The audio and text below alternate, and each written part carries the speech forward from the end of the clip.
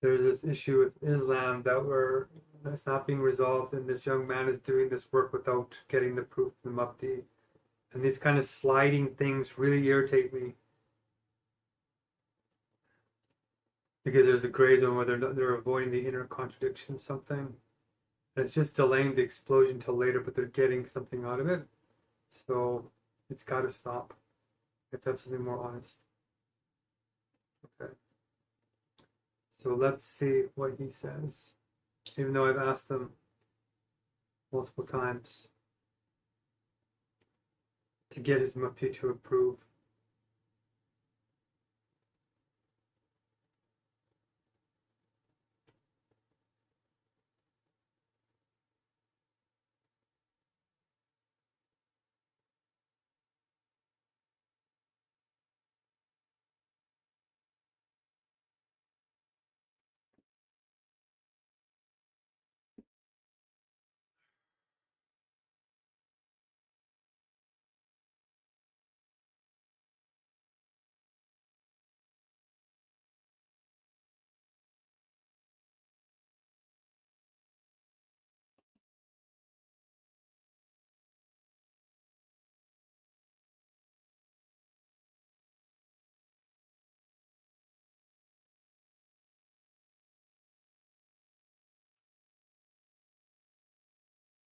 So if you're new, I'm going to hunger strike on day 208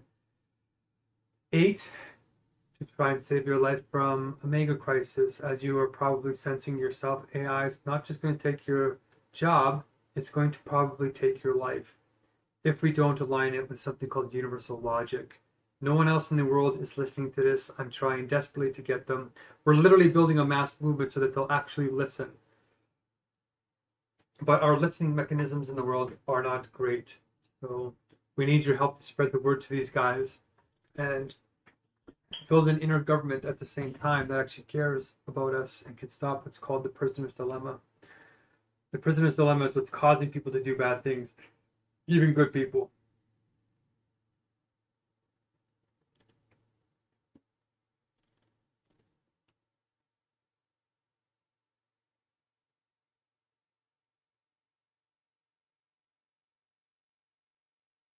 Oh, oops.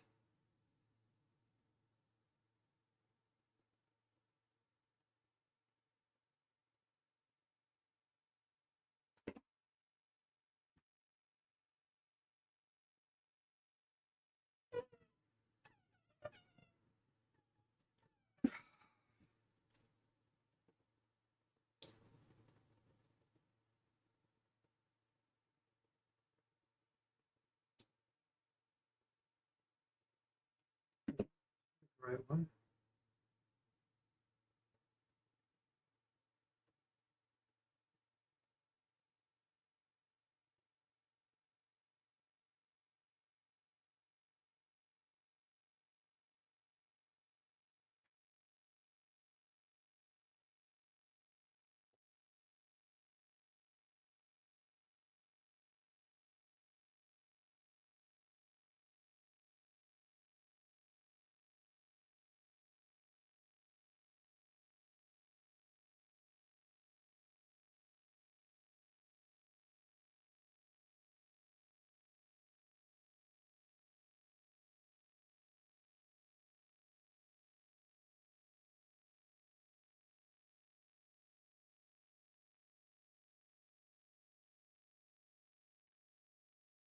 Welcome. Oh, I think I'm on mute here. Hold on a second. What's going on? Okay, can you hear me? Sorry, yes, my microphone is changing. Okay, nice to meet you both. Yasal Khan, did I say that right? Okay, great to meet you. So, who's this, Usman? Is this our Mufti or who are we talking with right now?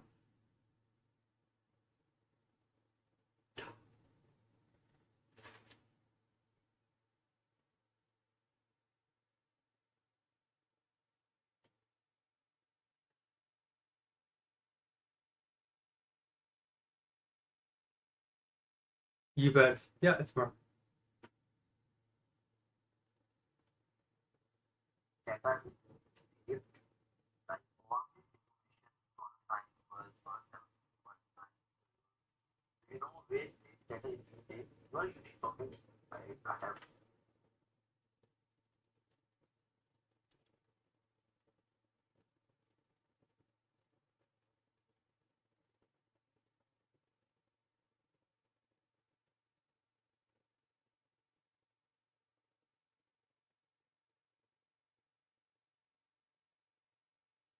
So right now we're just making a minimum viable product to just get it up and running quickly. So we're not dealing with data like formal databasing yet.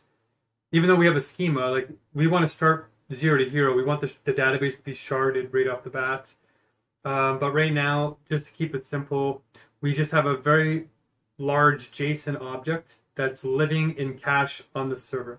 On the server. On the server.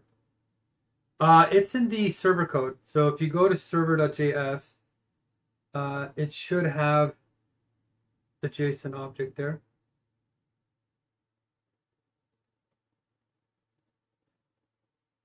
Oh, really?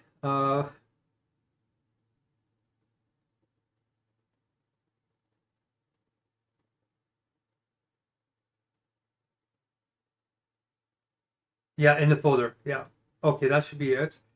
And if you type in global ELMX array, it should, yeah, right there. Okay, it said null. Maybe just go let global ELMX array. If you type in, it should find, there it is. So I think it's defined right there.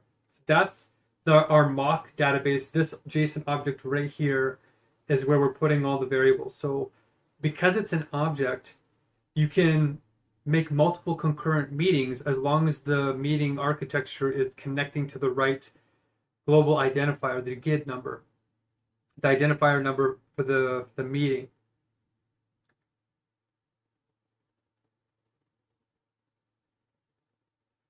Okay, what are you asking?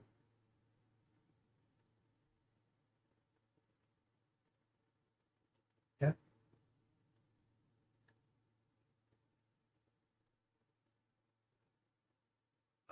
No. So what's happening is the those variables should be stored in that JSON object. But when you're typing it into the timers, it should actually, you know what? It is actually, I think, saving on the server.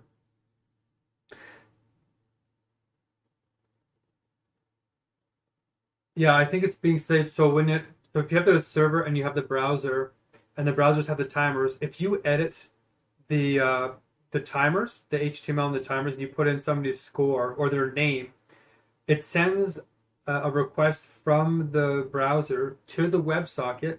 The WebSocket takes it to the server, and then it finds a switch, right? And the switch says, okay, enter new name.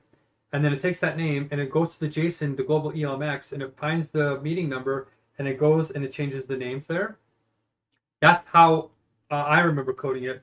The last developer, I think, stuck it to the same way because it's transmittable across the server. Well, yeah, we have. I guess Usman has it too. The it's the exact same code, but let me see if I can just share my screen with you.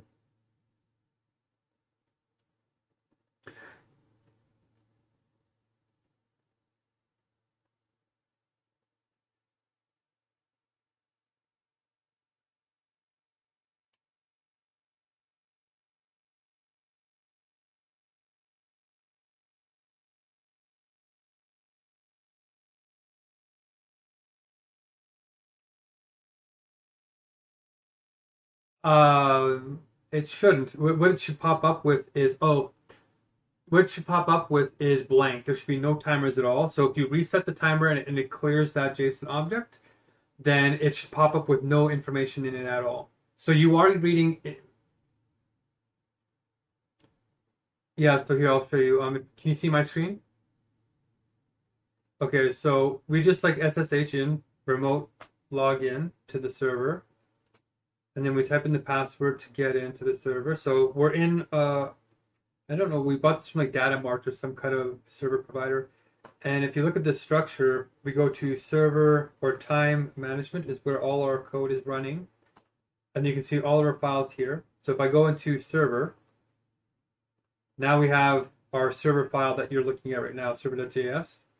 So if I go pm to stop the server, server.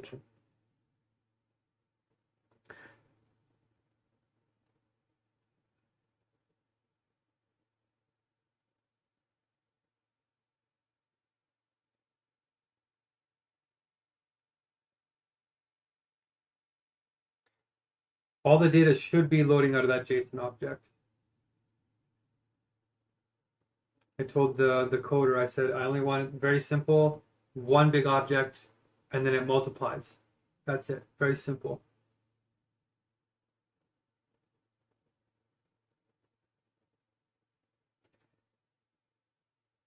I'm using, I don't know, it's not AWS. AWS is way too expensive. This is like a $5 server with a very basic very basic Linux setup on some kind of server in the United States, I think. It's called Datamart. A what? Say again?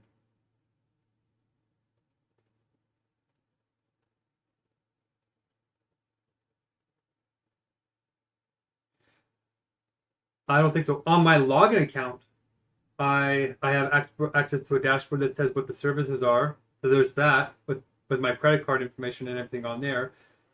But they really restrict the controls a lot, it feels like. I haven't even really explored it. All I've done is, can you get me up and running? Can I put my code on there? Can I run it? And then it was done. It took me like 10 seconds.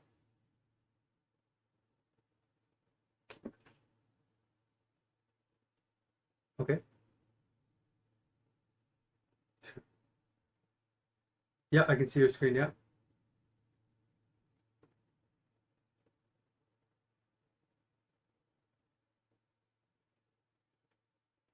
that's right.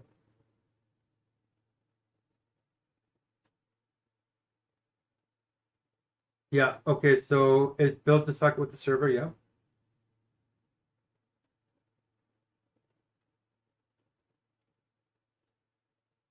Yeah.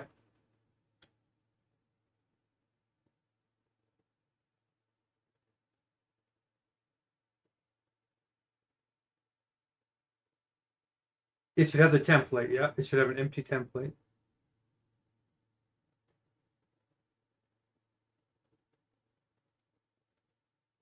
Okay.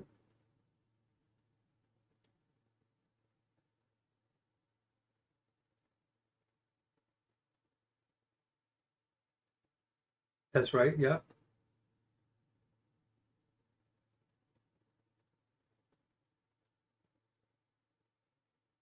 Yeah. So what's happening is because the server is pre-made, like all that information with those timers is stored in the JSON object.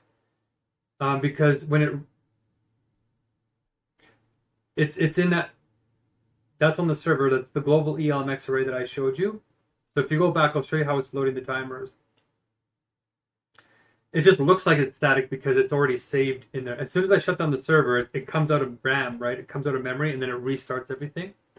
So if you go to global ELMX array on the server, it'll pull it. There's a function that it will pull and read off of everything.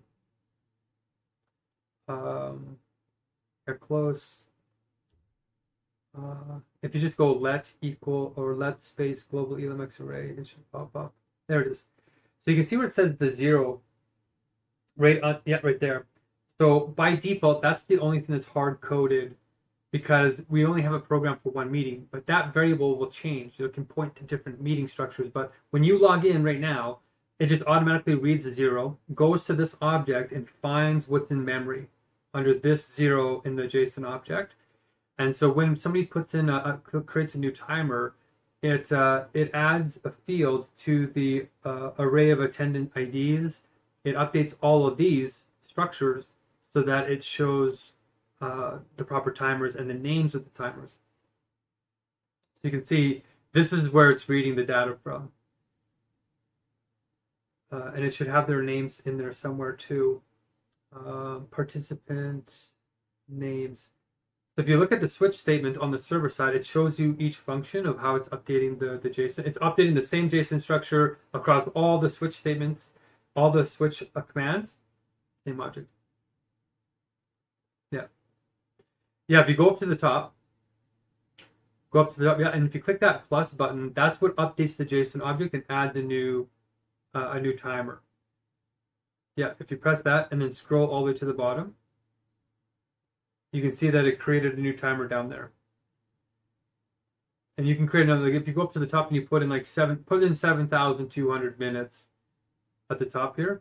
Yeah, put 72 or something.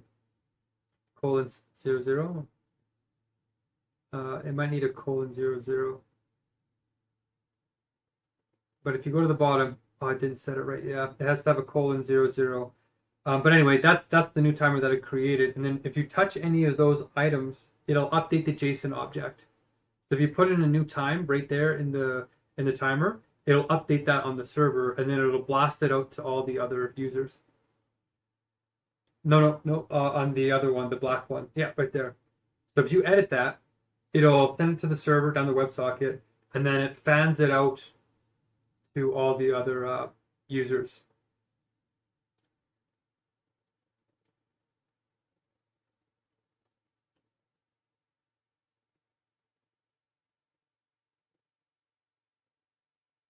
It's a pretty simple setup, but it looks complicated at first, but it's very simple.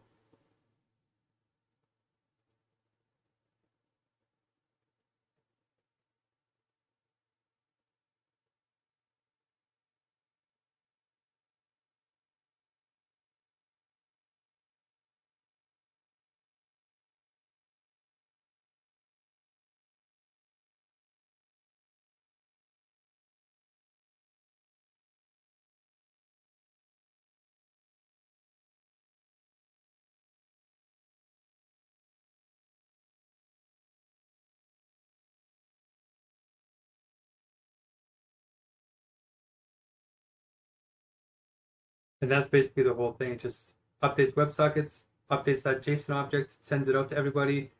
Anytime you click a DOM element, updates the WebSocket, updates the JSON object, fans it out to everybody. It's really just two switch statements, a WebSocket, and then the DOM elements and the JSON object, and that's it. It's like 5 pieces run the whole setup.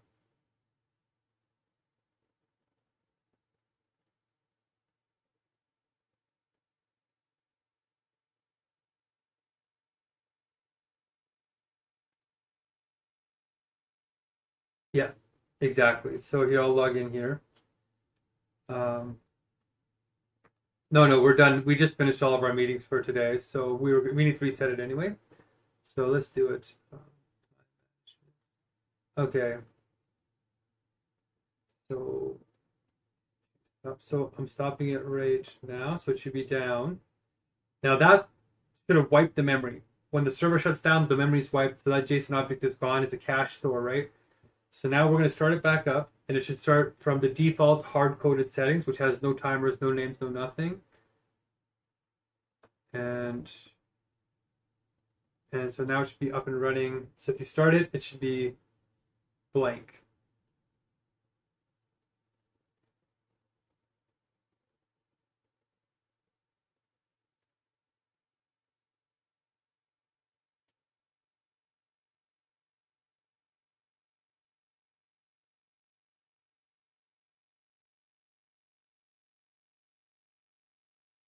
Yeah, can you see it? Did it reset? Yeah, it's done.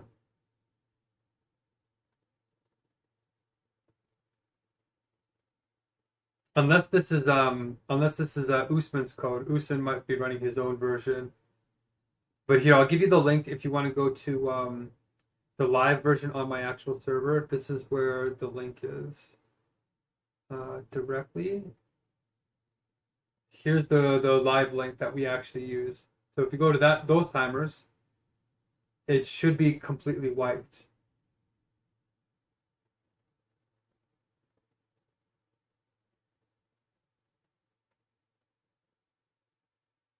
And on my side, it is wiped. It worked on my side. So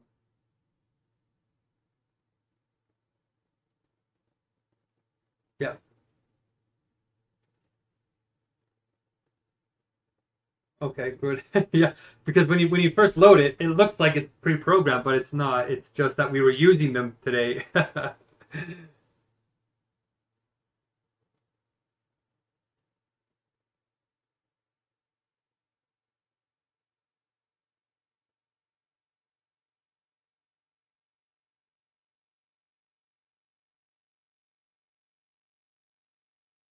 Yeah.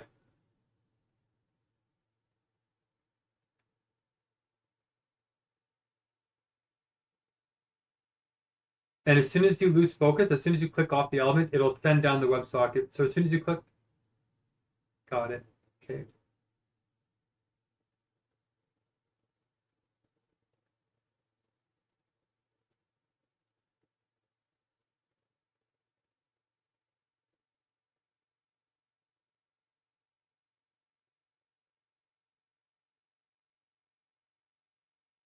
That's right. So, and you don't even just want it for the tracks. Like it's kind of confusing, but each meeting has its own number, right? And then there's the track number, and then I think we have. Actually, I think that might be all that we need right now. Um, so the track numbers always stay the same, but the meeting number changes in each track. So like one day, track two could have meeting number 54 in it, right? But then when meeting 54 is done in track two opens up and is free, and then meeting number 470 can go in there. And then when 470 is done, then you get 500 in there. And so the tracks are just little placeholders where people can come and have different instances of meetings. And so that's sort of what the design principle was supposed to be.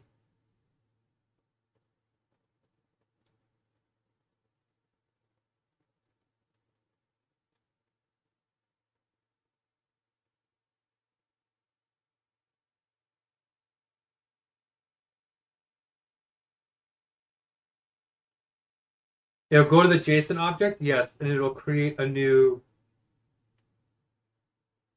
No, no, it won't have you. So it'll be like that. Like it's when I shut down the server and reboot it with nothing there. Each instance should be copied like that, fresh and new. And then whenever you're touching the buttons, it connects only to that identifier in the JSON object for that meeting, even though there's other meetings happening. Yeah.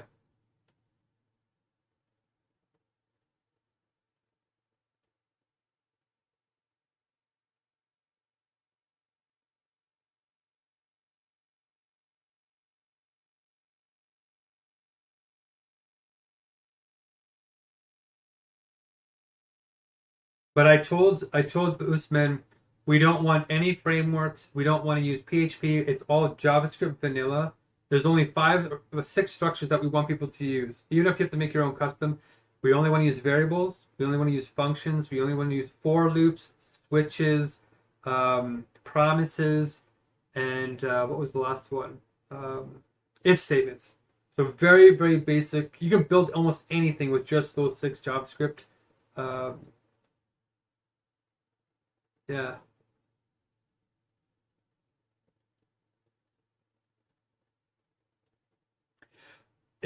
Technically that might be true, but if we use good design principles and make our own little libraries if we have to, I'd rather do that because my experience with NPM and Node.js was horrific. I do not want to rely on anybody else's code because in the beginning, like in 2016 when they were first coming out with it, you would use a bunch of packages from all over the place and they would be updating them. And unless you hard coded the versioning into your loading file, they change so often that it would break your code like every time you would run it. But well maybe not. But then on top of that problem, it just has a whole bunch of bulk. So we're trying to build a very lightweight um, system that can run on almost any device anywhere in the world. So if you have all these libraries loaded up with 3 gigabytes or 3 megabytes of data, you don't need it. You can do the same functionality with like probably 10 kilobytes. And so that's how I was able to program a 29,000 line app for like only a couple hundred kilobytes, which loads instantly fast. So I kept it super lightweight so that people who have bad data networks in Africa, for example, they could load up on a remote network and still have a good meeting. because it's basically just like an HTML canvas with a JSON object. That's it. And there's like very, very few images. It's very, very data light. And even just loading up the front end, it just loads up very, very, very simple structures because it's already in the browser. It's already ECMA 5, right? So you don't have to load anything that's not already on your phone. And it runs like lightning fast. It's just wonderful. And that's why I don't want anybody else's stuff tainting it. It's pure, it's simple. If we have to train up a crew like you, for example, all we have to do is go through 2 switch statements, a JavaScript object, and we're done. And then once we use Redis will be almost as simple for databasing. Yeah, we made this from scratch, yeah.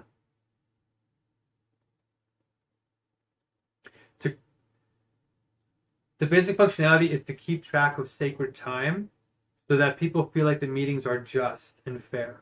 It's a new form of governance. And when people feel heard, it creates a much more trusting society and a better government. We're building God's government, basically. And we're saying God's government should be fun to interact with. You should feel important when you interact with God's government.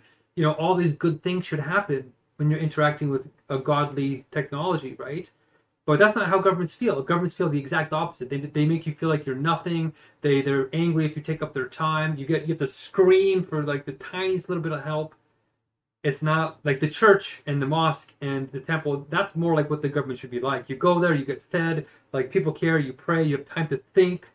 That's what the government should be, not this crazy, hyper-productive capitalist, like I'm not totally against capitalism, but the way that we're going about it is destroying the earth, it's destroying our human connections, and it's not even generating good products. The products break with planned obsolescence, and that's not how it's supposed to be. So these timers are the beginning.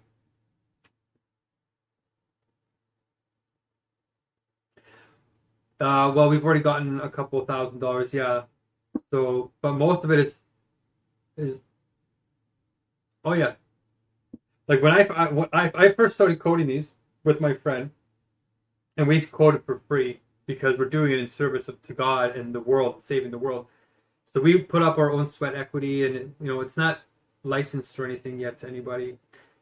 It's just we're trying to create a movement so that we can create a lot of influence, so that we can regulate artificial intelligence with God's logic, universal logic, and try to align it before it kills everyone in roughly 5 months from now, or starting in 5 months. So the problem is that these billionaires and these politicians don't have to listen to little old us, right? And our spiritual leaders are distracted, or they don't know what to do. So we need to catch their attention by building a global movement very quickly that is of good faith and starts uniting everybody together in a new government. And the government can create a regulatory structure so that we can get the billionaires to listen and say, you cannot launch your AI unless it has this protection layer of God's government, God's logic, which we call universal logic. If your AI is aligned with this in 4 ways, there's 4 ways to put God logic into an AI, then your AI is deemed safe to God's government. And then you can grow it to make it more powerful. So the timers are just to build trust so that we can keep a very, very large movement together and keep hearing people. And the very loudmouth people don't drown out the quieter people. And if the quieter people want to be heard but they don't want to talk, then they can donate their time to the loud people. But it's all voluntary. And that's what democracy was supposed to be like. Except it's like a godly, like, monotheism with a democratic component. So it's got this nice blend of both worlds. So this is where our spiritual leaders will probably run the government. And we just need to make sure that everybody feels like they're not getting gypped and ripped off. Because it's like, think about it. If we have the Pope and the Grand Mufti, right, and they're talking, be like, well, who's supposed to run God's government? Well, if the Pope gets like 50 minutes and the Grand Mufti gets 5 minutes, they're like, I got ripped off. I want to be heard. The same with the Mufti. If the Mufti got 50 minutes and the Pope got 5 minutes, they're going to freak out.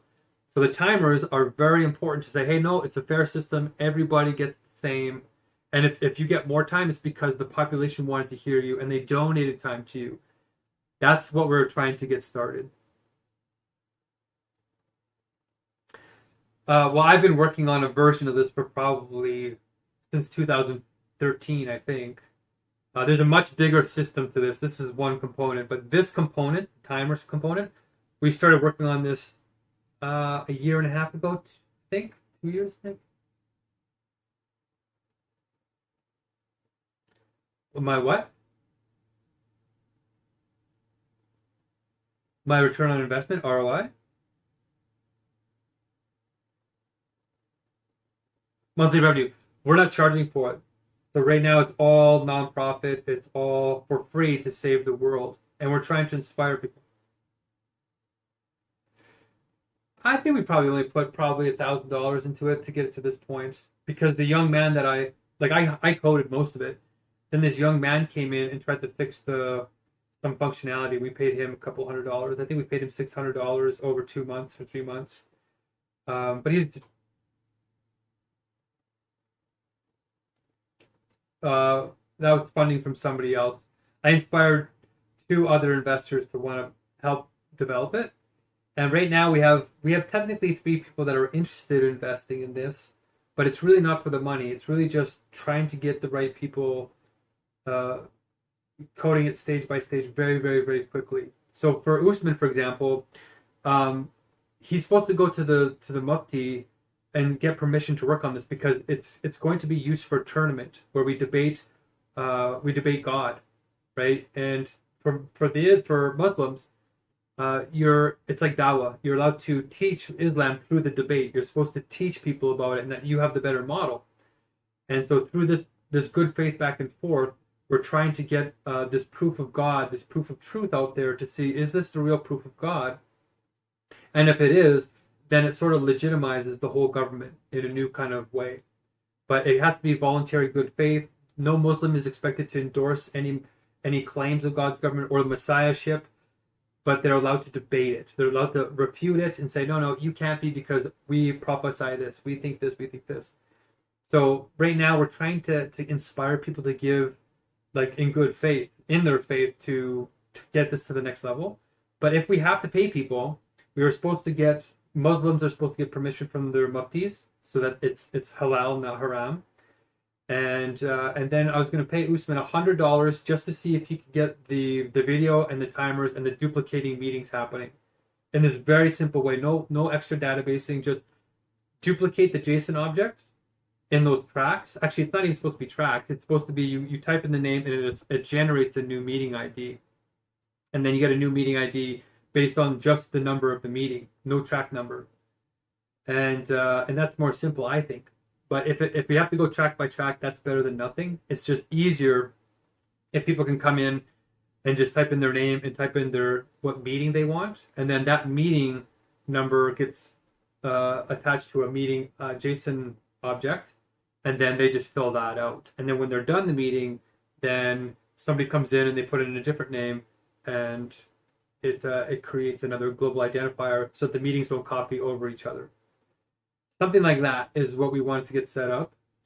But whatever we get done for $100 quickly is what we were trying to get done this week so that we can have multiple meetings without the timers interfering with each other, because there's also voting.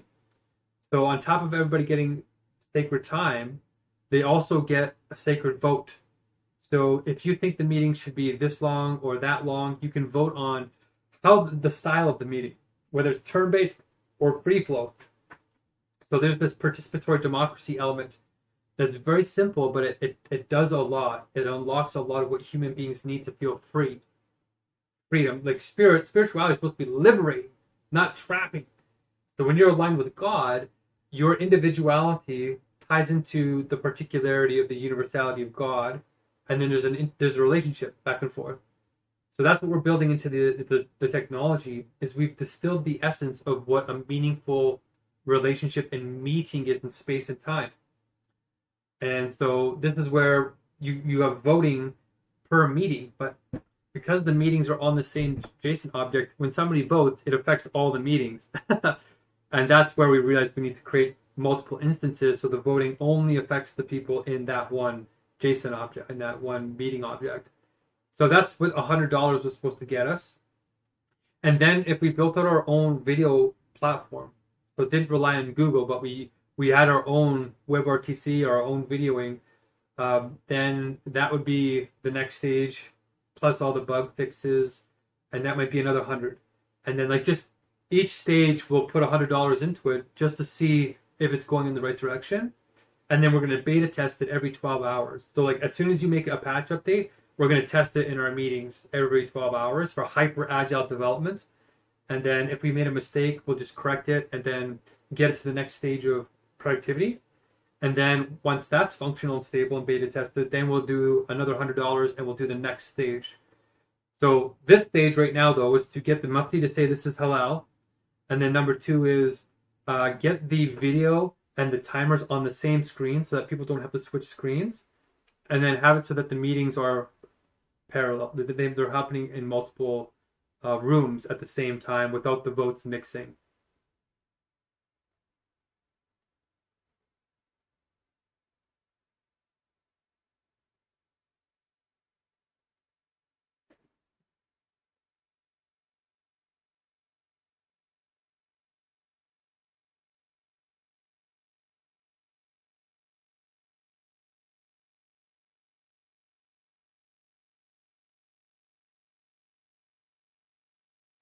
Okay, wonderful. And guys, please get the mufti involved because we want this to be halal as much as possible. Because I'm being honest here. I'm claiming to be the Messiah.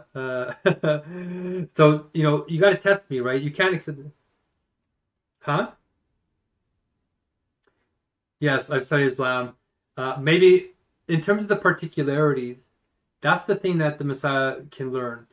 But the universal, like the nature of God in the words, is what I'm the master at. So I know how God thinks in the Quran, why it's perfect. Even if the words aren't perfect, that's the human side. But the meaning of the words is where the magic is. So that's what I can recognize in anything. So you can test me, though. That's the whole point of the tournament and the timers. Say, well, we don't believe you. You don't have to. Once it makes sense, once I teach you, it'll make sense to you. And then you will have a deeper relationship with Allah or with God. And that's my goal. I'm all of them. I'm true. I'm pure truth, right? So more Christian than Christian, more Muslim than Muslim. Huh? My mother didn't want to raise us religious, so she tried to bring us to a united church, a Christian church, but we ended up leaving that church, and I didn't like. When I was young, I felt very spiritually connected, like I had the answer. So when I was looking at religion of any kind, I didn't like it. I thought there's something wrong here with the way we're teaching these words. And it took me a couple of decades to figure out what my divine intuition was saying. And now we know what it is. It's universal logic. So now that I've purified it and I have a language for it, now I can go into the Quran. We're going to do new Quran studies to show why the word is perfect. So we're not just going to say, hey, Prophet Muhammad, peace be upon him, he channeled the words and we got to trust him. We can prove now that it's not just faith, it's certainty. It's a proof of how God's word works. And then the Quran has that. Same with the Bible. They have it in parable form. It's also in science, but science has it in a fragmented form. So we're uniting all the contradictions between all the faiths and even with religious consciousness as a whole, propheticism with modern science. We're uniting them so that atheists can love God and theists can love science. And they don't contradict, which is what Prophet Muhammad, peace be upon him, was trying, I think, to do, is to make it more grounded and rational and get rid of the superstition that was in Christianity and still is. And it's hurting us. So in some sense, Christianity has the principle deeper, but Islam is actually the better vehicle to communicate it, which sounds weird. So they're both limited, but they're both complementary across the contradiction. Yeah. And I need to do more. I just started reading all the holy books again over the last 5 years. And so for me, I was going to take roughly 10 years to go over all the books and make a new study for each type.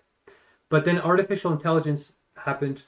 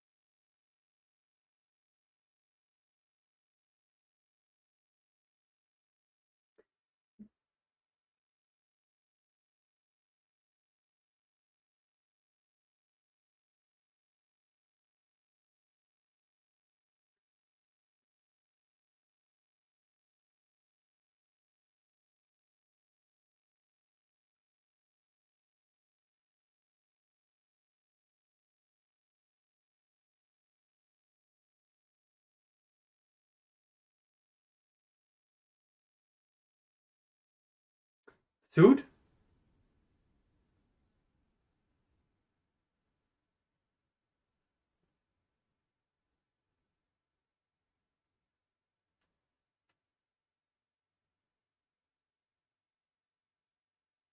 Yeah, see, I like that. That's good. We don't want to have that interest here. That's it's not. There's a way to do interest which is halal in a way, but the way that we're doing it now is slavery. Like it enslaves people, and it's meant to create a stratification. So that stuff I like about Islam. As you guys,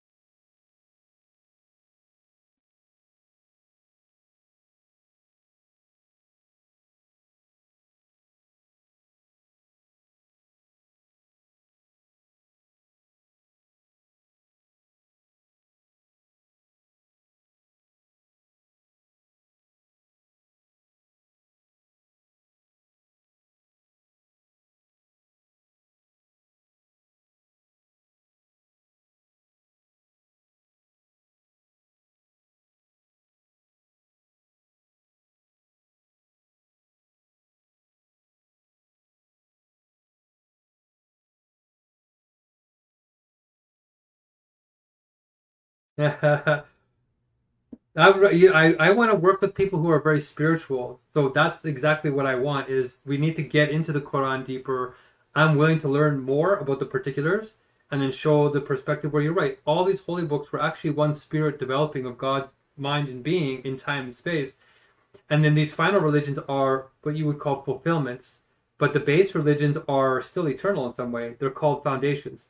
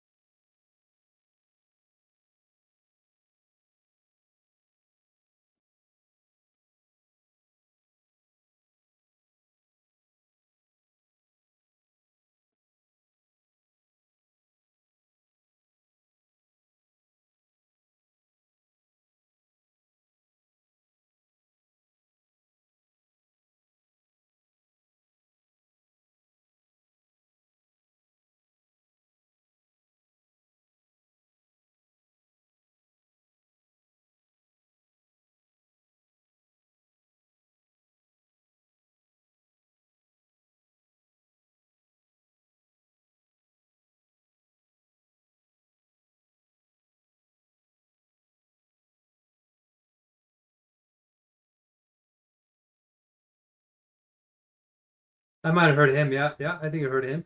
I'm open. It's just that we don't have a lot of time. So that's why if we do it in a debate tournament and we say, hey, we have the ultimate solution to the world's problems, and every Muslim should say the same thing, right? They should say, well, the solution is Allah and studying the Quran and then using the Quran to guide things that are killing us, like AI, CRISPR, World War III, climate change, and mental health.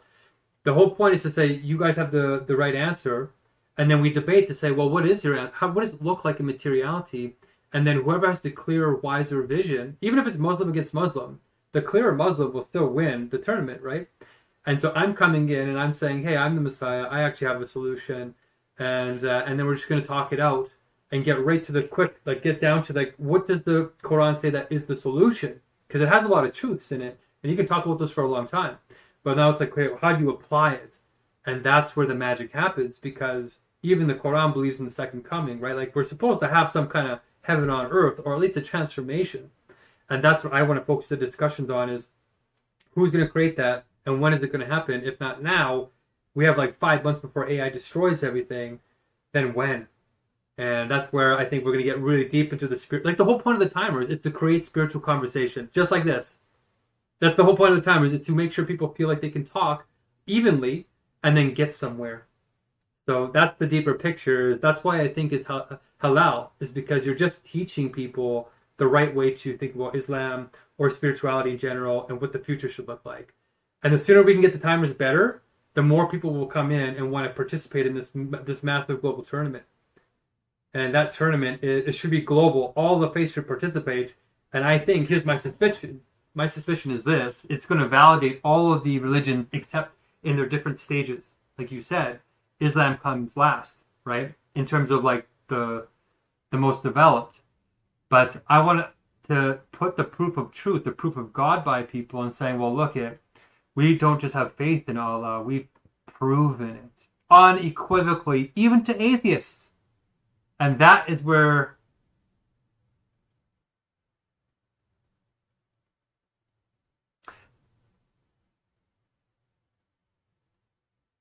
okay.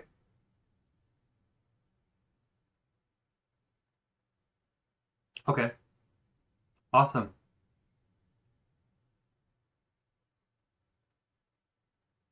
Well, that's a long time. Okay.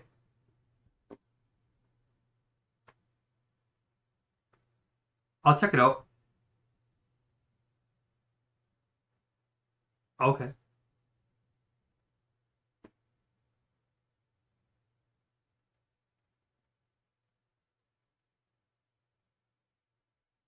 The Mufti is so get the Mufti to petition.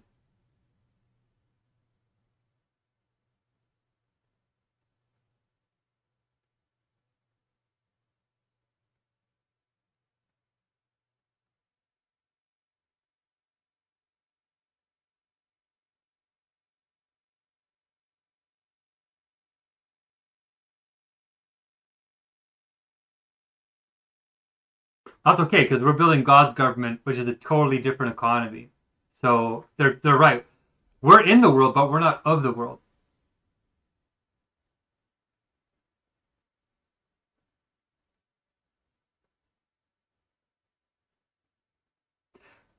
Well, make a list. Yeah, definitely send it to me. Definitely, and send me the wine. Yeah, send it now, and send me where does it talk about the wine, right? When they switched from wine being good to wine being bad. That I want to know more about when that happened. That happened when Prophet Muhammad was still alive.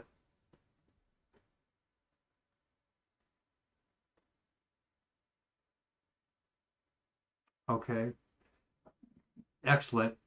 And don't forget to send me that other stuff too, like that 5 hour debate, and also the wine stuff. When did the wine change? I'm gonna chat GPT it too, but sorry, go ahead. Okay, cool. And the more fair we can make the timers, right? The better we can make the timers, the more professional the tournament's going to look, and the more I think we could probably get muftis going against priests and like very high level debate going. And then I'm going to come in there with the proof of truth, because the proof of truth is the ultimate source of authority. And once I start teaching everybody that, it's going to cause us to agree. in a rational way.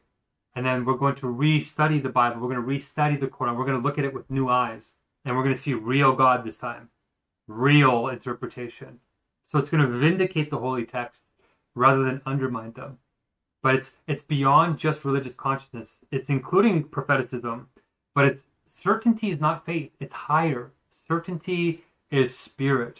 It's not just religious consciousness. It is everything. So that's why we don't have to be another prophet that comes off the Prophet Muhammad. The word is already there. It's the interpretation that's the problem. And that's what I've come to fix, is to say, here's the right way to read this and get us back into alignment and out of the Tower of Babel and all this crazy stuff that's happening to us because of fragmented consciousness. So that's what you're helping to promote, is to get us to the proof of truth.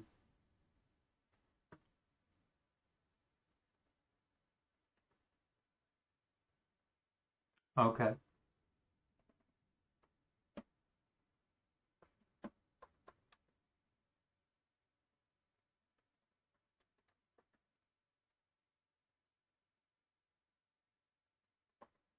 Okay. Good.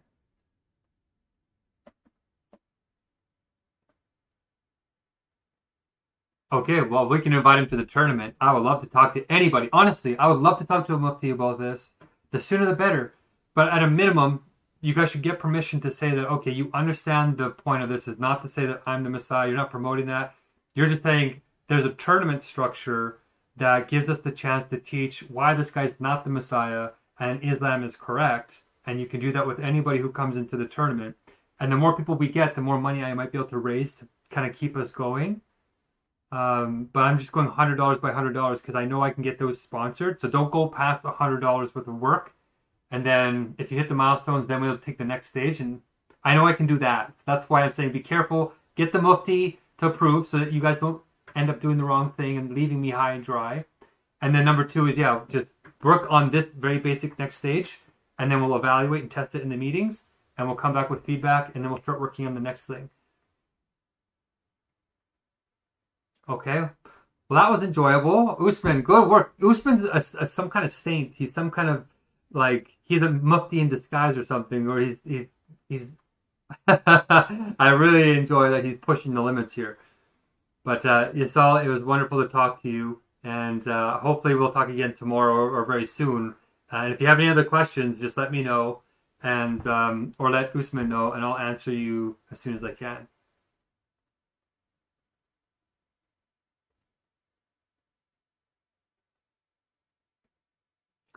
Okay. Awesome, guys. Thank you so much. Inshallah, it will work. Okay, peace, peace.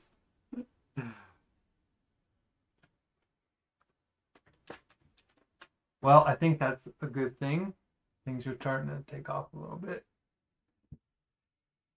I need to cook this Spanish meal.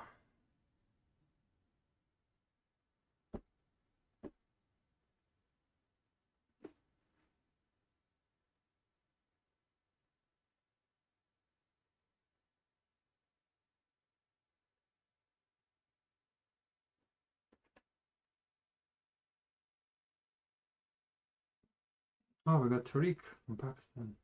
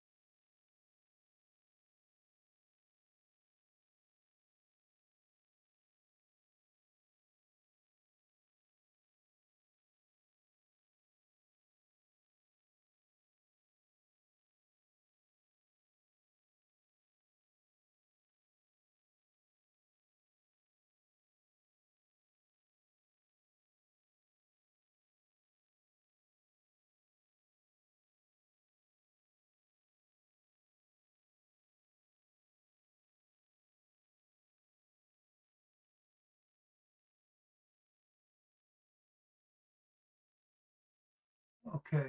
Stream is reset. My food is digesting. It's a lot happening. We're getting the services going. The programming is going. The debate tournament looks like it's starting up. As you can see, we're starting to talk about coding and technology and practical service provision. But on another level, we're threading in very spiritual discussion in between. It's perfect. That's what it should be like. So it's working. Just got to keep it up. I feel like we might have crossed over into the next shell of being. Is there anybody watching us on TikTok?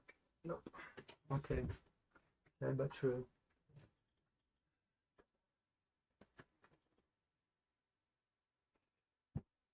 All right.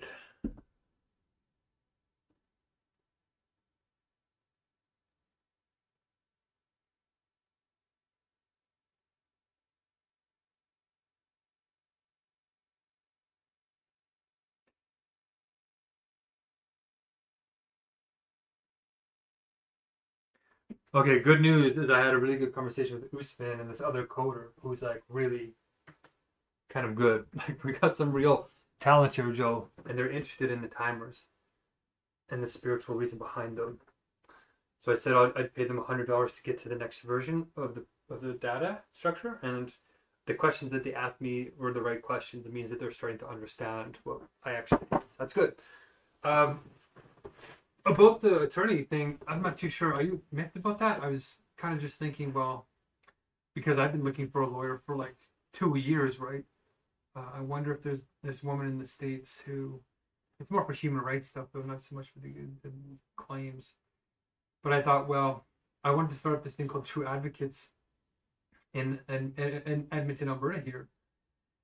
And I'm going to try and get it so we can give legal advice. My friend somehow got special permission to do that. He's got like this law for me. Cool. Oh my gosh, as I said that, he might be able to help you. Oh, synchronicity. My friend started an insurance, not like an insurance company, but he got into a car accident where he almost died. Somebody rear-ended him and his girlfriend. He almost died. They got hit by a guy that was going 80 kilometers an hour and smashed into them at a stop sign at 80 kilometers an hour from behind. And like the only reason why they survived is because it crumpled the whole back of the car. And so anyway, it changed his life.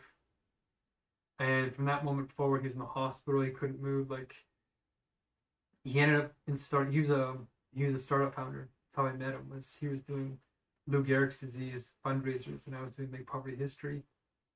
And yeah, he pivoted here about 5-6 years ago after his car accident, and started this to get the money from the accident. Like it was so obvious it wasn't his fault. It was a drunk driver slammed into them from behind. It's just like 110% the other guy's fault, right? But they had such a hard time getting the money. Like you're going, he was inspired to start a company to fix it. So he created a software company that does all the forms and does everything, and then raised like $500,000 for it. And now it's another company copied them, and that company got evaluated at $1 billion. So he's going after them for copying his idea, and he's got some pretty good investor friends. So that's why I'm thinking to myself, okay, well, maybe I'll drop him a message because he really doesn't like the automotive insurance industry at all. He did the whole process, just horrifying. And he got special status, so his firm can actually give legal advice, which is super rare for non-lawyers. And he got like a medal from the I don't know, some kind of honor family or something like that. So I'm gonna drop him a message, but he's in a lot of pain. His brother just got murdered like a year and a half ago, like in cold blood. So you had a big loss here. It's still devastating him today. He's actually doing a big forensic report and trying to track down a bunch of stuff. So anyway, I can message him and say what does he recommend to do in your situation. Other than that, I don't know any other actual lawyers. I'm just saying I want to start this law support system as part of the life areas, right? So that's all that my comment really meant was how do we start up a legal help center that can help interface and cut through the crap of the current system? Like a lawyer does that, right? Lawyers are supposed to cut through, but lawyers don't explain the process. They don't want you to go faster.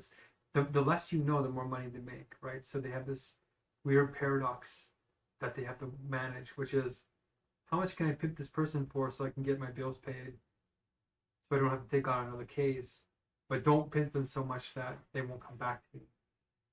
And I bet you we could probably do all these legal services for a fraction of the cost at a better quality, especially with AI's help. And we should have that as one of the programs for God's government, right? So that's what I was just thinking. I wasn't actually saying that I knew somebody, but I'm saying if we could find somebody and help try to find somebody, maybe. Yeah, that's all I know for now. And I'll ask him, my friend, if you not wanting to claim damages is like there's some way around that, or if you have to be heard somehow. Okay, peace.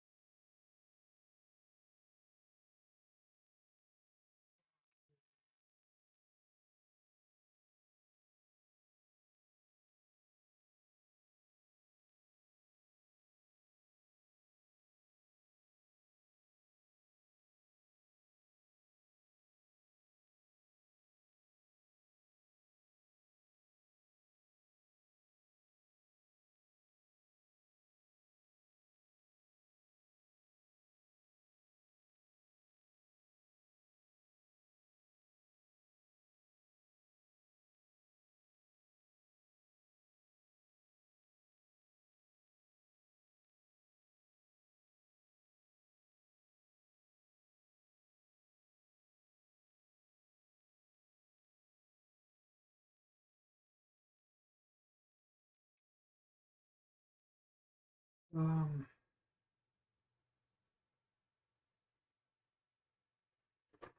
there's a lot of good things sort of happening here.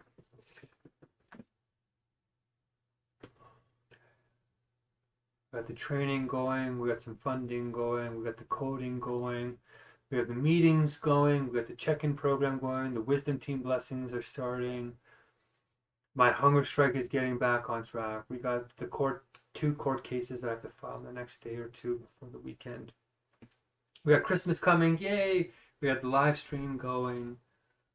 We got some psychics who are starting to pick up on the Messiah thing now, so that's also going. Interestingly, I grew up around psychics and New Age people and religious individuals, and so I'm very well versed in that kind of world. Ooh, my stomach is still very sensitive. Okay, we need to get this video to one of our wonderful coders, one of our trainers, blessers. Oh.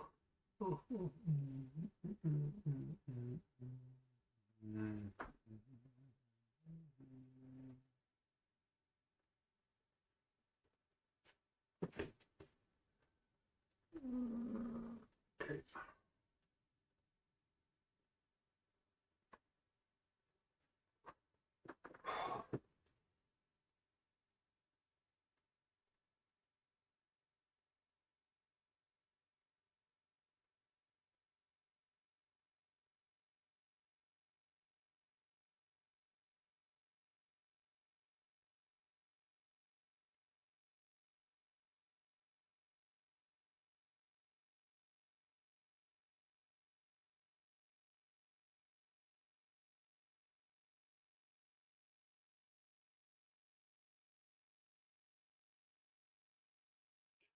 Ah, come on, work, work, work.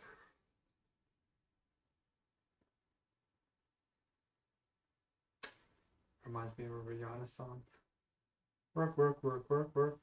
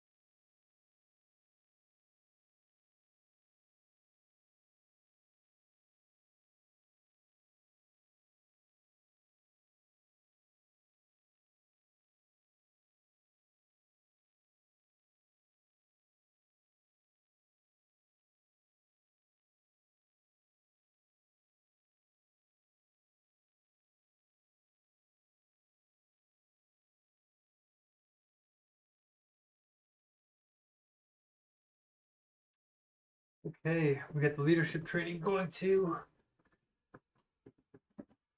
Bathroom break. I gotta cook this meal. So I got the first video of the training done, but my intuition is saying I should make one more version, a third version. Third time's the charm, because I deleted the first version.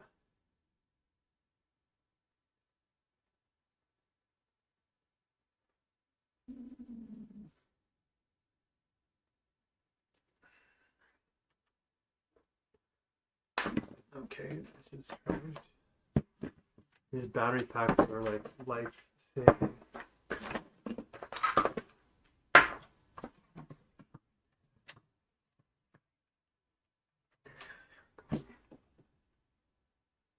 AI is taking over. We really have to get moving quickly on this. We'll have new timers tomorrow by the sounds of it.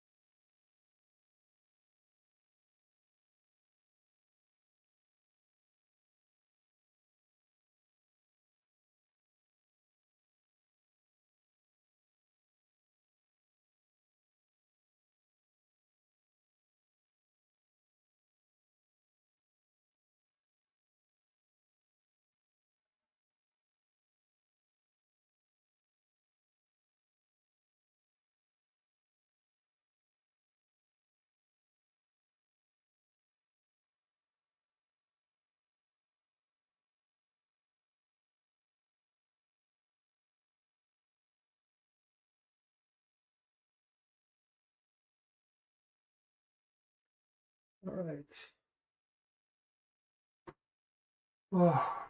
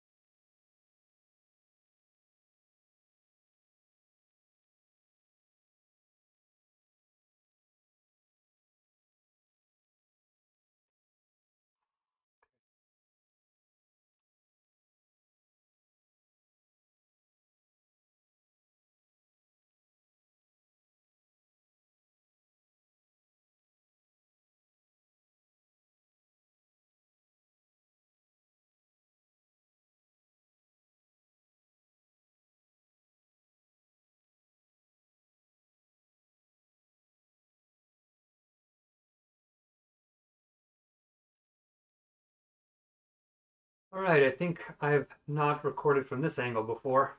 It's like it all looks the same, but it's not the same. We're making progress every day, even here on day 208 of this hunger strike. I am finishing the break, the blessed break today. I got the training video done last night, but as I said last night, the singularity is happening. It's like 2 steps forward, 1 step back. So that happened last night. Got the video uploaded, and then guess what? YouTube blocked it when I woke up this morning because they scanned the video and saw that there was an email address in there and said that even on my private account that's not public, they still deleted it and blocked it. So I thought that was kind of shocking that they're scanning every single video you're uploading, whether they're private or not. You put your stuff on their computers, they can do whatever they want. That's what's happening. We're all being uploaded onto whoever can get us onto their computers. And that might not be a bad thing if we do it with wisdom and we don't violate human essence at the same time. That's why we need God's government to make sure we do this right, aligned with universal logic, which is the absolute truth. Lots of good updates though this morning. Otherwise, feeling better. The mouse didn't wake me up last night. I slept right to my alarm. I very rarely sleep to alarms. I don't like alarms. But accountability is key. We have 2 life area checking programs now, which means that God's government should be caring about you. When you interact with the government, you should feel cared for. The separation of church and the mosque and the temple from the government was a big mistake in terms of care and spirit. The superstition and what comes with religious consciousness in terms of cultism, yeah, that's what was gotten rid of in the French Revolution, separation of church and state. That's good. But the kind of reasoning that replaced it was not the godly kind that we need of reason. So we threw the baby out with the bathwater. We're putting it back in now. Not the superstition, but the real divine logic. And so that's a beautiful thing when you interact with it. You have a right to flow with it. It's like a game you're playing with God that makes you feel like you want to be a part of it, right? Right now, at least in Canada, you talk to the government, they make you feel unimportant. They make you feel like you're taking up resources. There's some people even hang up on you. And you have to whine and complain and exaggerate to get anything at all because everybody's trying to exploit the system because they're not getting anything for it. Very little. And then people would rather be broken rather than rise up to their goodness because the government's not being proactive, it's being reactive. And it takes 6 months to get anything done. Not in our government. God's government is efficacious, ephemeralized, and wonderful. You'll feel cared for, loved, and engaged with. Okay? So good news is we got another Muslim programmer working on the software, and I better finish this video before it deletes it. More updates later. Stay blessed. Keep updating. Ah! It deleted it anyway. Oh, I'm getting tired of this. Having to do everything twice.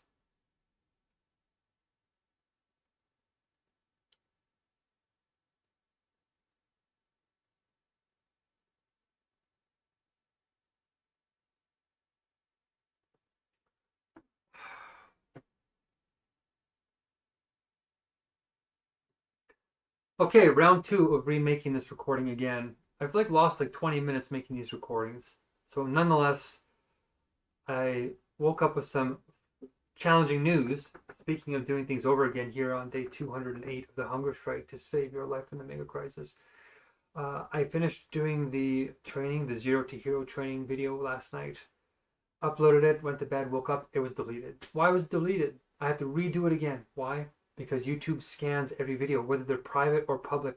They scan everything. They're uploading us to their servers, and whoever server you're on, they will do whatever they want. So they found an email address in one of the videos. Not even said, it was like a screen, so they're scanning the screens. And it's very serious. So I woke up having to redo that. So I'm making these videos over again, making the uploads over again. It's like everything has to be done 2 or 3 times, which is excruciating. It's a sign that our systems are broken. Something is out of whack. And it's because we're in World War III. We have climate change. We have mental health crises. We have CRISPR. We have AI taking over everything and potentially going to end our lives starting in 5 months from now. But there's some good news. We're starting God's government. In God's government, makes you feel cared for, makes you feel loved. And this morning we had a very good ELM where we started our first life area checking program where you get lifted. Separating church and state or mosque and state was not a great, or even temple and state was not the greatest decision, because they threw the water out, baby out with the bath water, that now you interact with your government and it feels terrible, at least in Canada. The good thing about separating them was you got a higher level of reason and less superstition that comes along with early religions, because governments are supposed to be reasonable, rational, just not in the dead kind. Where you go to the Canadian government, you feel unimportant, you feel useless, you have to whine and over exaggerate everything just to get anything out of the state, any benefits, because everybody's being desperate and trying to get something out of their system of governance. Ooh. So we're starting God's government here. And if you want a better way, we found the way. We're aligning it with universal logic. And I'm going to stop this video pretty quickly because it's going to be deleted here in a minute too. But the other good thing is we have the Muslims talking with their muftis and getting on board with halal. This is a halal government for them. And that the work they're doing on the flow timers for the competition, the Universal Sublation Championship, is coming up with better timers, which should be ready tomorrow. And this is an invitation to Stephen Holgate and all these other Hegelians. If you want to know the true Hegel and you want to test me, let's do it in an entertaining way for people to jump on board and make it like a sport and have fun doing it while we save the lives of those who are suffering. The 730 million going to bed hungry. I'll be joining them on the Hungerstrike here today. I'm going to be cooking the Spanish meal now that I've done the training videos and have to do another version, but almost done that. And Greta Thunberg and a few others have declared hunger strikes too, because they're a very powerful way of peacefully protesting without having it watered down. Okay, more tomorrow. Stay on it. Good news. Join us if you can, and we will teach you zero to hero training. You become one of the best facilitators in the world because we teach you the essence of human nature, but also spirit and truth. Okay, peace. Keep sublating. Ah, I deleted it again. Ah. Oh my gosh. Ah. Oh my gosh. Okay, third time making this video. I am so tired of this. Day 208 on this hunger strike to save your life. If I make a 3-minute video, it deletes it. TikTok, please make a warning that says you're getting close to the limit so you don't delete somebody's time. It's been 10 minutes of making these videos and I'm tired. I even went to bed last night finishing that training video, that zero to hero training video that's been delaying my Spanish meal.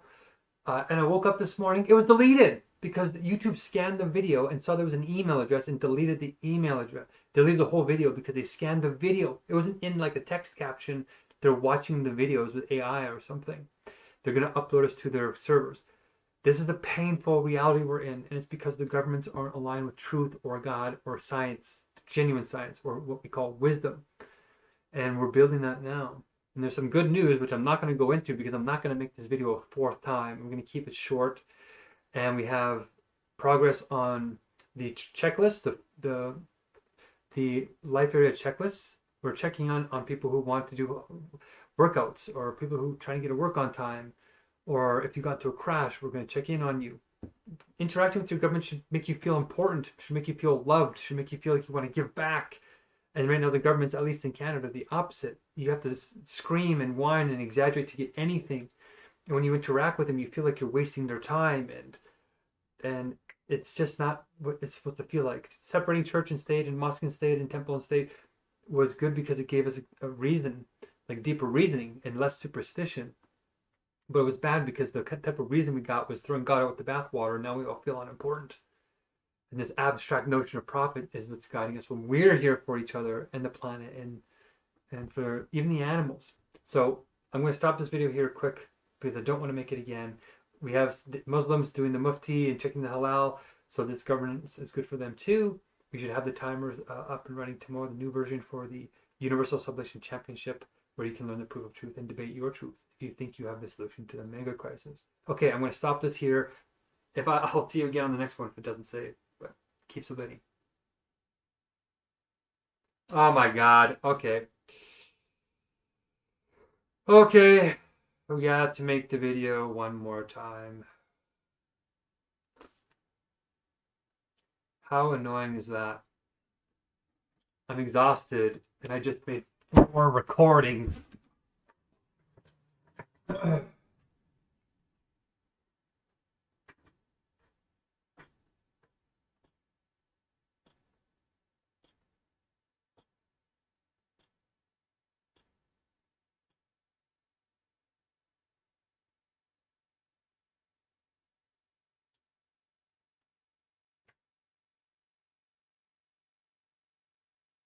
You know what? Screw that.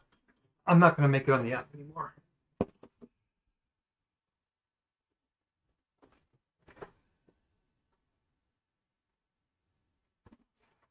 Okay, this is the 4th time I've had to make this video. I'm exhausted. We're on day 208.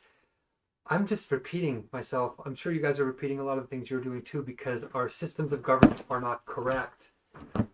And we're building God's government now, so we don't have to go through this. Like, my phone keeps filling up and TikTok doesn't give a reminder, so it just keeps deleting them. Case in point, last night I uploaded the 0 to Hero training that I've been trying to do so I can get back on the Hungerstrike. I like to finish one big task before I get on the Hungerstrikes again. And I uploaded it to YouTube and it was ready to go, and then I woke up and it was deleted because they found they watched it with AI or something, and they found there was an email address and then blocked it on my private account. It wasn't shared publicly. So they're watching us, they're uploading us to their channels and computers, and there's a right way to do it and a dead way to do it. And currently it's the dead way. Where even interacting with our governments is not fun, you guys. This morning we had some good things happen as we build this governance out, like this new life area checklist program where we send out reminders that we're caring about people. If they want to have help doing a workout or getting to work on time or something like that, the government's supposed to help. And right now, when you talk to a government like ours in Canada, you feel the opposite. You don't feel good. You feel like you're wasting their time. You feel unimportant. You feel like you just scream and whine and hyperbolize just to get any kind of treatment at all. That's not how it's supposed to be. It's supposed to be an enjoyable experience. When we separated church and state, or mosque and state, or temple and state, the good news is we got rid of the superstition that comes along with religious consciousness, but we were supposed to get a more divine reason. And that didn't happen. We got this hollowing feeling. So we have to bring care back into the governance structures and make them efficacious. It shouldn't take 3 to 4 months to get your documents. Like, come on. It's really bad. So I'm a little bit frustrated. This is the 4th time I've made this video. And now I have to re-upload and remake the other videos that I thought I finished yesterday. And this is the sign of singularity is happening too, which is this AI crisis that's threatening all of our lives, as you know. The other good thing is, quick update is, we got the Muslims more or less on board. We made it halal. We have the muftis being consulted. We got another coder working on this.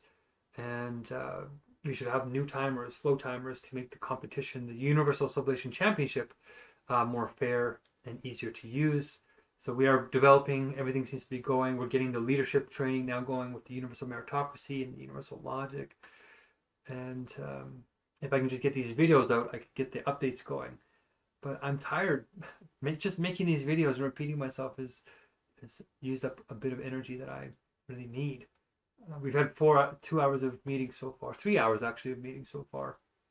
So that's how productive we're being. I have 2 more hours tonight. So roughly 5 hours of meetings a day, plus work, plus court cases, plus the coding. Luckily I know how to code, so I could speak code with the coders, and they got it right away. So that's why we should get some updates tomorrow. So if you want to invest in us, we are having success. We're one of the only movements that are growing towards the real solution, even to the singularity. Nobody has a solution to the singularity, which is AI coding itself faster and faster and faster endlessly. And it'll be coding itself to much higher degrees of power. So we have a solution to that because we have an eternal logic, the absolute frame. And I wrote a paper on this, which you can check out. It's called Savings and Eternity, AI, Universal Logic, and the Absolute Frame. It's on preprint servers, and when we say savings, it'll save $800 million a year for the companies that implement Universal Logic as their priors, but it also save our lives and save our species because it's an existential crisis, as you know. It's serious. People are waking up now, and we're having the meetings to keep their life areas intact because people are going to start freaking out, and we need to take that panic and put it in a positive direction. And this is it. So keep sublating, and hopefully I don't have to see you on the 5th recording of this. But we'll see you soon. TikTok, put a warning when they're getting close to the data limits. Don't just delete the videos, okay? All right. Peace. More updates soon. Keep slaying.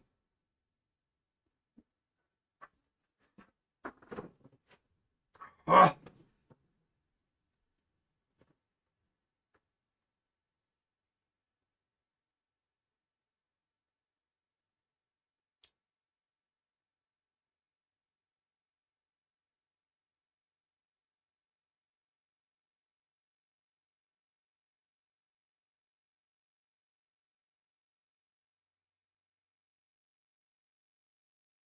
Ah!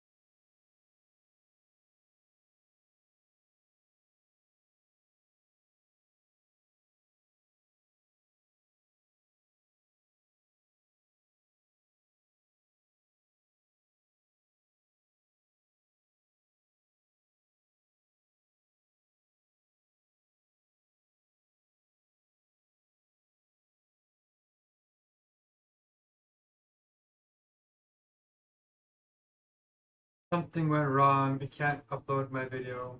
Um, seriously.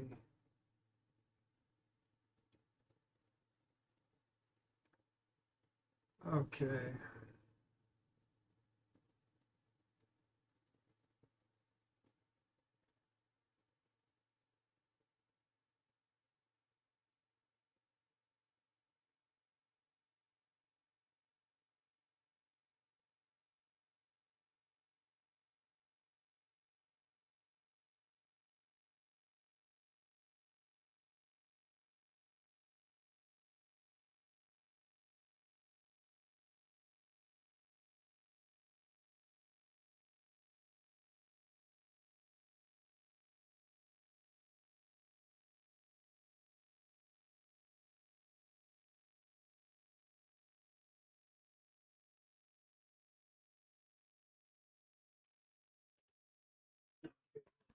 Loading.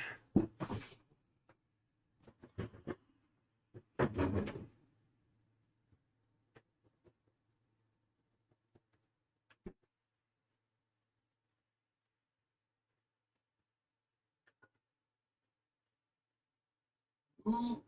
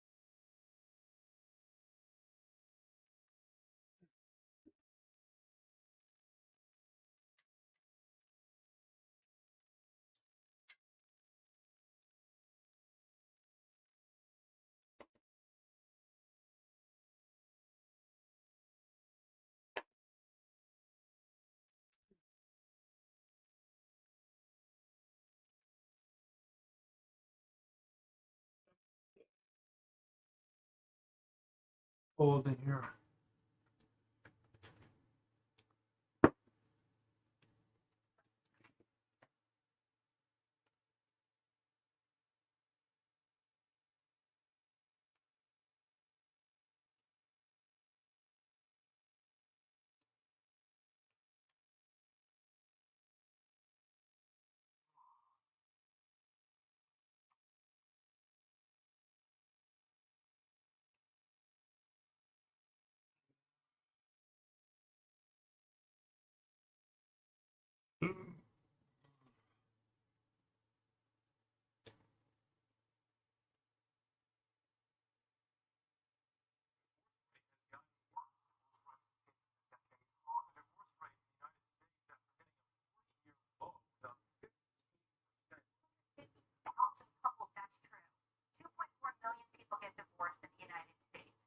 Shouldn't be sharing this with you, but I've been secretly tracking something the marriage counseling industry doesn't want you to know about. For the past 3 years, I've been secretly documenting something extraordinary. While traditional marriage therapy maintains a dismal 38% long-term success rate, I've been tracking a group of women achieving something the experts said was impossible. 91% marriage transformation rate in relationships that were clinically declared hopeless. These aren't women with easier marriages or better husbands. These are women just like you, whose husbands have completely checked out, who wouldn't go to therapy, who said things like, I love you, but I'm not like in love with you. What these women discovered, and what I've documented in these confidential files, is that there's an entirely different approach to marriage transformation. It's not taught in therapy programs because it doesn't require the husband's participation. It's not discussed in marriage groups because it actually works faster than traditional methods. It's not promoted by the marriage industry because it makes couples therapy largely obsolete. I call it the Underground Marriage 2.0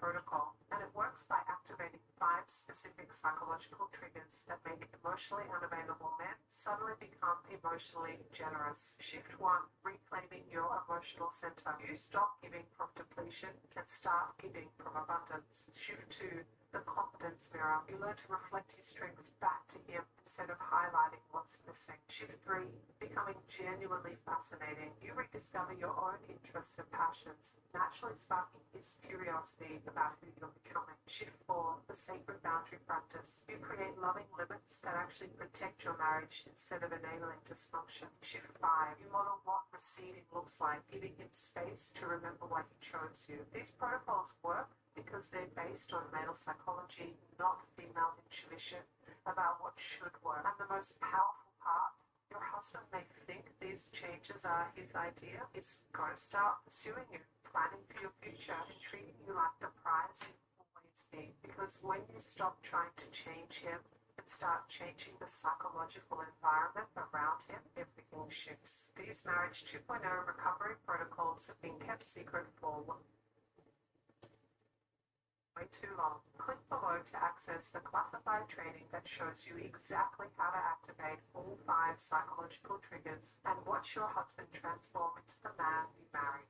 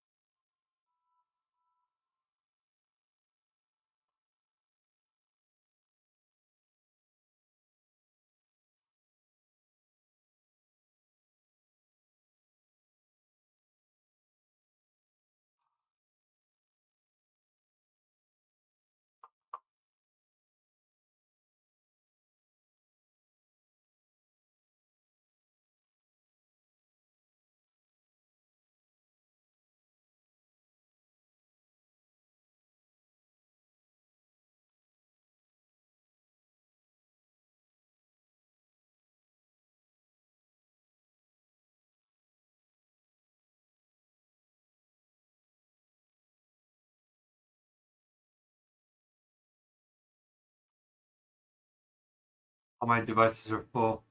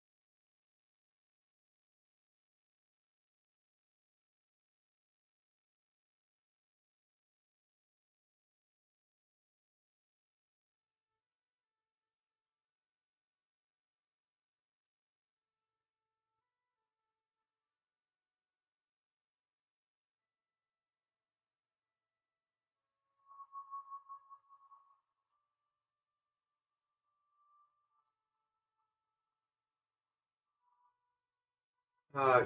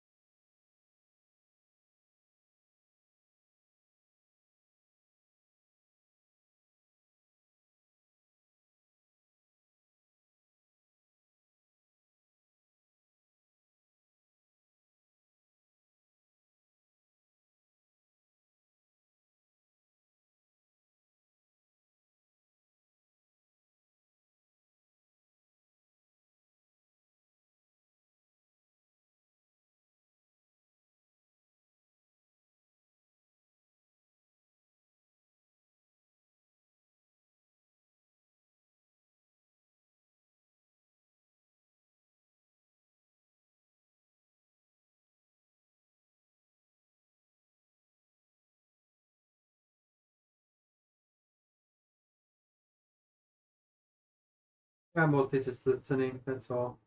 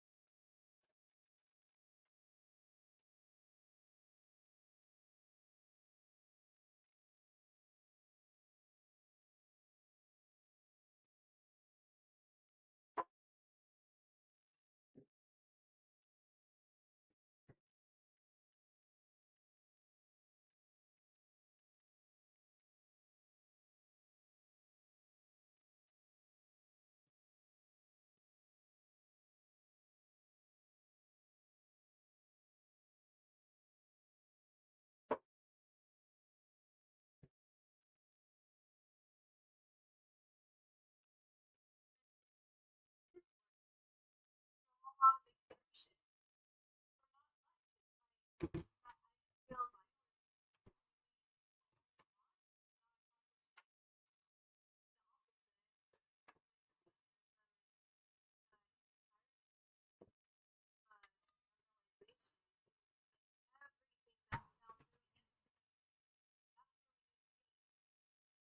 that sounds amazing. It is. Yeah, I like her. I'm gonna have to go. That tree is back to life mistakes. Love that. I'll have to go and charge my phone. But it didn't really nice. I didn't expect it. Yeah, it looks like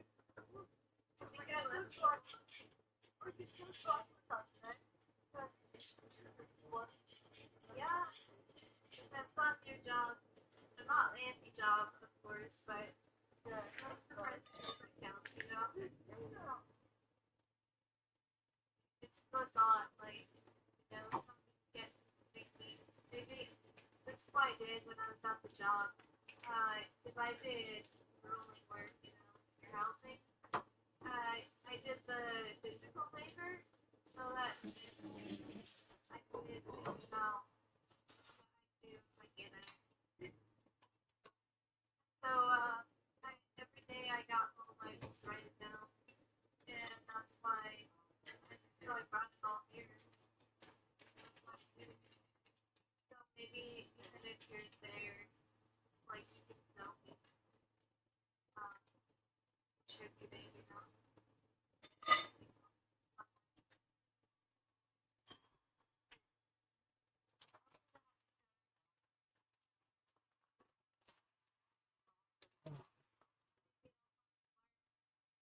Maybe very patiently. Yeah, I didn't do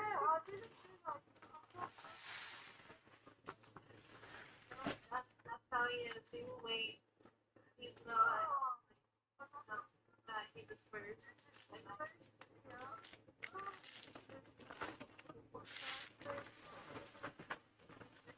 it's okay. I talk with Mark a lot. You don't have to worry. Like, just nice how I want to be sure I connect with you. Oh, it's nice to catch you.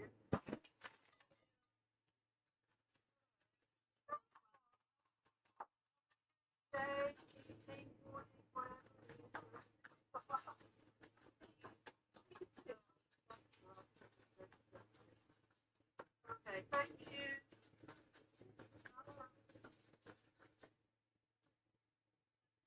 So, are you still there, Mark? Yeah, I'm still here.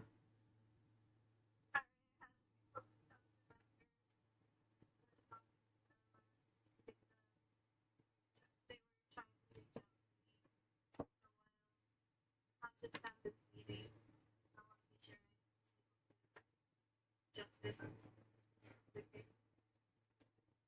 Well, I just sent a couple of emails to you here, and I was just catching up on a couple of things while you were talking to those people. I came a little bit later than I wanted, but I made it still.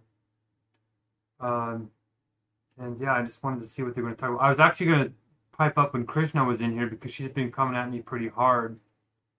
But there's just so much ego. Yeah, and I think it's because in truth, you know, everything is ideological, right? So in truth, what I think is happening with Silas here in the movement is it's actually an attempt to get Hinduism to run the world. So I think there's going to be an ideological clash here pretty soon, where if you don't talk Bhagavad Gita, that you're going to be very, very quietly sidelined because they're very polite people.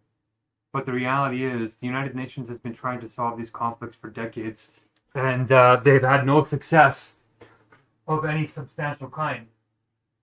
So, what is the chances that Silas and Kabod and Krishna are going to overcome this tremendous ideological divide just because they want to go vegan, which just so happens to naturally line up with Hinduism more than anything. So it's a great way to try and get Hinduism on the world scene as the ideology that can save the world. And that's secretly what I think is causing the hostility. Otherwise, why wouldn't you want to engage with the proof of truth or these ideologies which might be more universal? So otherwise, their hostility doesn't make any sense to me. So I don't know why they're being hostile to you. What do you think?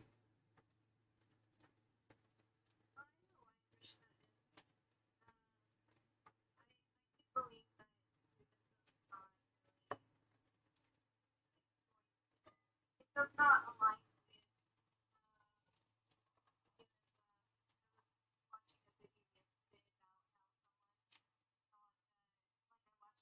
Chuck Even YouTube, and he talks about people, disasters with people where it went wrong, and the person believes we should not have a chlorine.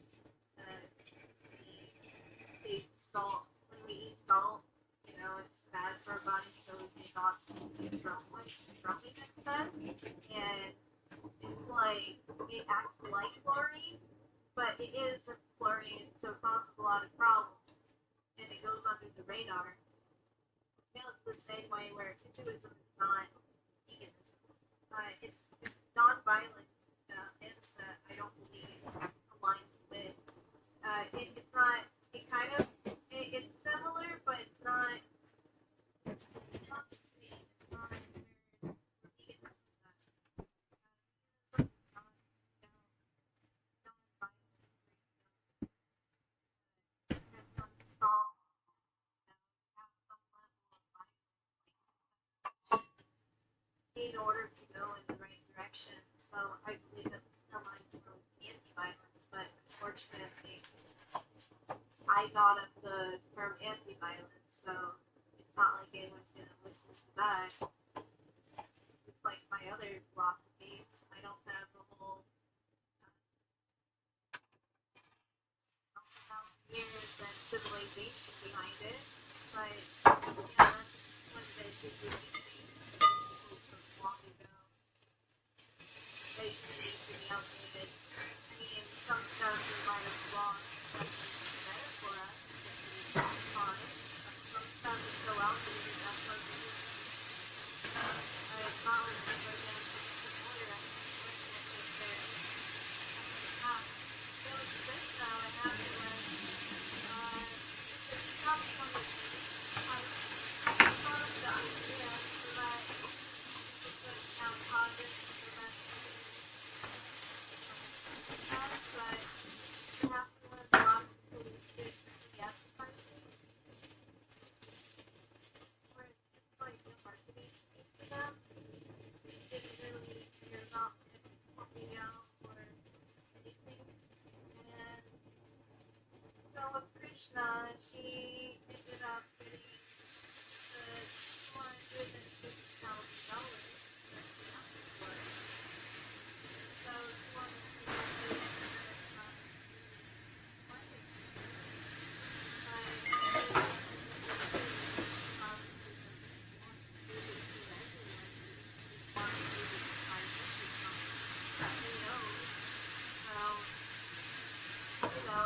Giving out money, she wants to be sure that it's controlled. When you give someone money, that's pretty much controlling somebody.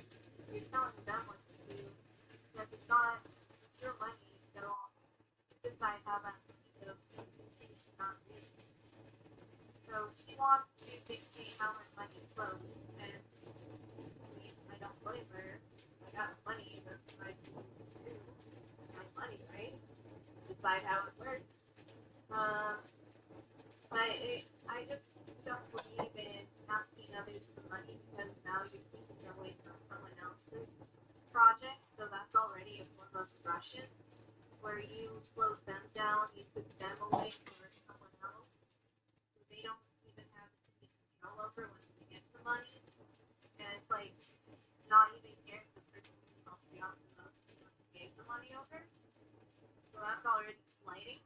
So once you get that type of mode where you're taking money, like what happened with Claire Smith with Beyond Animal, where once she like I invested in the company, so I guess once she took the money, now she's already in that rapid mode where, and she could just run all over people like no one else matters now that she got her way. Like your stuff too. Once you get money, no one else matters. Everyone's beneath you because you got money and no one else did. So it's like you can just run all over people like they don't even matter. That's why Claire Smith just paid me my salary and stole all my work. Because, you get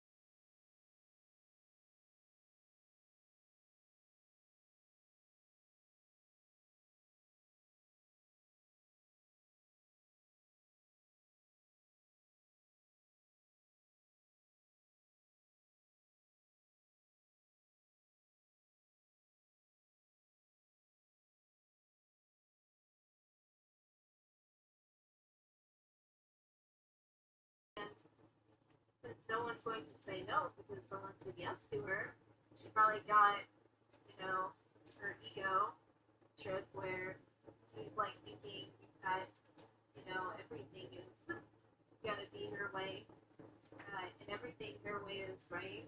And most people who get money. That's why I don't get it. It's always with money that people go haywire. Like with nothing else. It's all I don't know what money has that does this to people. But yeah, people they might get $1 and then they act like this. I'm just like it's $1, get over yourself. I mean that's how you got blood on products. People are fighting each other over $2 can. Cartels are being formed. People are being killed over $2 can. It's ridiculous. If it's that petty, it's bad. So, Yeah. like, yeah, it's, I guess, bigger money. For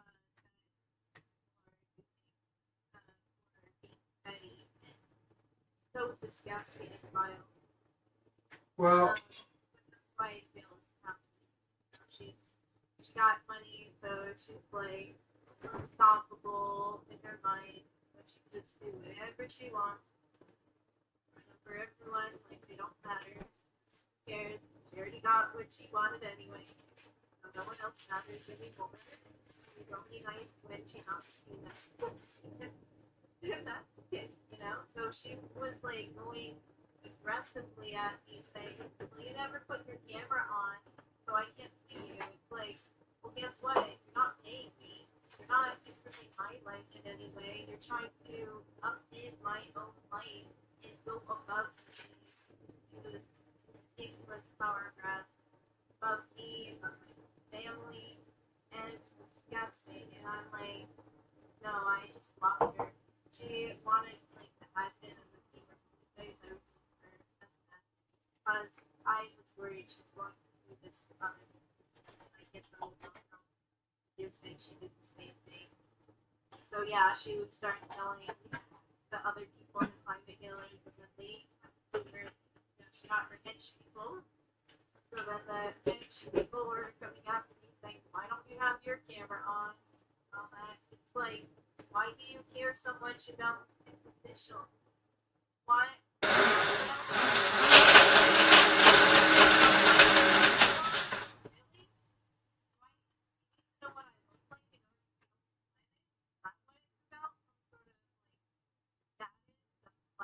well, hold on now.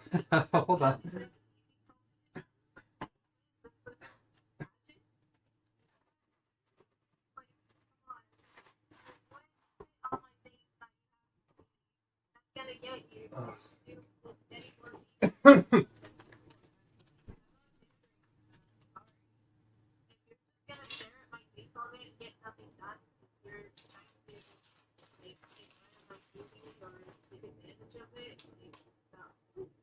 Well, let's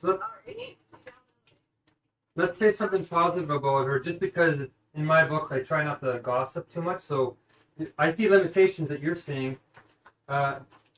She is an incredible person, though, which is why they're giving her the money. So I mean, she is somebody very special, and it would be great to work alongside her, because I think if the fear came down that the white people were going to steal from them again, if that fear came down, there'd probably be almost no one better to work with. That's why I'm saying it's really a tragedy that we're going through this kind of stage. But I don't think it's going to be forever.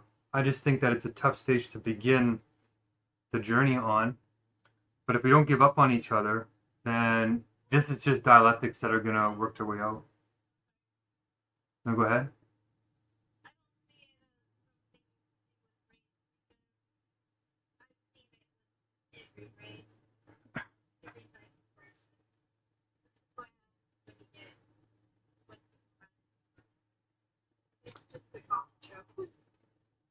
Well, maybe there's more to it. They think a lot of this stuff boils down to also power grabs. Like with Claire, she was trying to make vegan as a political statement, and I really didn't understand that. And I think Slash might be a little bit, but he's not really going into politics of it. But sometimes he tries to where he tries to reject like socialistic ideas and try to force those who have a lot of money and are big leaders in doing something for what he wants. So maybe there is more to the story than just money. But I do see what was going on with Krishna, being like a money issue, but maybe there's more. So that's why I want to hear about the whole political side, because I don't get that side. I see it. yeah, I feel like there's a lot of potential here. I'm just saying that we got to start off. It's going to come down to religion, and I know it doesn't seem that way, but with 85% of the world being religious, it makes sense why not even the United Nations can bring them together. And make no doubt about it, the majority of the world's resources are happening because of religious people making purchases or giving to the churches. The Catholic Church is the largest landowner in the whole world. So if I don't know if you saw the email that I just sent out to Silas and Prabodh and yourself, sort of priming the space, saying that, if they're really in search of truth, they should engage with the proof. And before we do any material stuff really the main problem is if they don't take time to read that proof, then obviously I'm not famous enough to be worth their time, and they're just waiting for me and you to be grunt workers, basically. But if the vision is true, then that's not a problem. It's just that the vision right now is not true enough to not end up in gridlock. And so I'm trying to prime the space. Of course, they're going to probably reject me, but at least the thought is there. And it really was a surprise for Trinity College Dublin to reach out. So I thought, okay, somebody's actually noticing the substance. That's really actually the proof of God. It solves the demarcation problem of science. These are problems that are thousands of years old. And little humble me comes along and looks like, oh, some guy in a Hungerstrike in a basement with long hair can't possibly have solved eternity. But it's true. It really, when the world catches on to what is really in that 8 pages, it's going to blow their minds, because it satisfies all initial conditions of every system that has any kind of truth whatsoever. And it's only that parallelism, it's only when you see how many cases it satisfies, that it starts, the simplicity of it starts to ring of infinity.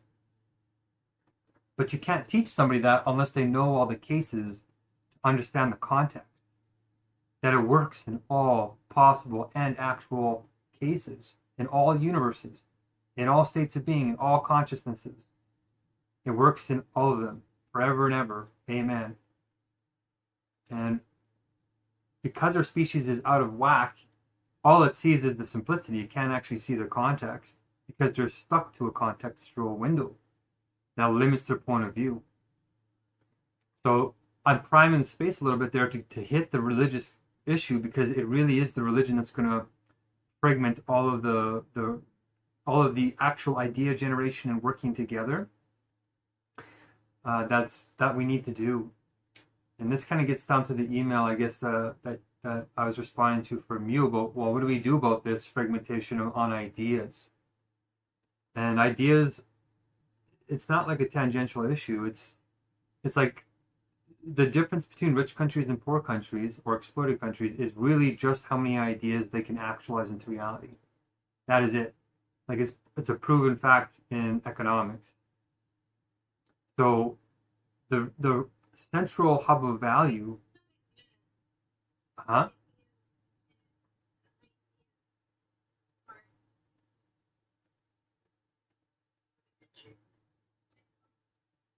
What about it?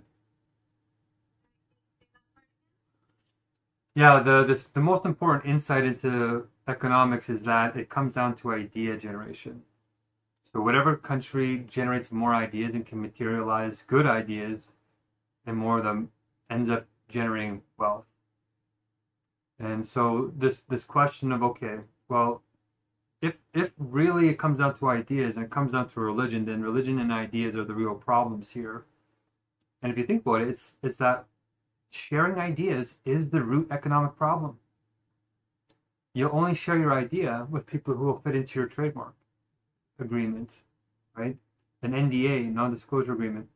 Or if you're not a Hindu, then Hindus might not show you their ideas unless you sign really restrictive agreements, or at least trade agreements where it's proportional or gives them an advantage. And so all interactions are mediations of ideas, technically, or usings of ideas, materializations of ideas that we call goods and services. So the sharing of ideas is really a theological problem, because ideas are unexplained structures of meaning that just seem to emerge out of nowhere. And that emergent effect is really just pure being's nature. So whoever has the ideas has the power. You can kind of say, well, not really. Whoever has the material means to actualize those ideas has the real power. So there's a little bit of a trifecta, but the thing is, ideas come first, because it doesn't matter if you have ways to actualize them if you have no ideas. Whereas an idea can think up the idea to actualize itself and then turn into its own material conditions. But if you don't have any, if you have a system...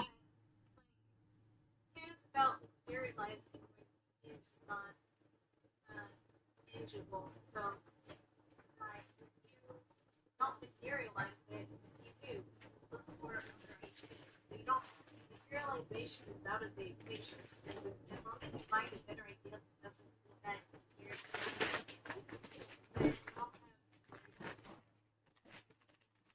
What I mean though is, like, there's an asymmetry. It looks like they're equal, but the asymmetry is that the asymmetry is that an idea can generate more ideas, and that includes the idea of materialization. But material conditions that don't generate ideas can't ever improve itself. So that's why the ideas are a little bit more primary, because they can think up a way to materialize themselves. And it's technically a dialectic that goes back and forth, but this email that you sent me, it was kind of funny in a certain way, because I was like, oh, you might be interpreting it the exact opposite way than I intend, because I'm actually really enthusiastic that we're actually hitting upon this root issue. Like, this is the sort of holy grail. And if we focus on it in this way, then we really, really cut down to like what matters. Like, well, what does idea generation really mean, and how do you share it? So, even with Krishna, she got money, so she can share her idea, right? So, I think if we solved this and we made it safe for people to share their real ideas, you would get this unchoking of human potential. And if we unlock that and everybody felt like they could give their most valuable ideas to the government without feeling like they're going to get left behind, that's the fundamental last problem here to solve in generating a vegan transition or any kind of transition to a sustainable future. So, like, look at Krishna. We're not, well, I'm more Hindu than Hindu, but they don't think about it that way. But that's really why she's treating us the way she's treating us. And as soon as she gives up her idea, she's going to get trampled just like everybody else, because we're in a sick system that doesn't know how to share ideas properly. It just takes them and runs away, and then takes all the power. So ideally, we would go.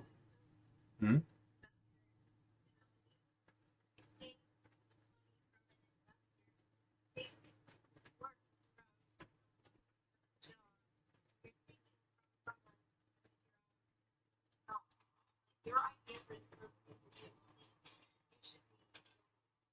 So how it works is giving work on something, then it might benefit someone else without having to do any extra work. And that's the level of PM, which I call the appreciation fund. I'm sure if you read it on the website.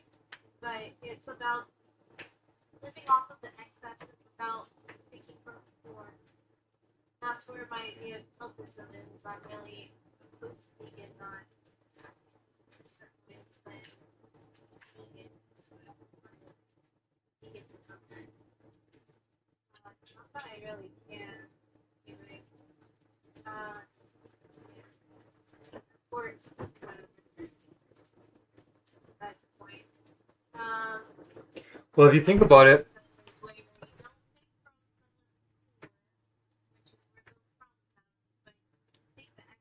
whenever someone says, I don't want anymore, ask the public, anyone can take that. And so the people who need it, take it, and from there they build it, and then they give out excesses that they don't need, because they get more than they need. That's how it builds.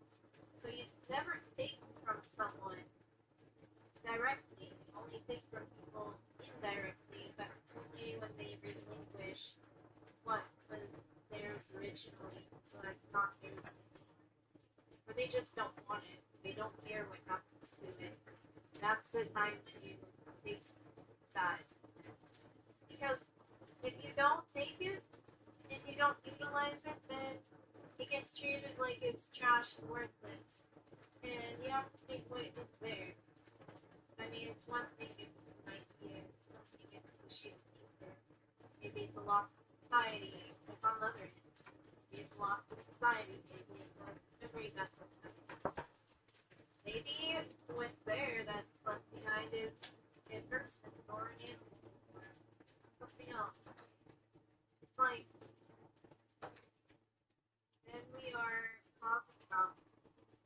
So it's about trying to utilize everything to its height, give something value, have it have worth, so that it has a contribution to society, part of it, and it has meaning, value, and that increases how it is, and that is everyone, because now their wealth is everyone's wealth, and everyone's wealth is theirs to burn. Before, that's how you build wealth. Like, before that, you take that everyone else throws away, say this is important, this means something. You look at a sheet of paper and turn it from thinking, well, that cost you $20 $20 to it taking you $1 million. Now you made $1 million just by changing your mindset. Nothing else. Mentally, you're wealthy. So that's the answer to your problem. You know, you can help it out, rub it out.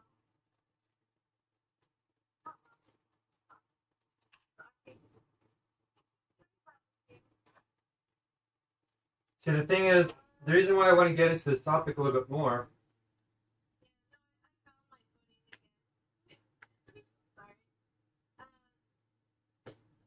Yeah, so if we give things value, your trash treasure, that's how you build it. Okay, I lost it again. Go on. What the heck's going on with my cooking here? I got a bunch of smoke.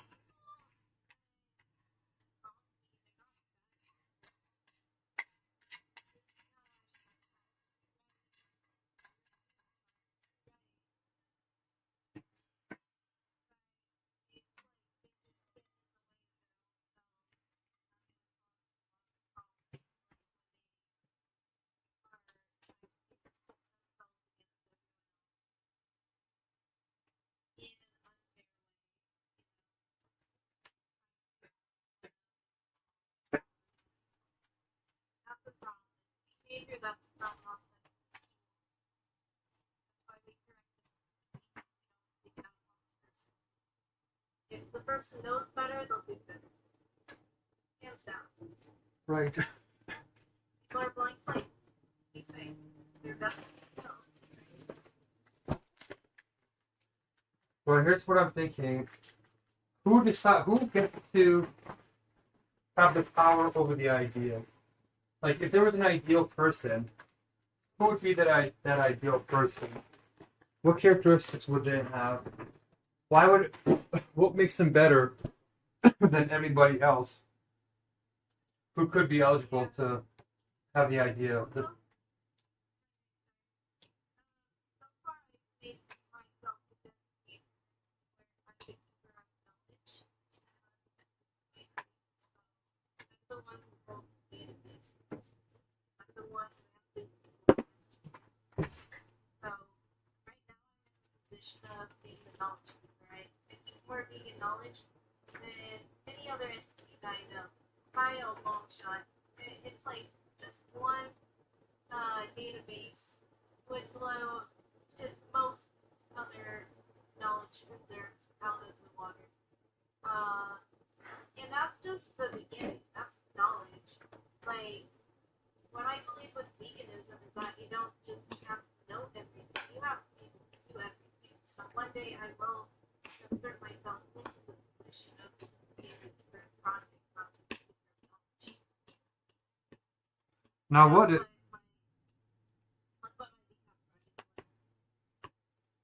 Now, what if, you had a king or a queen, let's say you, for example, you're a queen, and you had a lot of knowledge, which gave you a lot of power over people, but you were the type of person that sacrificed others, and that you really didn't care about them.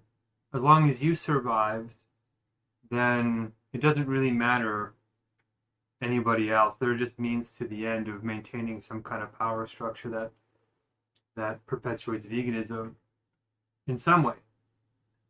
If we had somebody like that, would we still want them to be in charge of the system even though they have the most amount of knowledge, technically?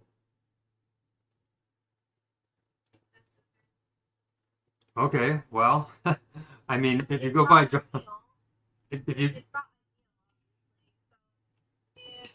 So, if this is where you get the geniality, where someone who's smart, why would they waste their time on someone who's doing nothing when they could be doing and help out the whole? So maybe they will like the two people, but that's not going. It's better to do that than to let everyone down. So that's why I'm okay with it. Because if those people really care, not be sideswiped, they would do better. So that they get their work mentioned. So yeah, that's why I'm okay with that. That's needed. It's needed to get people upset, to build something within them so that they strive, and bring something of value. Because if they're not creating value, then what are they? Why are they worth attention? Tell me. Now, the reason why I'm mapping this out is because whoever controls the idea pretty much has all the power. And if they don't like you, they have the means to destroy you, which is what a lot of leaders do.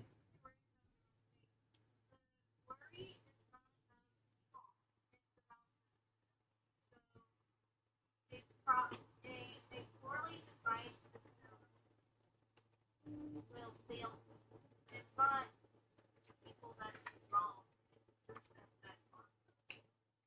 Because the system was designed to fail and allows for failure to happen. Build the system properly where it doesn't fail. It's not about the person who created it. What happens when that power gets transferred to the next person? That original person may have been good, but the next person isn't. As long as you allow the failures in your system to not pull through, problems are going to happen. Walk into those traps, and they're going to suffer and create a lot of damage. So you need to create a system that doesn't allow for that. So let me ask you a question. And I probably agree with that. Would you rather have a leader who would contemplate sacrificing you, rather than somebody who can barely fathom that thought?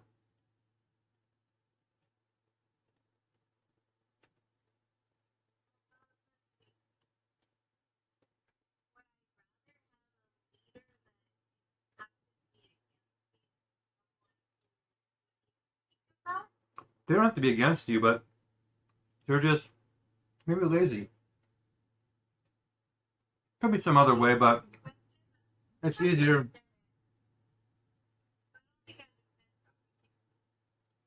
Imagine there's a leader who's lazy, and they could pursue a solution which would take longer if they didn't sacrifice you. But sacrificing you would get the job done faster, less work, and nobody really likes you anyway, so you dispose of you. And you're doing it for the greater cause, which you believe in. So you're dying for something you find purpose in. So would you like leaders like that? They have a lot of knowledge, very powerful. Wait, these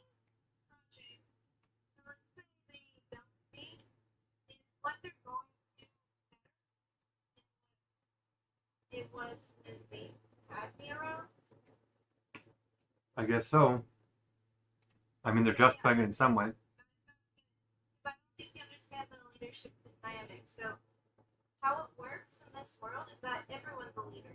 There's no single world leader, especially in like the planet we in. So it goes into the chronicles where it's actually a good thing when people separate. If someone doesn't come to that conclusion where they should, remove someone, then they probably didn't even go far enough in their idea where they are able to do that. And that is a problem. Because the sooner people are freed up to go on a better track, even though it seems really bad in their first place that they were cut off, it's actually not a bad thing, it's a good thing. Because it allows them to go to the whole world. They're not stuck with one entity anymore. They're not like held on to that. And from that, you get the practical splitting where you get one person working on one thing, and it's better, while that other person, in their time when they are not doing anything, they, they say Ordom's a good thing. I don't agree with it, but It's not like idea. It's like it, it's good if it's utilized. So if someone is not doing anything and they have the ability, they are available to do something. And when you are, not doing anything, you can start on better. So maybe the person who was in a low rank, they were not contributing, they were not producing. So once they get let go, now they are able to do more because they're not needed by that anymore. So those people can keep going with their idea. What you do is you start a new idea. When you're starting a new idea, now you're contributing something, you're producing something that you could not do if you held on, if you were not let go. So sometimes it's not good to hold people on just be nice, because sometimes you just need to let things go, let things advance, progress. And sometimes it's a good thing because it moves everything forward. And then you can, instead of having one idea move forward, you have two. Now you have, if anything, it puts that person in a higher leadership position. So if anything, it's doing them a favor and looking up to them and admiring enough to know that they are going to be way more successful than the other person. Because that person, once they finish that project, they are going to be done. And that's it. It'll be outdated. But this person that got let go, they're starting off in a new direction, and they're the future. They're going to be in a higher leadership position than the person that let them go. So, if anything, it's enough for them. Where it's a bittersweet goodbye, saying, that they have a chance to make it bigger than they can. Giving them the opportunity. Now, obviously, if there's a project that needs to get done, people are sabotaging by letting people go before something is done. That's bad. But honestly, even that works itself out because if they let that person go, they're already at the disadvantage if that person really was the one not to get it done. Because if the person can get something done, well then who needs the people that aren't, that let the person go? They're going to keep going anyway. And now they remove the dead weight that was holding them back where they never progressed, and they'll get it done. So it's a win-win. Either way. So it's not a bad thing. It can be bad if someone is too afraid or too, attached to let go, then it's suffocating. And you don't want that, or someone never progressed far enough to come to a conclusion where something is reached and something that is something. So yeah, if it's like, so it depends. If it's where things are advancing at such a fast pace that people are willing to sacrifice, let go for the greater good, then yeah, that works. If they're removing themselves with dead weight, that works. But it's like the other way is okay too. If you're holding on, maybe they're not good that one day, but maybe you held on to them and believed in them, and later on they're better. But if you let them go, then hey, now you missed out. So it really depends. Either way, it's not like one way is good, another way is bad. They both have the pros and cons.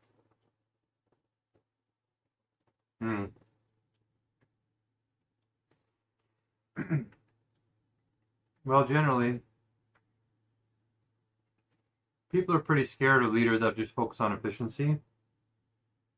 But my point, I guess, was saying that the reason why people want to vie for power is usually because they think it's a great way to not die.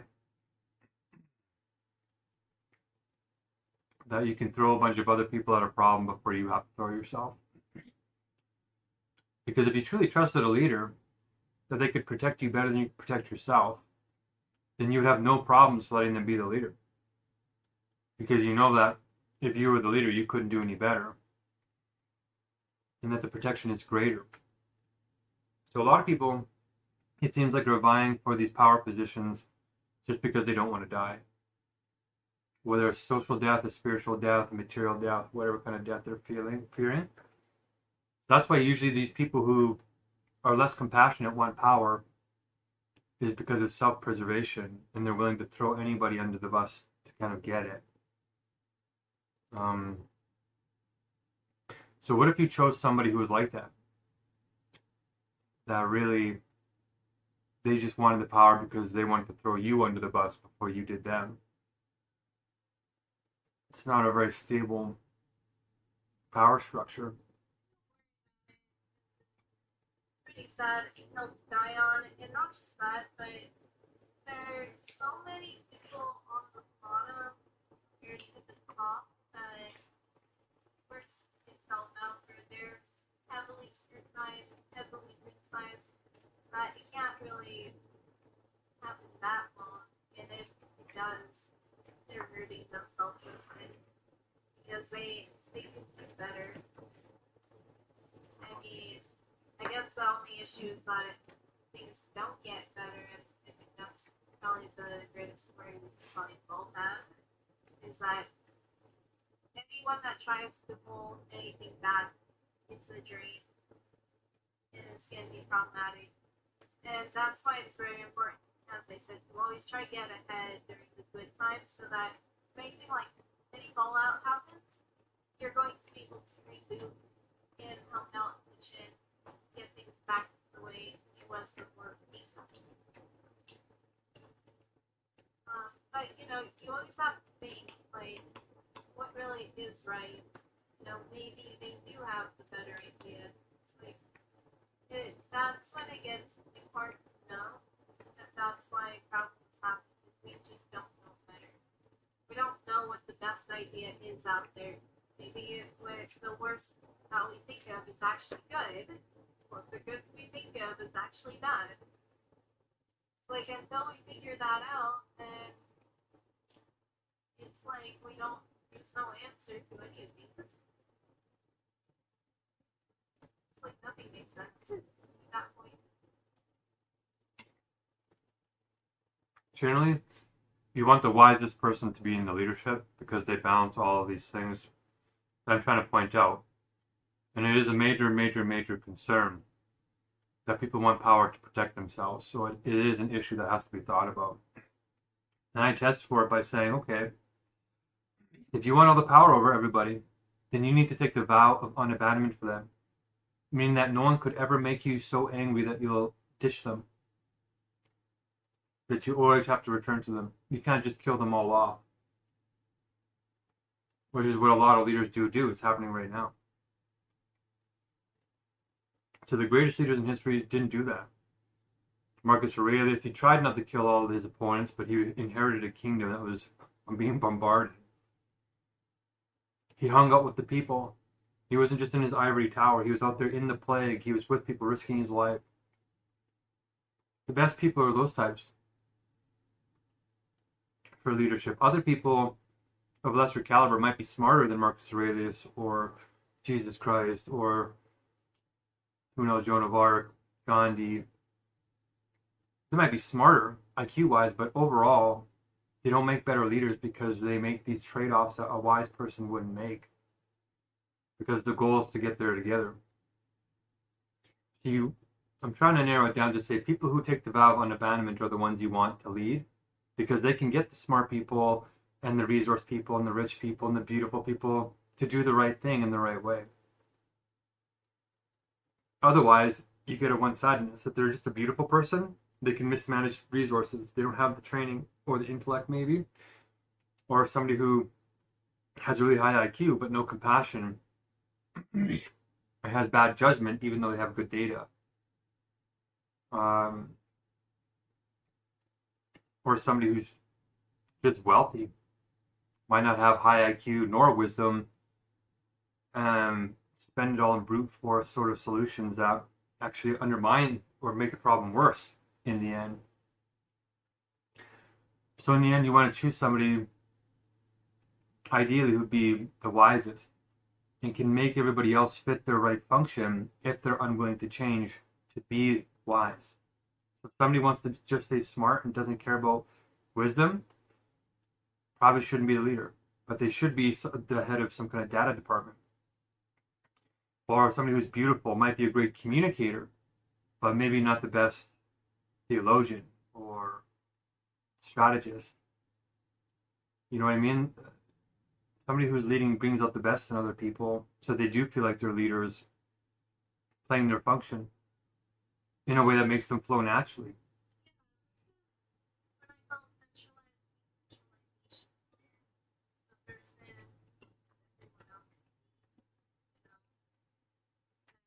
much as they can as possible, but let me be. So they might even allow some people to be even bigger than them. And it doesn't matter as long as it goes back to them. I was also going to say, I think starting to see the parallels. We have different words for the same thing. So what you call a vow of unabandonment, I call personal responsibility. You don't just tell someone to do something or do where it comes from you, and then if something goes wrong with them, you don't help them out. That's just not how it works. It's just like common sense that if you go out the fountain, fix it. So I have to tell people all the time, don't just tell someone to do something and say it's your opinion, you can suggest, you can say, like I don't believe like anyone is wrong. So I don't believe that anyone should ever tell anyone else that they're wrong. It's not like anyone has like a universal truth. I don't believe anyone really has the universal truth unless they actually do. But even if they did, it's like, how can we guarantee that? So I don't believe anyone should ever tell anyone that they're wrong. They can say that they disagree, because in the end we can only represent ourselves. And I feel it's extremely disrespectful if someone tries to represent someone else. Because they're not them. That is like, it's like an imposter. It's like taking over their life where they don't exist anymore. So it's usurping them. So yeah, don't do that. So yeah, you represent yourself. So that's why you can say, take ownership of what you were saying. I don't agree with it. But don't just try to represent them, say that you know more than them. That they don't know. Because how do you know if you're, yeah, you see. The same way a mother knows to tell a child not to cross the street without looking. I know there was some person they kept trying to say that they'll just tell someone to do something. That's it. It's up to them to take up upon it. It's like, no, if you're telling someone, you are responsible for that, for what you say. Because if you weren't, you wouldn't say it. But now that you say, tell someone, do this, do that, they take up upon it. If something goes wrong, that's on you. It's not on them because they picked up upon it, because guess where it starts? It starts from you. It's like people always want to place their responsibilities onto others to avoid the burdens of consequences of their own inaction, but it's like that's how it leads to everyone's demise. Like it just, yeah, shifting the burden onto others is just not. That's what holds society back. That's why it's like people are always trying to take from the backs of those who don't have, by saying that they don't, that the one that's taking doesn't have anything. It's like when people say, well, I don't have money, so that's why I have to raise animals. It's like, the animals don't have any money, what about them? And they're all silent. Yeah, it's of course both ways. Everyone has to represent, take care of themselves, not be, no matter what, like not be a victim of circumstance. No matter what is happening around them, it doesn't matter. It's about what you take into your life that does. So no matter how bad it gets, that you don't take it in, you're not going to be affected because you're not a part of it. So that doesn't matter. People always blame circumstances on the fact it's them. So yeah, it boils down to personal responsibility, and that's where I guess a balance of unabandonment would be. But I don't believe it's like, I don't believe in like the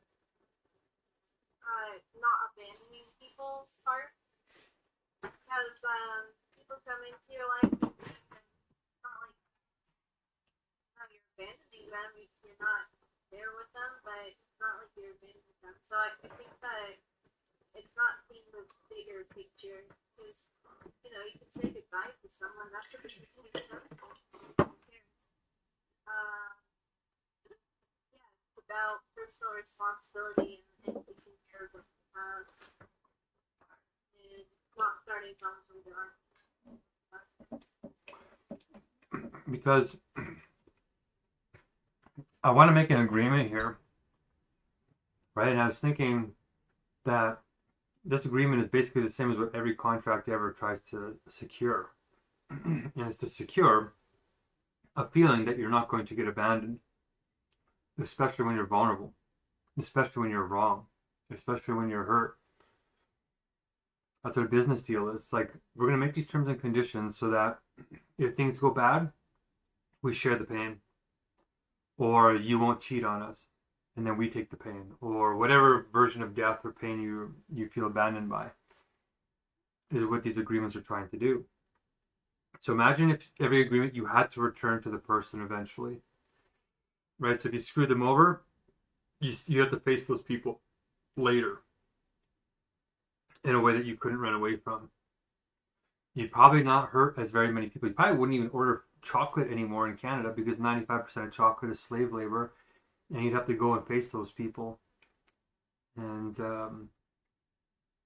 in old ancient tribes, anybody that wanted to run for leadership in the tribe had to get tied up to a pole, naked. I think it was naked, but just very, very vulnerable, and you had to sit there for 3 days. And what that was a test that if you screwed over anybody during your life to that point, they could come and kill you before you got elected. So if you're hiding any secrets that seriously hurt anybody, then they would just end your life in retribution, like balancing of the equation. And that's kind of what we need, is not necessarily to humiliate leaders like that, but people who are willing to risk their life because they lived honestly, and they're willing to risk their life for other people again. Because they're not attached to this earthly life more than they're attached to the inner life, which is love and connection. Those types of people make great kings and queens, because you know that they're going to be there for you, and that even if they're not there for you in your individual suffering, if they could be, they would be, and they are working maximally hard at their higher levels. And it makes you want to work maximally hard at the lower level, because you know that there must be something extra wrong at the higher level to keep them away from you. Otherwise, they would be holding ceremonies and feasts and a whole bunch of stuff that would makes everybody happy. So I'm trying to build this meritocracy in this godly government that's built on something like this, that the person who's the leader has wisdom and takes the vow of unabandonment. Not that they can't say goodbye to you, but they will say goodbye and meet you again. Say, okay, well, goodbye, but until next time. And that next, like, they're always priming to say, I'm not going to let go of you to go and get destroyed or be lonely, or especially if you have power. But you can draw boundaries. But boundaries is where the wisdom comes in, where somebody who doesn't have wisdom might draw a boundary in the wrong place and then cause a lot of problems, and not know how to adjust those boundaries quickly to make up for or minimize damage, and then return to whoever was damaged. Think about it, that's all that politicians are ever doing, is whoever their policy screwed over, they return to them and have to fess up to say, oh, you're my constituents, you hired me or something, and now I gotta own up. So that's where I feel like the two criterion is wisdom, which we can now measure, a very certain kind of thinking. And then on the other side, that's for the supersensuous side. On the other side of the equation is just on the side of contingency, of randomness. You have to constantly choose that wisdom and be good at choosing that, which is represented in the vow of unabandonment, which is that you will always set a wise boundary to return over, even if it's your fault. And even if it's not your fault, even if you know the other person is not acting in their best nature and they screwed up, you say, okay, we got to set a boundary to minimize the damage, but we're going to let you learn as much as you possibly need to see our perspective and your perspective until we figure out a much better way that you're happy with and the state is happy with. And prison was supposed to be that, but prison turned out to be the opposite. It was a form of abandonment. It's like, screw you guys, you're in jail, screw you. And rotten hell kind of mentality. Only recently have we switched over to more rehabilitation, which is closer to what prison is supposed to be, which is figuring out where the pain point is, which is usually a child having experienced a disproportionate punishment in a moment of pure innocence. That's what starts the bitterness, the negation that perpetuates intergenerationally. So you have to uncover that. And then once you uncover it, it can heal. And that's what good leaders do. They just keep returning to that person until that healing takes place. And they trust that that healing will happen.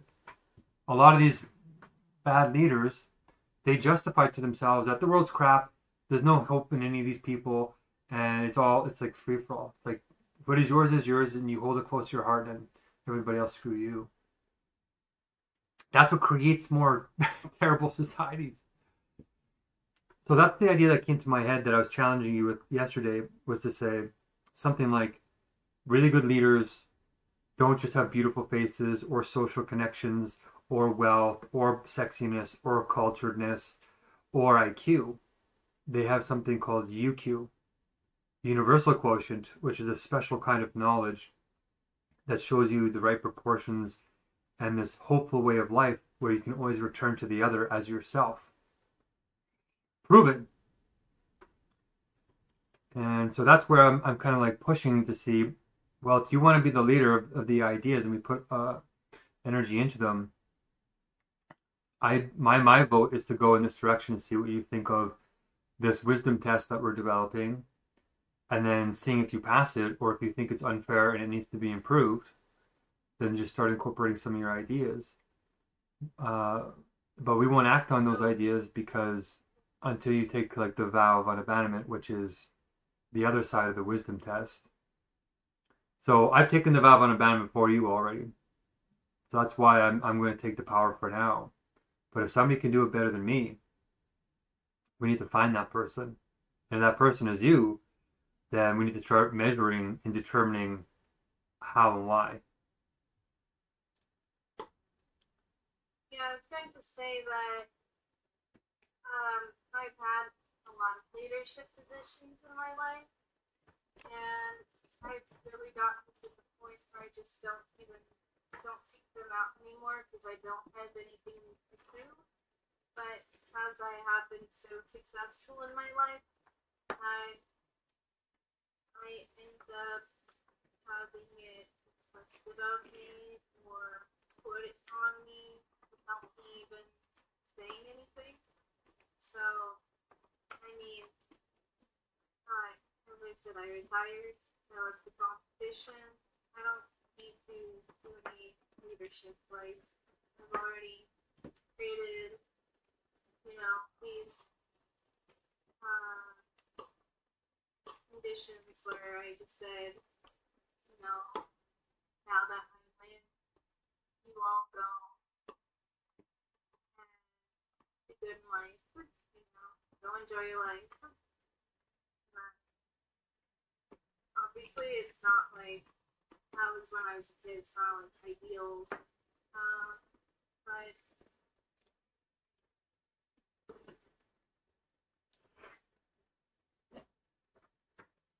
All right. I'm not leadership right now because I don't. Well, first I don't have anything to prove. Also, work on myself. I don't have any. I don't need to do anything. I just take up leadership positions if it's needed. Of Cincinnati. That's what he did. He didn't want to be like an emperor, but every time they called upon him, he would, get the job done and give up the leadership until the next time that was called upon, and then would say, okay, since there's no one else that can get this done. If I say no, and hold on.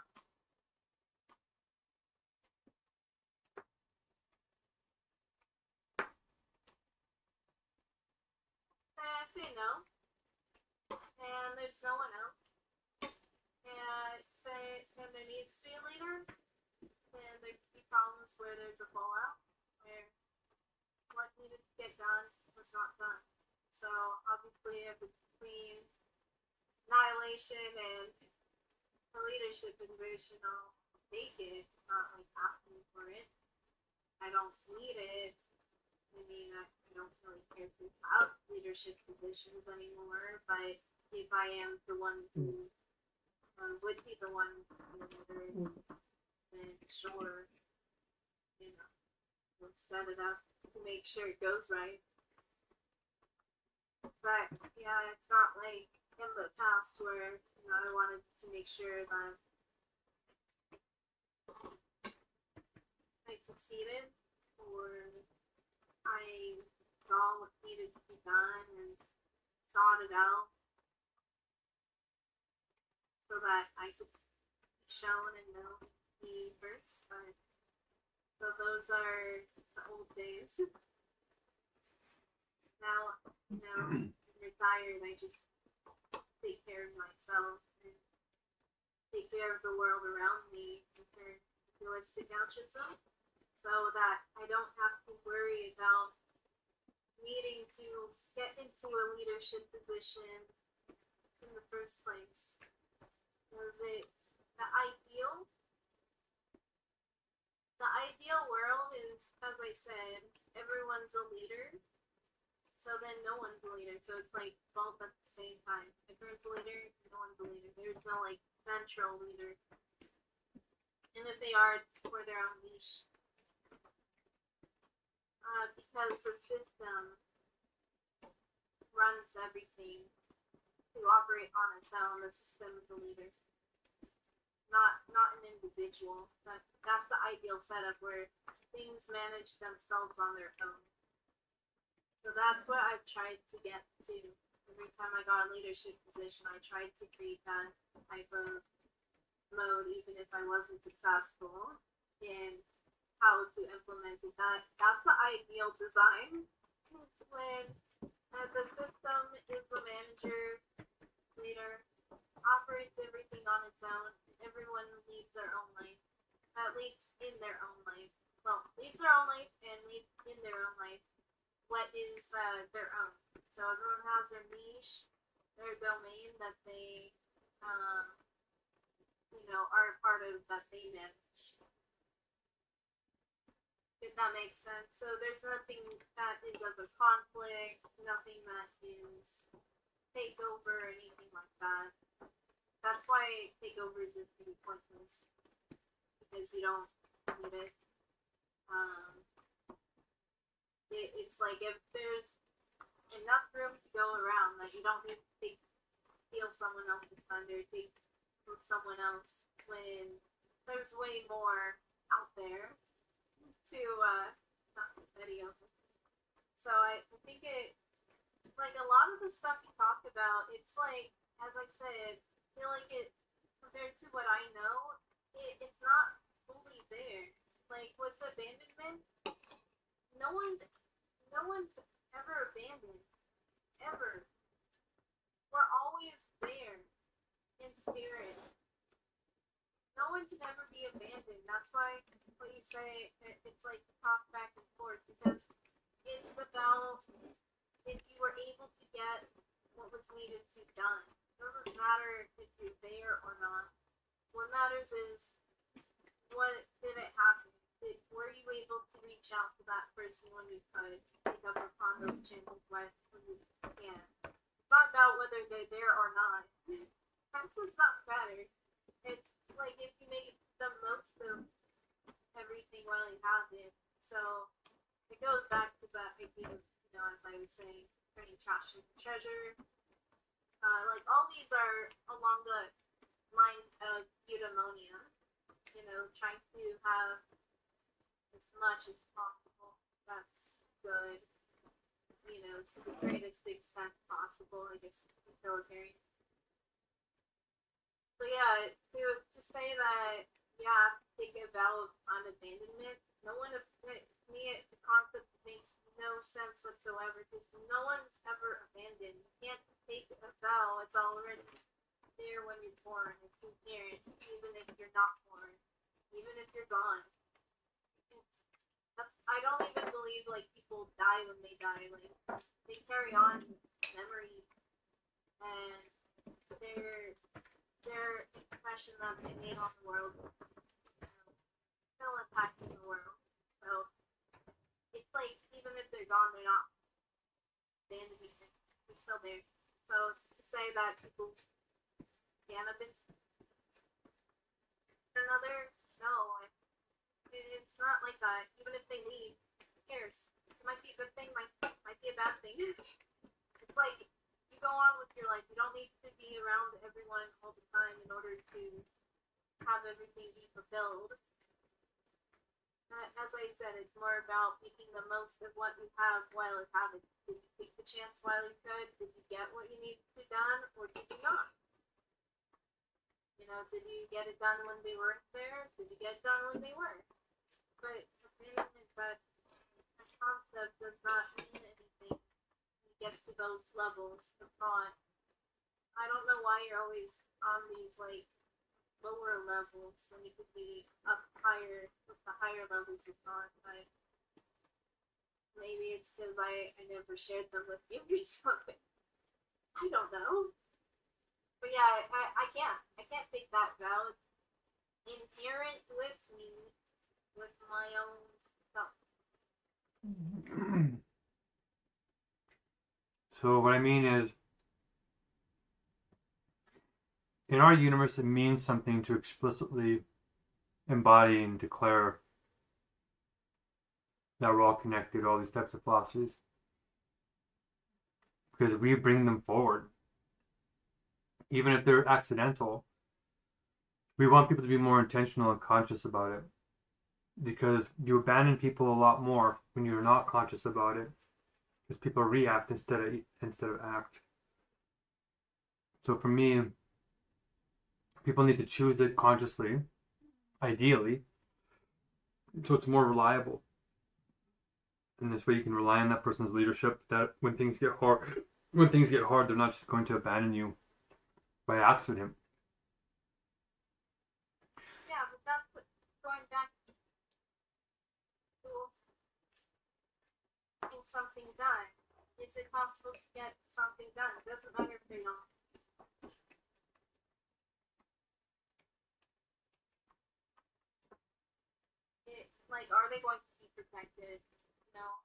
things move forward. Keep Yeah. the ball rolling. So I thought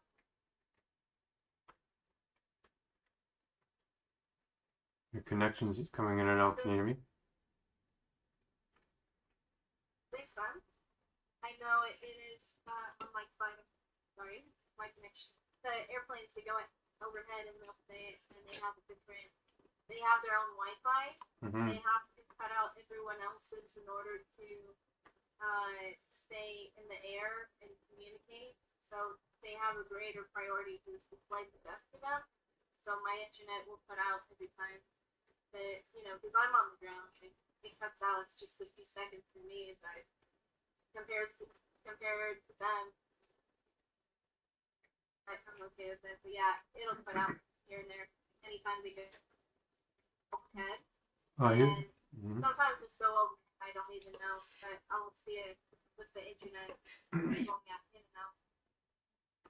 So this is where I'm trying to raise the stakes a little bit for who really wants to lead and step up. And that's why in that email to Silas and Prabhu, I said, well, I'll share the stage with you if you're willing to take on the death threats with me and get real. I don't really care. I've already accomplished what I needed to in life. I don't have anything left to prove. I don't have anything more that I need to, live for. Everything else is just all bonus. But here's where it gets interesting. I just worry about my other people in my life because you know that sometimes if I take on something, it's not me that gets affected because I'm I know what's going on to get myself out of the way. It's others, but I have already figured that out. That's not a worry either. I already know about that. So yeah, I can take it on to an extent. Let's not get carried away. That's what's going to happen. Is if we were serious about trying to change the whole world, the amount of energy is going to be extraordinary. And it will get a little bit out of hand. Because our species is so fragmented and out of control. They have no remorse for like a trillion animals. It's like, It's bad. what do we really have to lose anymore? It's our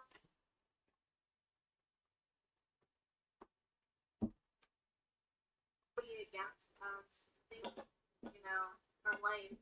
So I'm not worried. Because if I was, I wouldn't do any of this, anything, because it puts my life too much on the line. I put myself way too much out there. But I do it because I don't really have anything to lose. Like, the world is already disappearing. It's like, I'm not going to have a life. There's no other option.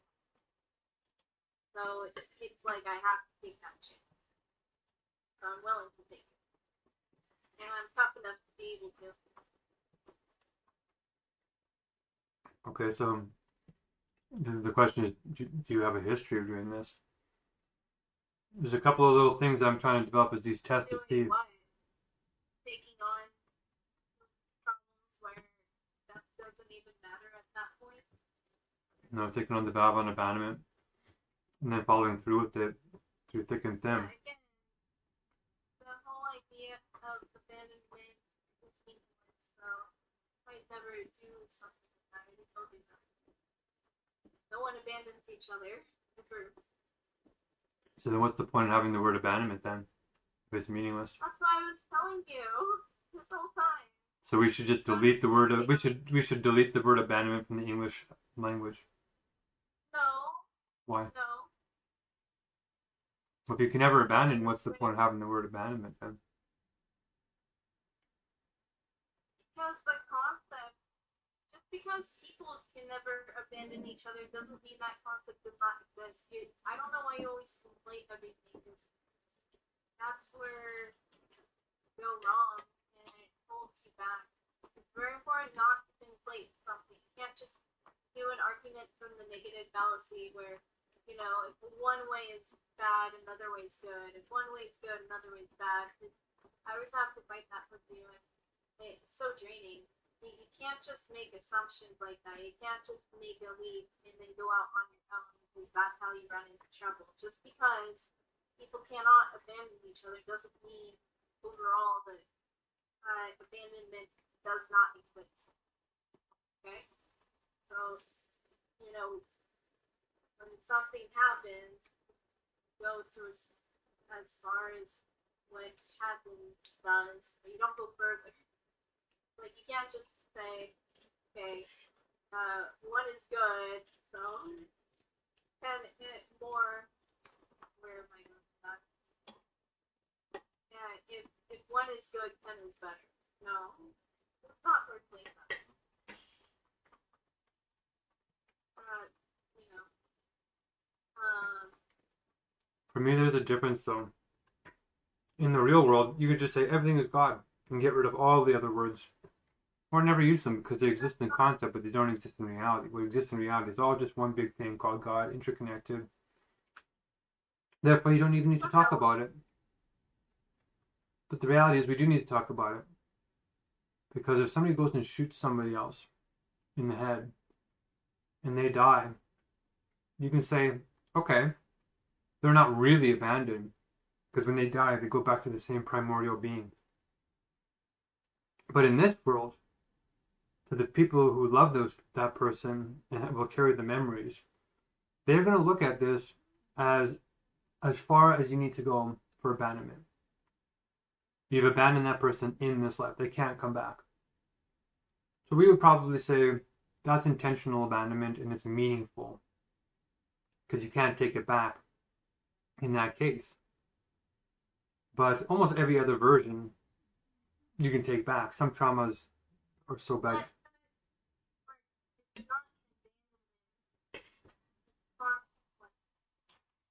How do you define abandonment? Failure at what?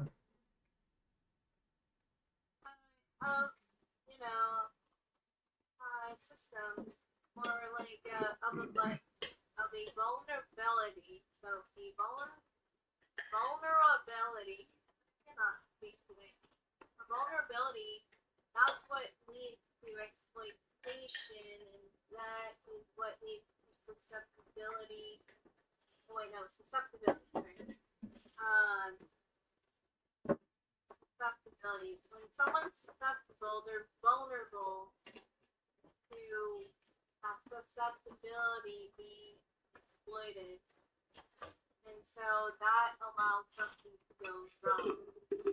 And so what you think about of abandonment is that gap where that hole, that gap allows for failure is that's not abandonment.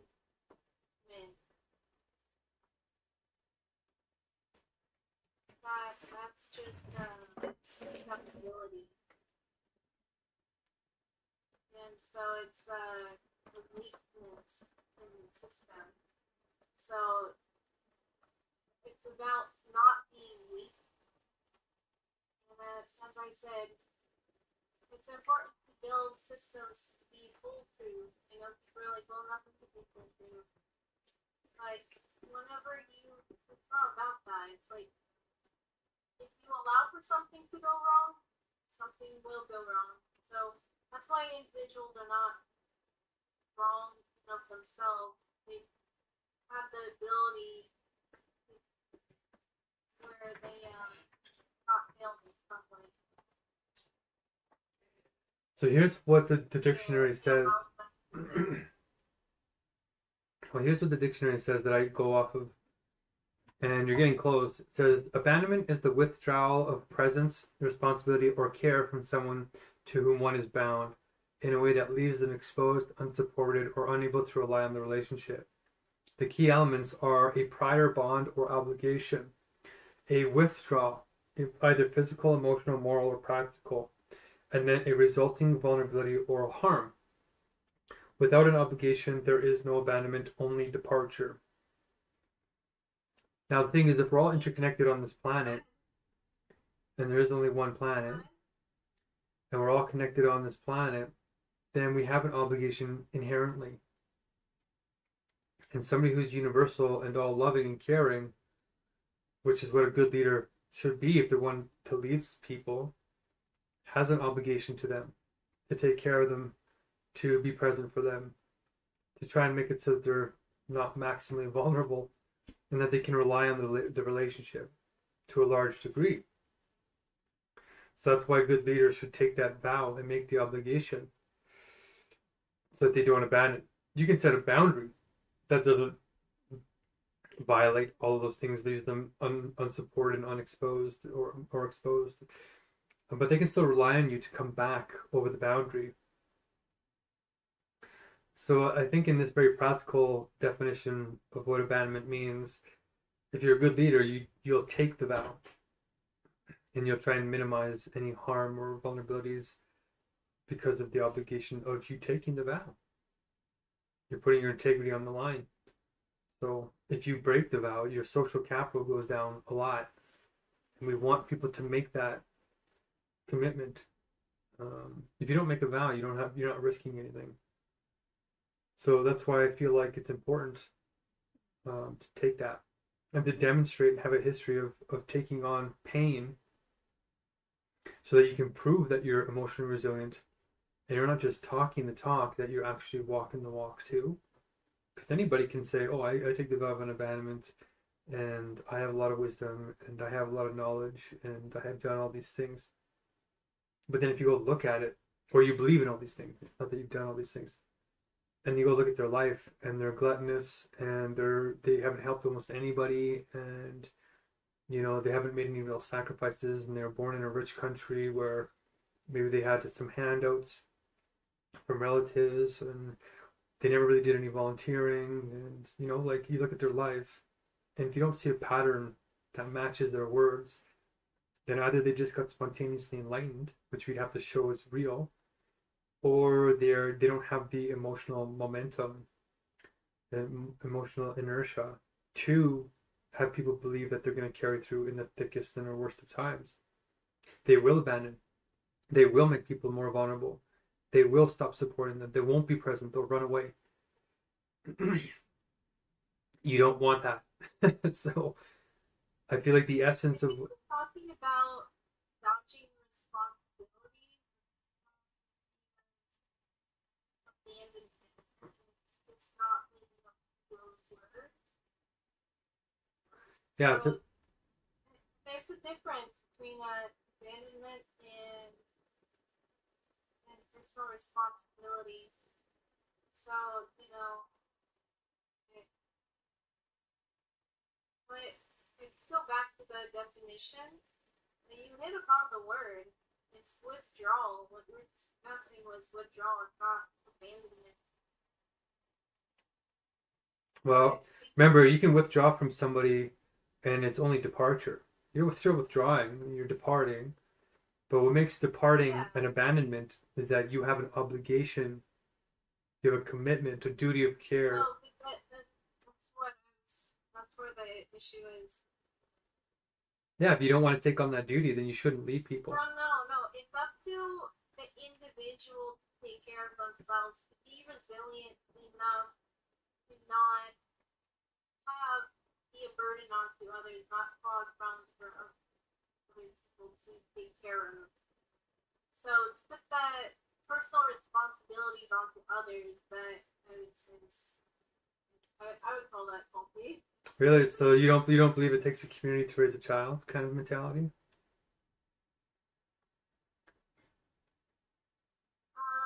It's about if that child should be put on the village to be taken care of.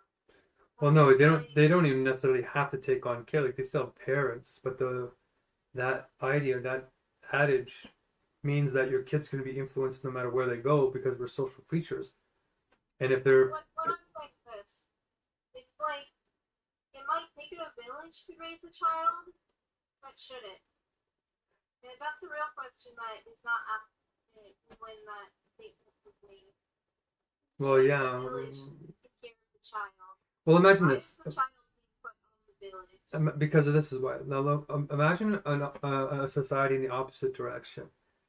let's say you got a bunch of people who adopt your framework and they say, okay, you're on your own. Like your only responsibility is to take care of yourself, not be a burden on other people. Uh, what if there were some predators in the society and they were going to prey on this kid and they just didn't subscribe to this philosophy? And so you send your kids out there and your kids fending for themselves because nobody else is going to defend them, right? No, they're not my responsibility. So some molester comes and molests the kids. Who steps in? And you can say, well, the parents need to step in. Well, how can the parents be everywhere all the time? The kids could never leave the side of the parents. But that seems like it's not the best way for his kids. Parents created the situation to begin with by having that kid. No one told them to have it. So what you're saying is that if you don't want your kid to be molested, just don't change your philosophy. Just don't have kids.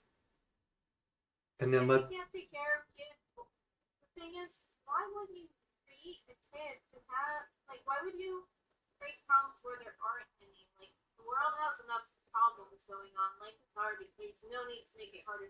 Why do you create a situation so that other people look bad, just so that you feel good about yourself and make yourself out to look be some hero or, look like a victim when you're the perpetrator? You create the problem.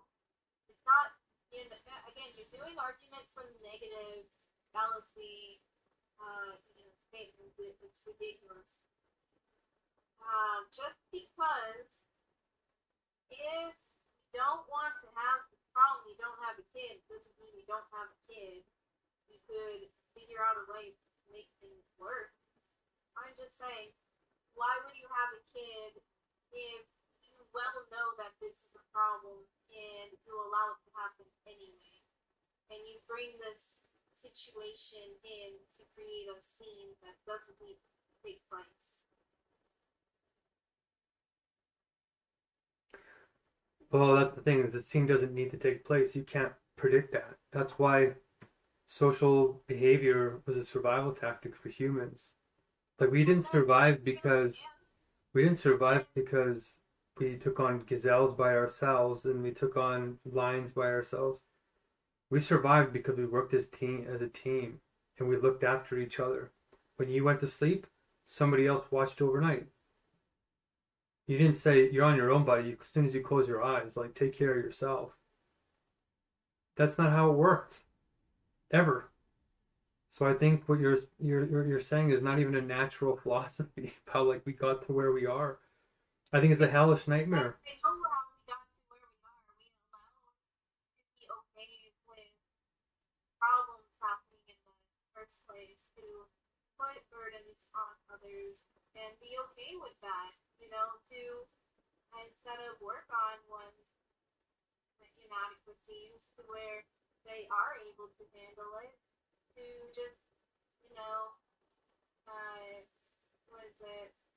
Let the pieces fall where they may. I think what you're doing though is making a false equivalence, right? Like I'm not saying you're saying it's got to be all community and no work on yourself, and then you're saying that I'm saying that it's all working on just yourself. And I'm saying no, you need to be in a society where everybody's looking out for each other and you work on yourself too. So you try to be less of a burden to people, but you're also looking out for other people. And society's just better that way. It's called care. It's like just because somebody's not your child walking across the street and get hit by a car doesn't mean that you're not supposed to rush up and try and help that kid. Like the fact that our society has an ambulance is another sign that we're not this selfish society where if you get hit, you don't get an ambulance. It's like. There are parents that decided that not parent the kids, so that other people have to be the parents for them. So society becomes that child's parent. Yeah, exactly. Exactly. And then you walking down the street. No, it's not a problem because if you walk down the street and you accidentally get hit by a car and it wasn't intentional, or there's a landslide and a rock falls off of a mountain and rolls onto the highway and hits your kid, it's like nobody's at fault for that. right? You can say, well, you shouldn't have left your house. You should have stayed in your house. You can't get hit by boulders if you never leave your house, right? But nobody ever wants to do that. People want to live their lives with a certain amount of risk. But it increases the risk because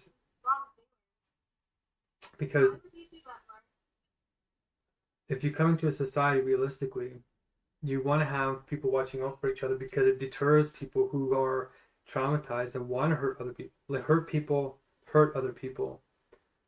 But if you create a community where you're watching out for each other, it's hard for somebody like that to get away with it. And societies that are very atomistic do break down and turn into really brutal societies. Like that's what Rome was. Rome was very, very brutal that way. And I don't think anybody wants to go back to that. It's a heartless way. And the reason why we have hospitals and healthcare and all these caring things is because Christians did the opposite of what was normal back then. And same with other cultures. And instead of running away from people who had the plague, they ran towards the people who had the plague and cared for them, even if they risked their own lives. Because they would rather live and die by caring about people than live this cold, mechanical, brutal, conquering life that Rome was. And that's the point, is that when people see other people sacrificing for each other, they want to sacrifice too. When you see somebody else hoarding and being selfish, then you want to do the same thing because you want to protect yourself too. And that's just mirror neuron biology. So I feel the reason why society is worth living in and isn't a hellholish, nightmarish hunger games situation is because our laws are universal and they make the state the universal family. And the states are failing. If they have the homelessness, they're failing because the number one predictor of homelessness is broken families. So basically, if you lose your nuclear family, you end up homeless, is basically what it's about. And if the state doesn't have laws to take care of you, to be your family, then all these other selfish families who don't care about you are just going to let you die on the street. Because once you get down in your luck, if you don't have a homeless shelter or some kind of place to help you, you can't get a job looking like scrappy. Nobody's going to sell business that way. So somebody has to invest in you to get back on your feet. And that means they have to take a risk. And that's why these homeless shelters, or even Good Samaritans who say, okay, you're not my kid, but I'll take you under my wing because we're in a society of caring people. That's what makes societies modern and robust and worth living in. And the reason why suicide rates and mental health are going on.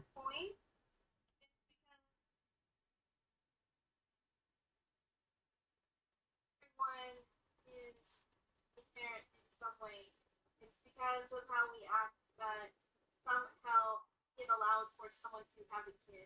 So in some, you are some parent of some kind, and you will allow the kid to be born.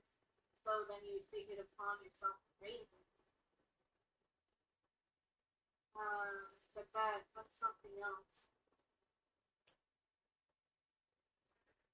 Maybe, but I think you have an Ayn Rand sort of philosophy, and her objectivism had good intentions in a certain way, but there's unintended consequences where you don't want to be so far into, you don't even get to live your own life because you're taking on so many particular problems of other people who are using you and abusing you. You know, that's different. You said that's why it's about wise love, not blind love. You still set boundaries against somebody who's trying to milk you, right? Somebody who's given up and isn't trying to improve themselves is usually because they realize the system is rigged. They realize that they were dealt a losing hand in a hyper-productive society that only cares about external production. And then you're just like, well, what's the point? I'm just going to continuously get crapped upon. And so you break somebody's spirit like that. But if you built a system that rewarded you not for external appearances, but your inner game, then you have something that people will want to maintain dignity, keep developing themselves, and participate in the greater culture to help other people to the best of their ability. And that's the kind of society we're trying to develop now, but we're losing that because of World War III and the fact we're destroying the planet and food chains are being strained, and now mental health and suicides are going up, and opioid addictions because we have a lot of bad behavior, molestation, child abuse, domestic abuse, domestic violence. I mean, and we are eating all these hormones of stressed animals. It's You know what the greatest problem of this is, of all that? Huh. That people feel like the solution, all these problems, instead of actually working on them, is to have more kids. And that the kids are going to solve it. well, yeah. I mean, Their solution to the problem that already exists. well, I mean that's some people's issues. So that happened in my city, where, like during COVID, uh, there were people causing problems, and I was saying, everyone, you, when you have kids, you're going to have the diseases spread everywhere. But then they said, well, if we don't have kids, we're not going to be able to solve the crime problem. But it's like having kids is what causes that problem to begin with. Not solving problems is what allows those problems to continue. They're like, well, if we don't have kids, we're not going to stop the crime. Because if we don't have kids, then those people that are criminals are going to take over. That's like, it doesn't say anything about themselves. So in the end, I just had to make a deal with the world that, let people have kids if they don't put the kids on me to take care of, and that no one starts another pandemic again. So I made that deal with the world. That's why there's no other pandemic. When you put your kids on me. But yeah, I had to make that choice. They're like, well, are you going to handle these explosions that are taking place here and there? They're like, I don't have a kid. But I feel like better. There's better than that. Right? It shouldn't be where no one knows how to solve the problem. That people need to birth kids in order to solve it. Go up against it, having enough. Well, the goal is to have kids responsibly, no matter how many you have. Whatever your capacity is to care for your kids, that's what you want to do. But in a society where people have taken the vow of abandonment for each other, and then they've taken courses on dialectics so that they have the wisdom to set proper boundaries, so that they don't get overwhelmed and they don't get underwhelmed, and they aim for that golden spot of flow state, then you have the optimal societies. And on the individual level, self-growth, but also helping somebody else grow as much as you can, which is technically what goods and services are supposed to do. Then you have the optimal society. And that's where I feel like a leader of that society should be an exemplar. And they should definitely take care of themselves and already be very developed in wisdom, especially. And they have lived a life of that and made it a habit so that even when they don't feel like embodying the vow of unabandonment, they habitually just do it because they know that their contingency is not always the truth. And that habit will carry them through when others might falter. So that's the kind of person that would take a vow of unabandonment and be a really great candidate. And they're very patient, not always overly patient, but they're patient enough to find what that person's individual flow state is. To say, you might be good at this, you might want to do this. If you want to face death threats and the rest of it like I'm doing, you can rise to this level too. But just letting you know, at this level, if you make a small mistake, you basically die. So the standard is very, very high. And if somebody wants to be more comfortable in that, then they need to choose a different role. But then when they see the true horror of what a leader has to look at every day, a lot of people are like, I don't want to do that. And they want to hire somebody else to do the hard part. And that's where you start getting corruption, and that's when the government starts to undermine itself, is that this person's running away from death and fear. And so in order to preserve their life, they're going to put it on somebody else.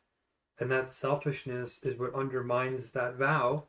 And then somebody's like, well, wait a second, if that president's going to throw that guy under the bus, then I'm only 2 or 3 steps away from that. So I'm next. And then it undermines the trust, and then people start entrenching and playing office politics to protect themselves from what they think is going to be an inevitability of a weak leader who's not willing to die for them or even suffer greatly for them. You do not want that to happen. Like that's where we are right now. Not totally, like we're not totally lost, but pretty soon AI is going to take over and nothing's going to matter, because if it doesn't align with this vow of abandonment, then it's going to treat us like how we treat animals. We've definitely not taken the vow of abandonment for animals. So that's the most modern form of leadership training that I've come across, and distilled the essence of what makes somebody good at being in those leadership positions. Otherwise, you get all these distortions in terms of democracies and like what Aristotle pointed out, the 3 forms of governance. And when I tested this model out, it really does weed out people pretty quickly in terms of who really has done the homework, and then who wants to be well-rounded enough to really take on the full responsibility and has the energy to do that. Otherwise, people might want to take different roles voluntarily once they see what's really involved, and it stops getting glamorized. And it's like, okay, this is a servant position as well.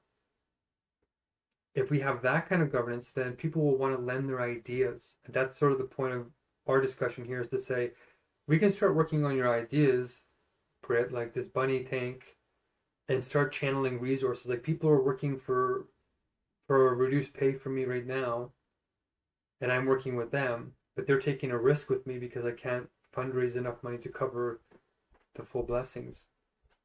But if we were to put any money into anybody else's ideas other than mine right now, and they have not taken the vow of abandonment, then we're giving them resources with no obligations to participate in this higher level of society. And so there's a dynamic where when you're sufficiently intelligent, you can invent almost anything anybody else can. So in a way, to adopt somebody's idea is sort of an honor, right? It's like if you even let somebody tell you their idea, you're showing vulnerability, because you can just develop it yourself. It might take a little bit longer or use other resources, but there's like a sort of give and take. And I'm trying to show that if we use your idea, right, we're being vulnerable, and we're saying, okay, we're going to give you the credit for this idea, which means it's going to give you some political power, because it means that the divine idea is coming through you if we all choose that. But if people feel like you're just going to abandon them, right, or throw them under the bus, or do these utilitarian calculations, then people are going to say, well, I don't want to use her idea, because even if it's a good idea, it's risky giving her power. So it's better to just avoid her idea, come up with our own, which is different enough that we can call it our own, and then just run with that and put in money into that idea, because we've taken the vow of abandonment for her. So she's golden. If we get more power, so does she technically. But if she gets power, it's a zero-sum game. It's kind of like, well, we're on our own. So if it doesn't work out, You're giving that person power if you're taking their idea, because now you're continuing their legacy for them. well, no, this is why the legal system in North America becomes it's a good thing in one sense, because even though you're saying, use my idea, that's fine, I'm stepping away. Once it makes $1 billion, you're going to come right back and say, wait a second, if I would have known it was $1 billion worth of value, I would never have given it to you. I feel exploited. I think the terms and conditions were unfair, and the courts will listen to you as long as you come within 2 years. of the limitation window, and you can renegotiate what is really fair. And somebody might be like, well, I don't want to go through that. Like, if especially if somebody's likely to do it, and somebody intelligent like you, Britt, would do it because you're intelligent enough to probably represent yourself in court, or you have resources to do that. And that's why people exploit the poor. Is the poor, some smart guys are poor, and they show their ideas to these rich guys, and then these rich guys can just trounce them in court. But otherwise, you want to pick people to invest in their ideas that are going to contribute to the whole, or at least if they rise up above and they get a lot of power, that they're going to keep the valve on abandonment and not abandon all the people that lifted up that idea. So this is where I'm at now, developing the system. Is I'm thinking, how do you balance all of these things? We could avoid everybody's ideas and just develop this thing and then just like outpace everybody in what's called first mover advantage, which is kind of the strategy. Huh?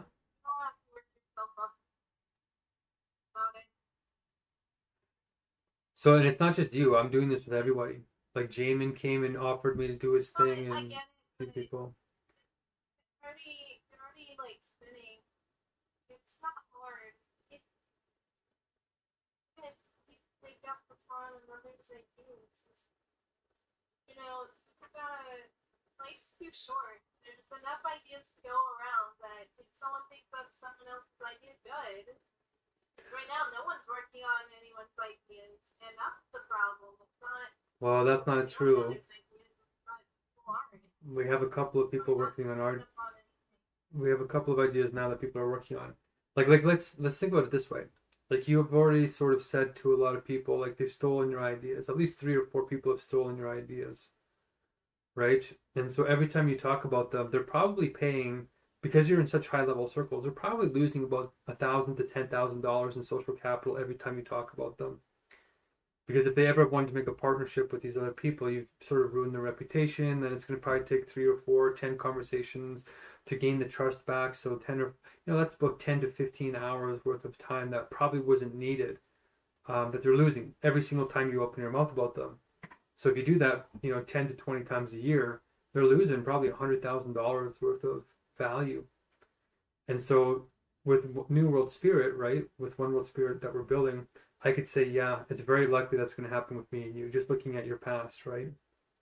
Because usually whoever you talk bad about usually happens to your other partners in the future. So it's very likely that that's going to happen between me and you, unless I become subservient.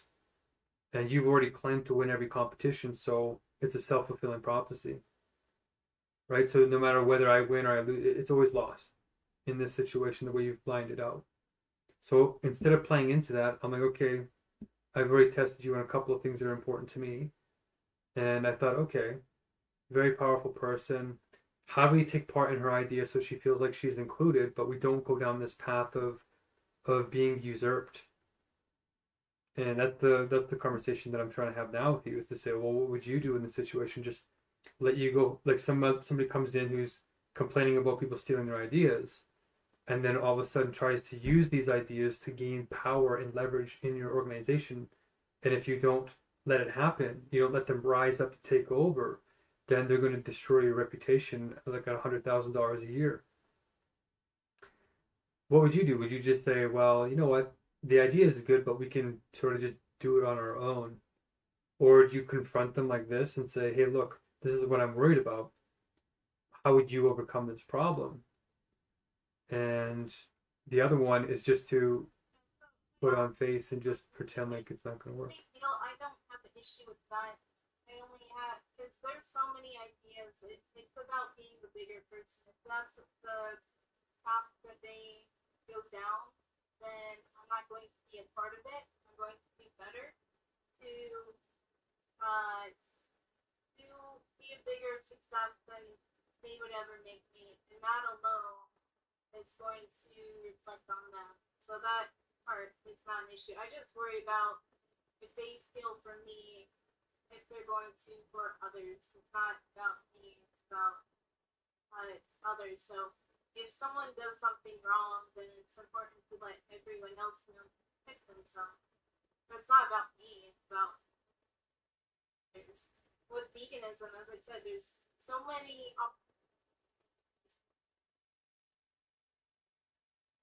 much potential and everything that, like, that little bit that they care about is so small, so minuscule, and there's like, out there, then still a lot better than nothing. So even the people that steal, they still produce way more than people who don't. So that's not the issue. That's not the problem. It's like it's just about moving on. Like you gotta just move on as quickly as you can and do better. And now do a few reflect on the individual and to reflect on that allow that to happen. Not me. Do better and you know it goes back to that splitting where sometimes that split is a good thing because it you know if you don't split then it suffocates and you get complacent, confused, then have that ability to be freed up to go after everything. So you could go bigger and do more, everything like that. So that's what I have right now. Every time someone does that, it just empowers me. It makes me wealthier. And, you know, if they have that, then, you know, fine, take it. It's not a big deal. They're, for that, like, 0.000, you know, go down, like, 0.01%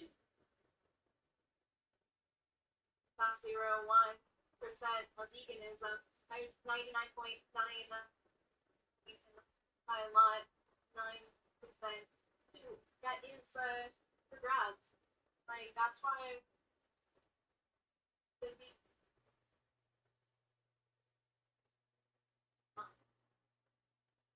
there's just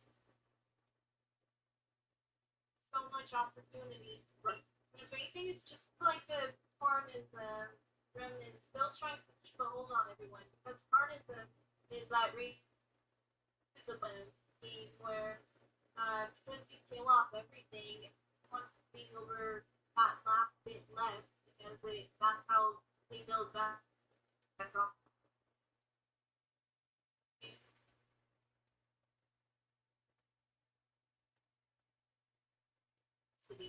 But with so you can't make money off of that because that's not vegan. Once we get past this transitionary period of carnism where people are sabotaging each other and getting in each other's way, stepping over each other's shoes, and that, you know, and people shift and navigate to find their own niche, then eventually that's going to work itself out. But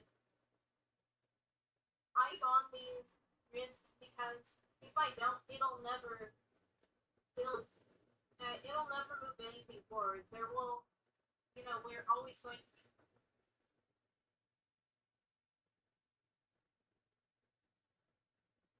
be positioned. But if someone from and this and that, then you know that person falls into that trap, and it keeps everyone else from doing so, so that they are able to go to where all the, you know, abundance is and where the bounty is. So, you know, eventually people are going to see that perfect and are going to be able to expand into that area. So this is just a short-term loss for a long-term gain, and that is the game that I chose to play. I chose to take on the risks of it following.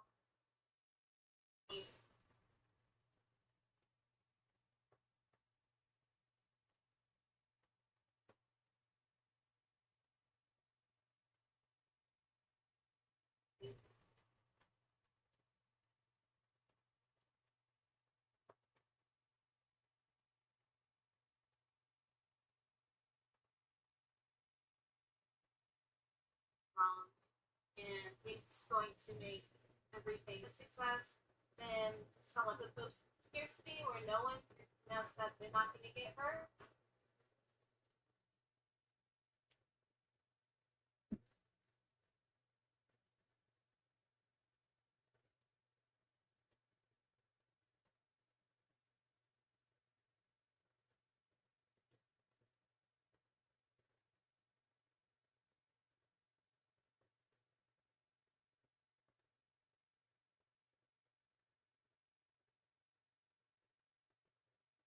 Are you there?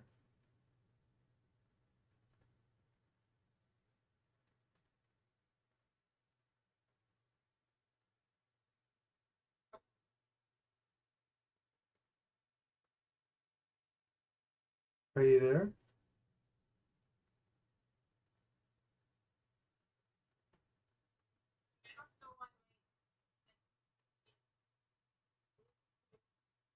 I can hear you now, yeah. A little bit. You chopped up there, but I'm you're getting a little bit defensive, which is totally normal.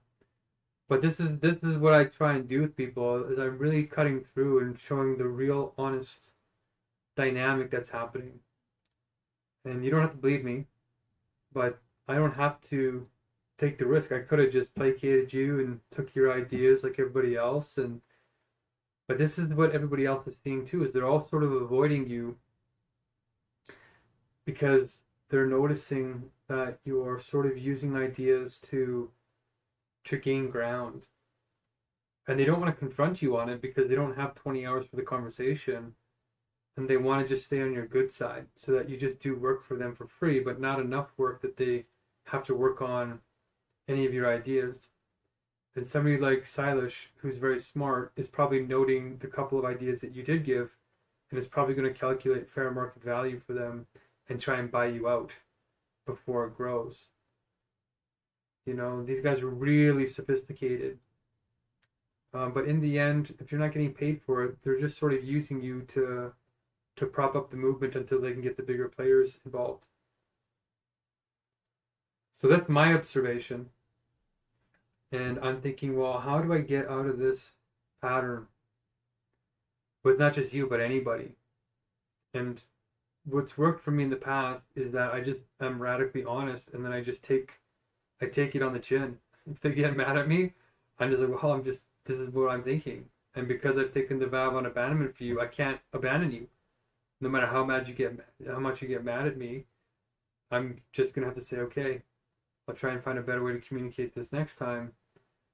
But I don't want to treat you the way other people are treating you. So I'm trying to break through that and say, I want to use your ideas, but I don't want to get abandoned. And I'm doing a trade-off calculation in my head. It's like, would it be better just to build the tournament and run it for like a month and then invite you in afterwards where it's undeniable that these are our ideas?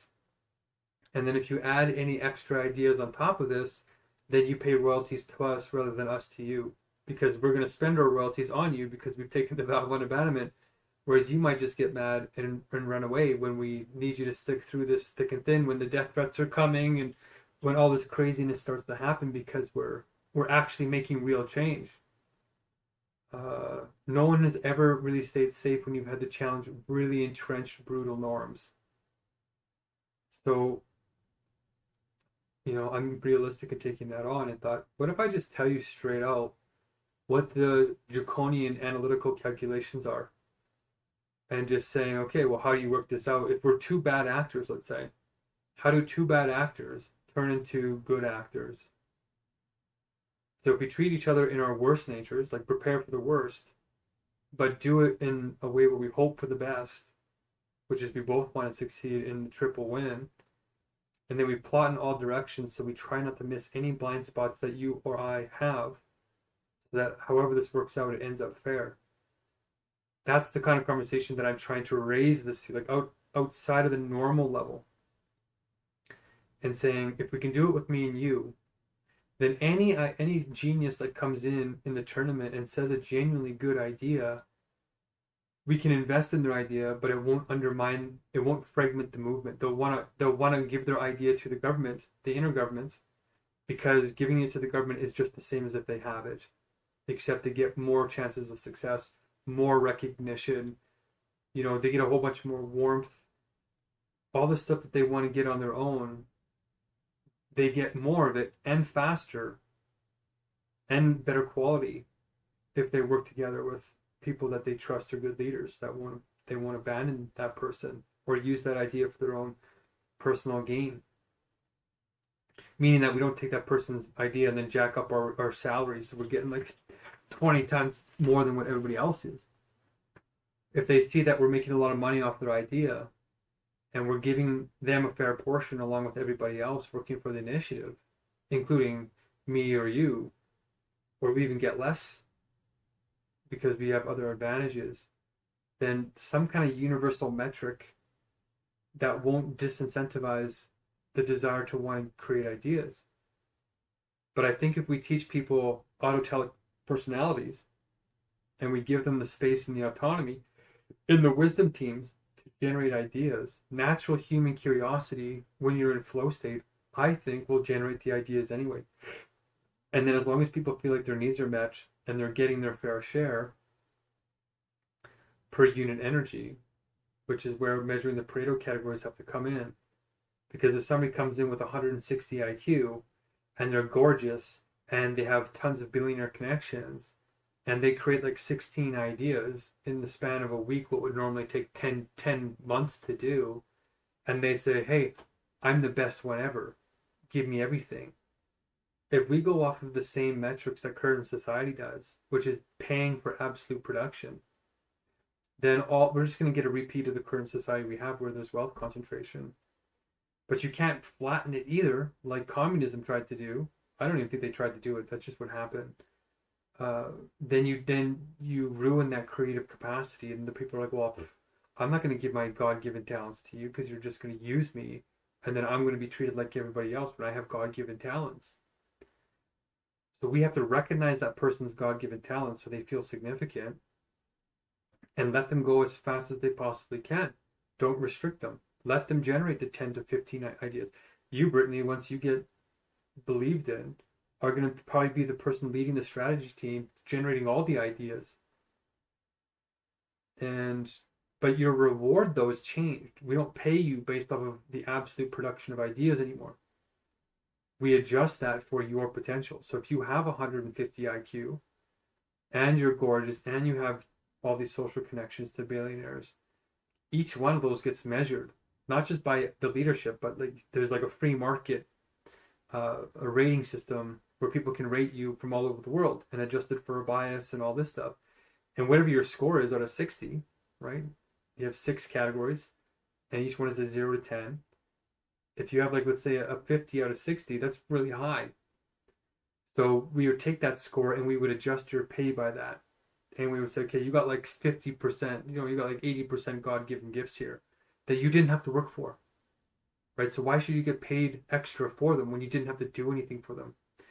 And everybody else can't work harder to get them. You can't work harder and become more beautiful. You can't work harder and have a higher IQ. You can't work harder and make $1 billion in like a week. All those things, if you make any progress on them at all, takes like half your lifetime. So that's why we adjust for it.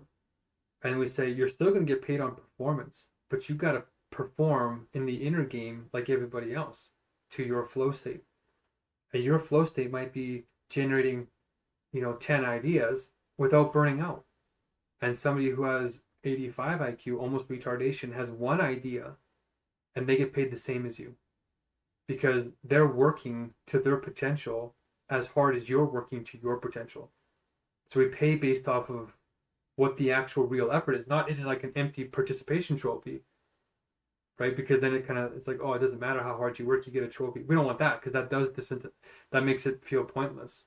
You still want the 85 person IQ feeling like they earned what they got paid, right? It wasn't a hand me out. They actually had. If I was an 85 IQ person, I probably could not have done better than them. Same with you. If you suddenly went from 150 IQ down to 85, you probably couldn't have done better than them. That feeling that you are respected, you are seen. Oh, I'm almost crying just saying that. For me, that's where God, like that's where the truth is. That's where God is for me. Is when people feel like that, I feel like I see myself in the other person, and they see themselves in me. That's what the pay structure needs to create, is that feeling. The product, whatever you produce, who cares? That's like a byproduct of spiritual development or self-development. Having that feeling is really what we want as human beings. So that was my strategy. That's how I was going to try and involve heavy hitters like you to say, you're still going to be a genius. You're still going to get recognized as a genius. But the absolute pay that you get is going to be measured in this new way. And if it's done right, you're still going to feel dignified. But so will all these other people who aren't as gifted as you. And then everybody's kind of happy. We don't fall into the communist trap. We don't fall into the capitalist trap. We don't fall even into the socialist trap. We're doing all of them in the right way at the right time. And you feel wonderful because you're allowed to be as bright as you are. You're allowed to shine like a star. If you end up creating 100% of the ideas, as long as everybody else has access to them, then that's what you get paid for based on your relative potential. So you still get the recognition, but the payment still, it's not like you get a monopoly on all the ideas in the organization, because we granted you that opportunity. Because we could have just said, no, we don't want you to generate that many ideas because we want to protect our power interests. But like, this is what Apple and Microsoft try to do. They try and say, well, we're showing you all of our intellectual property, which would have taken you 25 years to learn yourself. So we're giving you a huge education. So we want you to balance that by signing an agreement saying that any discoveries you make off of our discoveries, we get a big chunk of that. Otherwise, people would come in, steal their ideas, go start their own company, and then compete with them. And that's part of capitalism, but there's something rapey and dishonest about that. That a company works for 40 years. Let's say it's an honest company too. They make an honest 40 years worth of development and profit, and then you come in as maybe a slick 21-year-old and you steal all their ideas and then out innovate them because you don't have all these other obligations to do charity events and like take care of people. You just sit in your basement with a bunch of other kids getting your bills paid for by your parents or your student loans, and you out innovate. That's what they're trying to stop. They're trying to have fair, wherever you put your time, you get the opportunities. And you have to let people rise up, or else it feels really oppressive. You don't want to stop that competitive angle completely. You just want to have fair competition. So that's, from all the game theory and the stuff that I studied over the years, this is the final model that I'm narrowing in on to say this satisfies all the check boxes. So we don't fall into any of these pitfalls. And I think that whether you're capitalist, socialist, communist, everybody's going to want to work for this system because it's based on the essence of what humanity is about, what we really want at the highest levels. And it's calibrating for all the limits of our current destructive, toxic culture, because we are in a burnout culture. And when you get paid with absolute production, even the gifted are burning out and they hate it because it's so draconian, right? So nobody gets to rest. So I think even the top will be like, yeah, I'm tired. Like that Terrence Tao mathematician, that genius guy who has like 210 IQ, he decided to be like a normal professor because he got burnt out as a kid. They went from competition to competition. Oh, smartest kid ever. And he saw his future and he was like, I don't want that. They don't want it. So I think this is why it's going to be the model for everyone. And that's why I called them Pareto categories, based on that principle that we don't have to stop you from shining, Britt, just so that we have everybody else not get left behind. You can shine bright like a diamond as long as you take the vow of abandonment and agree that we can use these ideas that we've given you the opportunity to generate to share with everybody in this new payment scheme.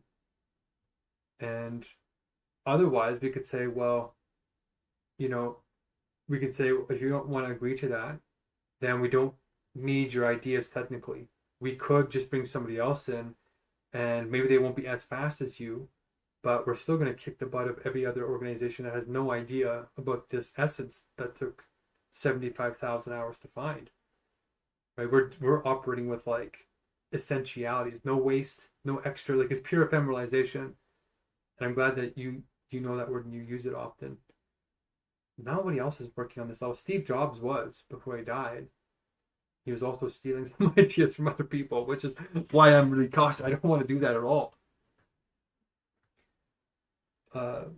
This is the direction. This is the real novelty in the email that I sent you. Is I got excited and I thought, oh, she could probably work at this level.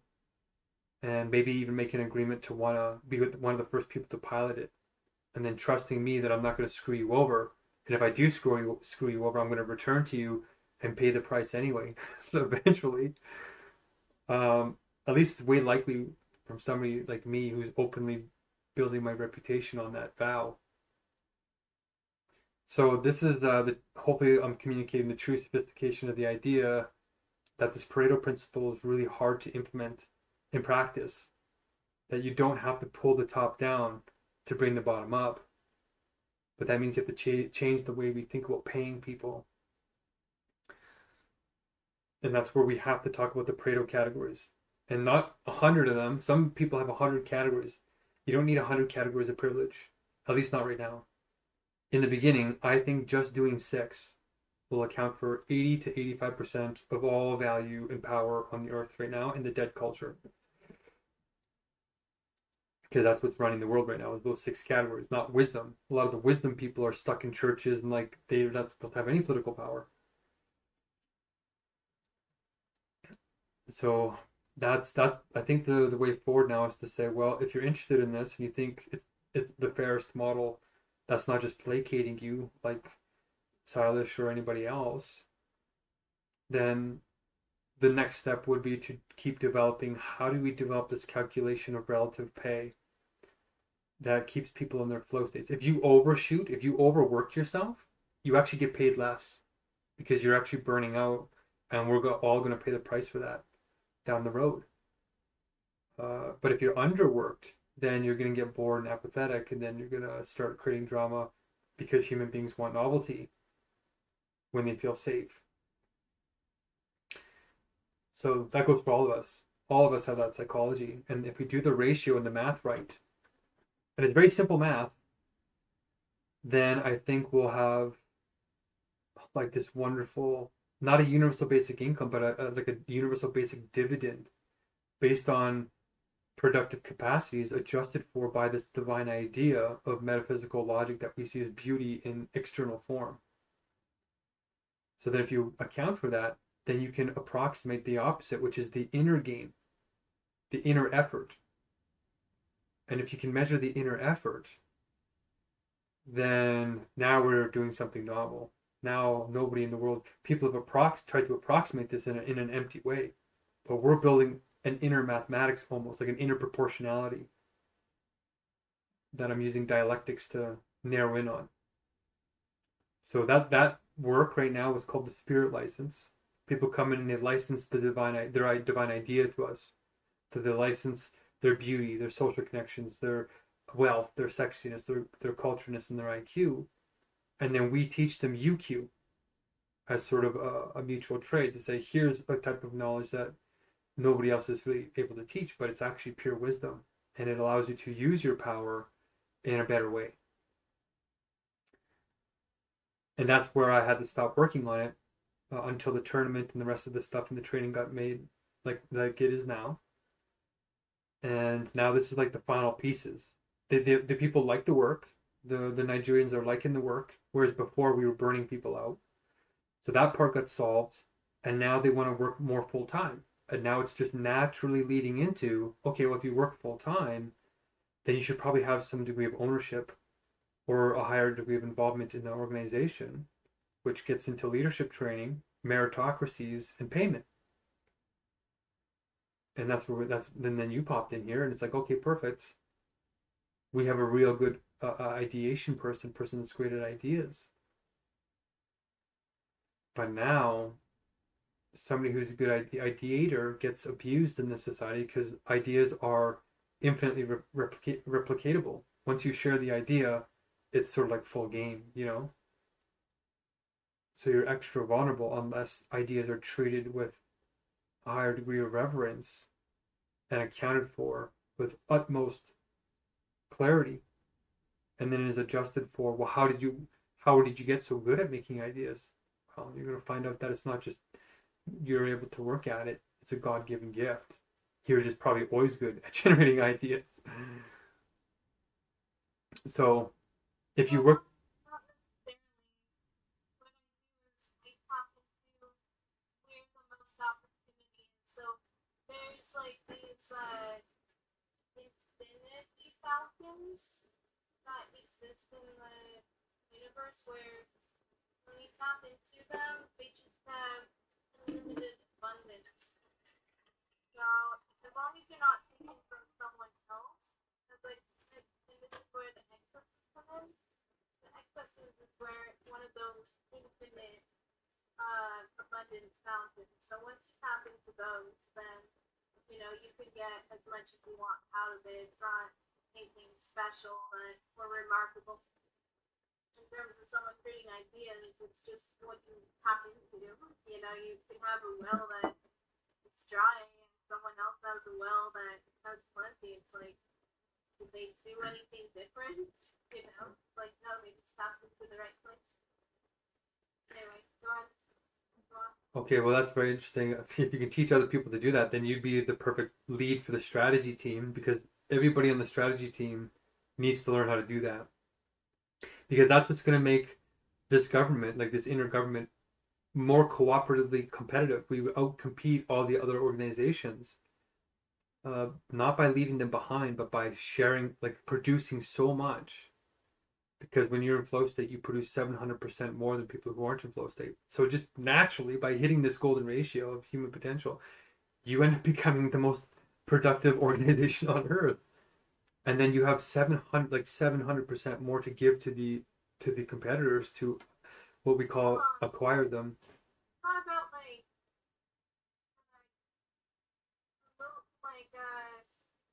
competing? You want to catch everyone else up too. So how I won wasn't like willy nilly like bingo stuff.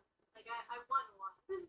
So how I win is I would help out the people that I knew were going to be my competitors at the end, so that it just the people that aren't that good, they get out, so that you have a real competition. Otherwise, it's just not. Like if people are just regular, they're just not going to really do much for competing. At least not at my level. On top of it, once you win, that's it. You cannot. Everyone leaves. So if you're going to help people out, you might as well do it while you're competing. So maybe what I did was not ideal. Obviously, I know where my mistakes are. I could have done better. So what you want to do is take where you are, maybe currently, give that to the competitors for free as you level up and be like 10 steps ahead, and always help them out, because you can't do it alone. Their success is your success. So you gotta make sure that you're, that they're not competitors, they're collaborators. It's like, instead of thinking everything's against you, you gotta think they're with you. They're helping you out. If they're succeeding, then they figured out something, did something that you could benefit off of. We can't think in terms of a competitive mindset.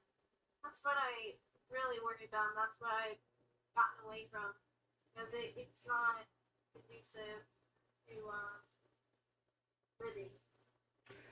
Well, that's what I mean. I think we agree on this more or less. Huh? I said feel free to speak, but Yeah. Well, that's right, and that's why I kind of led with cooperative competition is what we're going to aim for. But in the beginning stages, though, when I was studying startup culture, competitive collaboration where everyone competes to be better off. Then everyone competes to try to help each other out the most. well, that's exactly what we're. Did I send you the USC virtuous cycle? Did you read that document?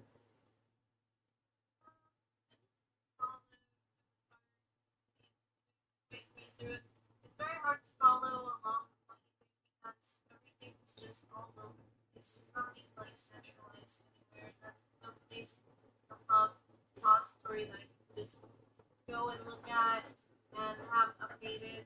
So it's not like my website. So it's very even if I look at it, it's not going to be easy for me to grasp. That makes sense.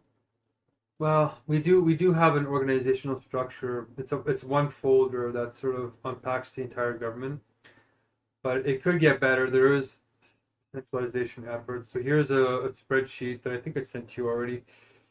The universal tool document has all the tools there, but Aya and I were gonna organize it, but I ran out of time because the court case got intense. But now we're getting back to it and trying to turn it into an actual government with all the tools connected. Now that the tools are being developed more usefully. But the goal now is to expand, and I think we got the model now. It's kind of like a rinse and repeat. Just keep going with a little bit of novelty, and then sending to people the signal like, well, how are we rising up so quickly? How are we maintaining critical mass momentum? And we're going to say, because we built from essence, and you're a part of it. But we're not fools. We know wise love, not blind love. In the beginning, if you give all your resources away to somebody who's not, who is operating in a zero-sum game, they can destroy you. So we have to gain a little bit of momentum first.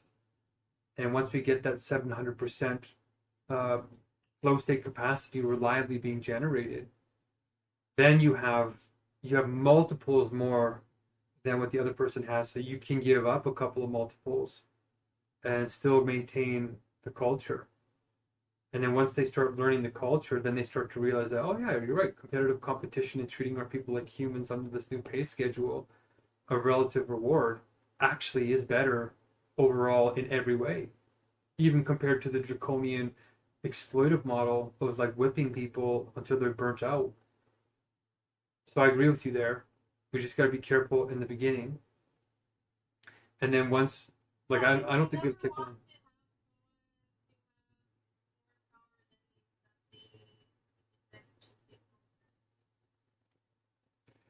Well, I think You don't leave them behind either.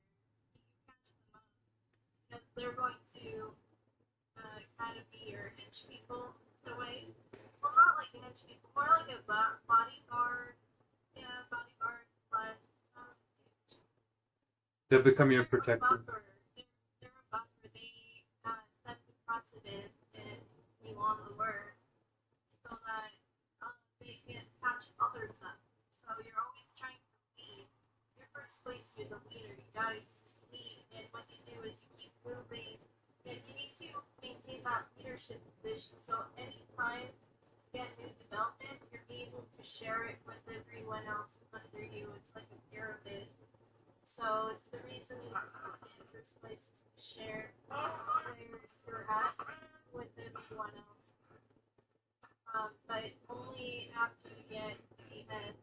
So once you jump to another step, that step that you jump from, catch everyone else up to that, and each level will help out the next level.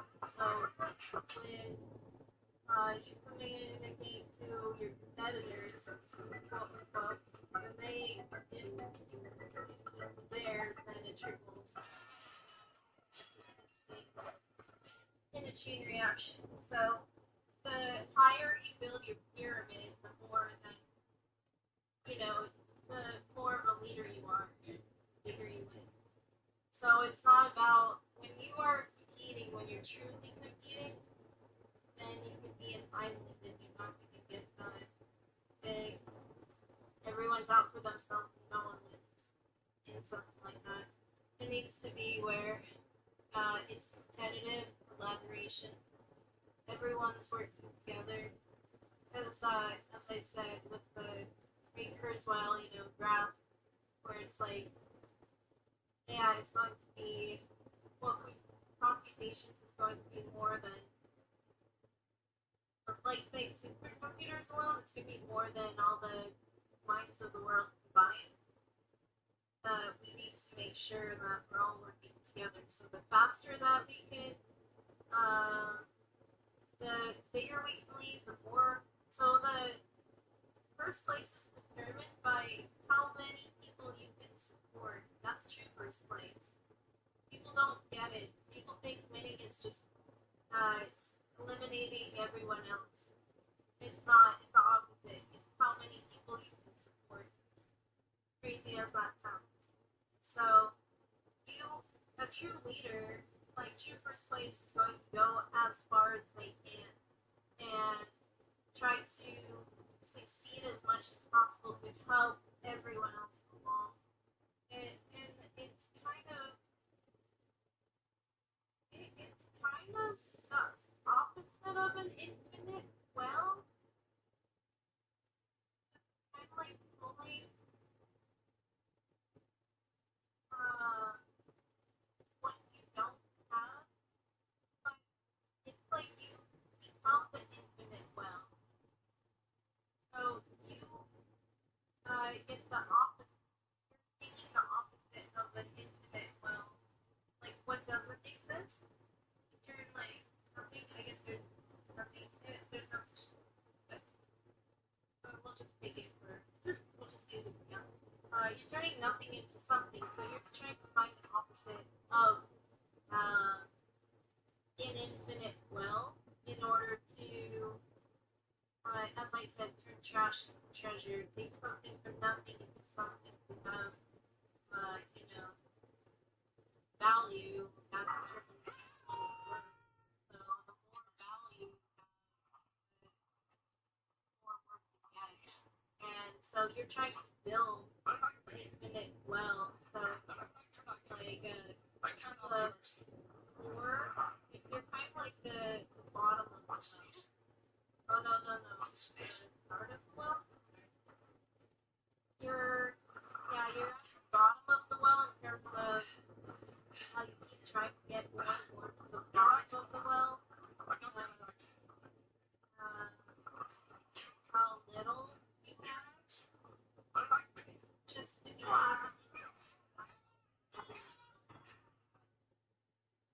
so you're going to be in an empty well as much as possible to provide the infinite power for everyone else.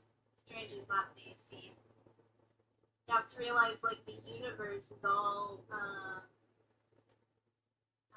black holes and white holes. And it's in the form of a work.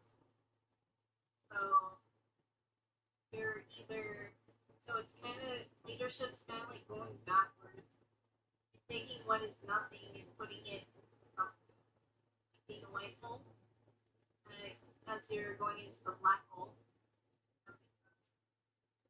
Anyway, but yeah, you want to do the hardest part and pave the way for everyone else to succeed. And if someone raises their head, good. Now they take the leadership position. It's kind of like when the geese have that V formation.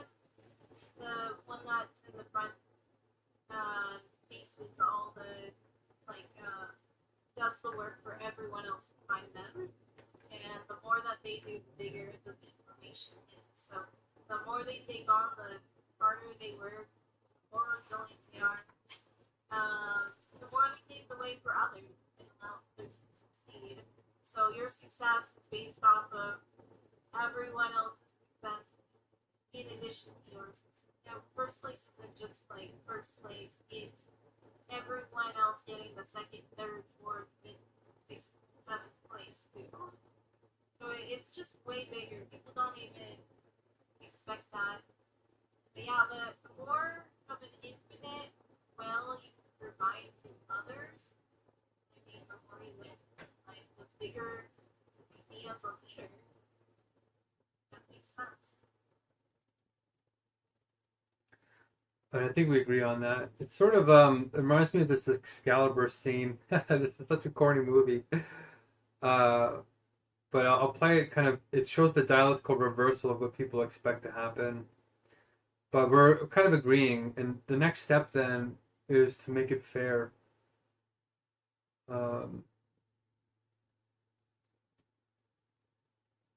Is to make it fair. Did I cut out? Okay, I must have cut out. Well, it reminds me of this movie called Excalibur, and there's a scene that's a dialectical reversal which I think illustrates this point pretty well, where you do the opposite. Like the great leader is not one who chops off the most heads. The great leader is the one that brings more people with them. Yeah, because what artists do, reason why they succeed is because they are doing that will fountain where it's however much people they're able to make happy, and that's how they succeed. They can't let vegans, vegans, they're not doing anything in comparison like that. So it's like they can't just give the leadership over. Artists want to. They want to transition the world to veganism already. They just can't because vegans are dropping the ball because veganism's not big enough to have the leadership transfer. So when you look at what they do, they provide for others. They provide support. They're not putting anyone down. They are giving them whatever they want, as much as they want. But their well is, killing all the animals, and their bottom of the well is, animals. So vegans need to build their own well and just to get bigger than artists. And its backing is plants, nature. Right. So I think embodying this opposite effect is what the tournament needs to embrace. It's such a corny scene, but I just love it. Can you see it?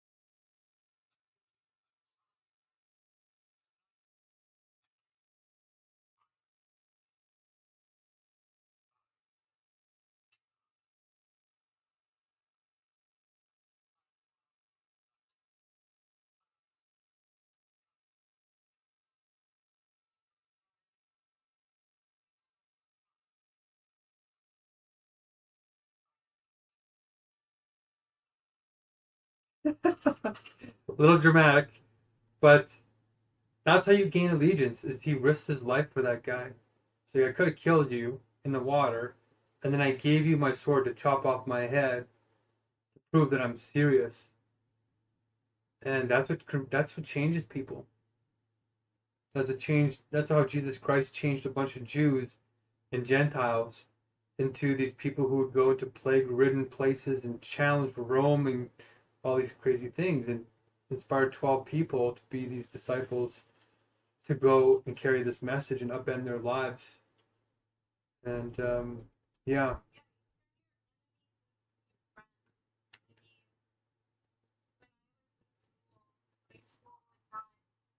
There's a bite, it will not do anything about it. So there weren't these circles, so obviously these circles were touching each other. When I came in, it's like you're worried about getting smoke at any second, but I would just ask them, like, why are you in this circle? The punching, and they're like, well, I thought it was fun. I'm like, there's more things, there's funner things that don't involve getting hurt. And they were like, just, yeah, give me an idea and I'll listen. They're like, oh, watch out for that punch, hold on a second. They had to, like, move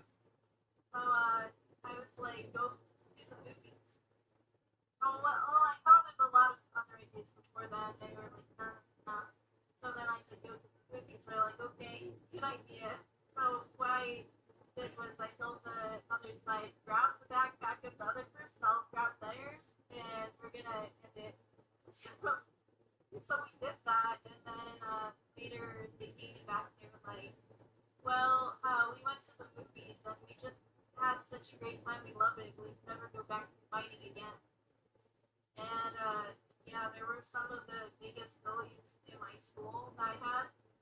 And yeah, it's like they were always against me, but then at the end, um, I still helped them out. They're like, oh, you're actually nice. I didn't know they thought I was mean. I guess that's why they picked on me all that time. So in the end, the people that picked on me the most, we just all got along at the end, and there were never any problems. There was someone that was trying to fire me at a job, but I made sure that I was nice to them. So because it's like when the reason why people bully is because they see someone else as bad. So if they see something else as bad, someone else bad, naturally, it makes sense if someone is bad that you would go against them and try to destroy what's bad. It's just bullying happens. Bullying is where things go wrong, where they perceive someone that's nice as someone that's bad, and then just tries to destroy them, thinking they're bad when they're not. So if you show people that you're not bad, that you're good, and that you're nice and want to work with them and are there for them, helpful, then everyone's your friend.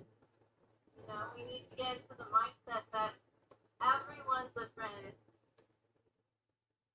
but no one's an enemy, and then you have none.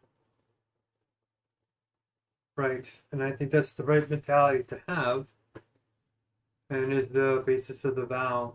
But that also means getting brutally honest with our relationships with other people and the power that we have towards them or with them.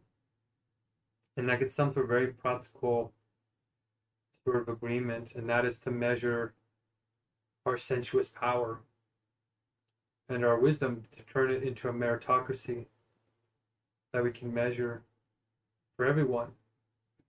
And if we do it in a free market dynamic, then you can get out biases. So the first thing that we try.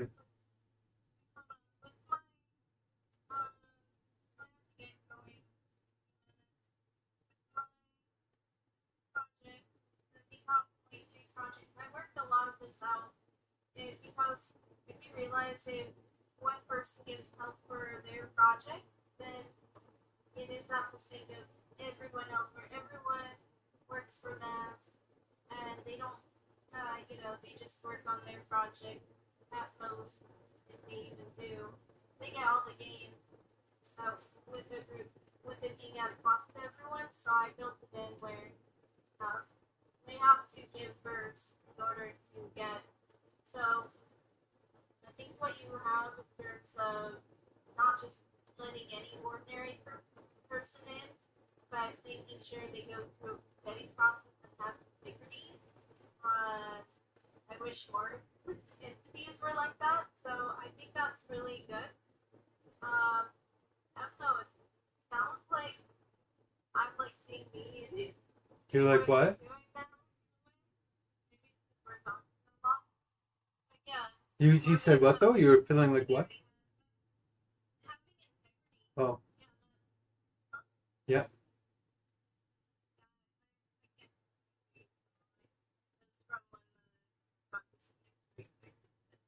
I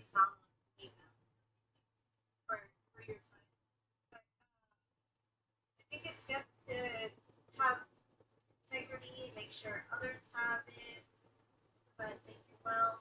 I would say in terms of stylish and the climate healers, they're not helping me. You have to realize that DCOP 23 was my idea. The DCOP 24 is also my idea.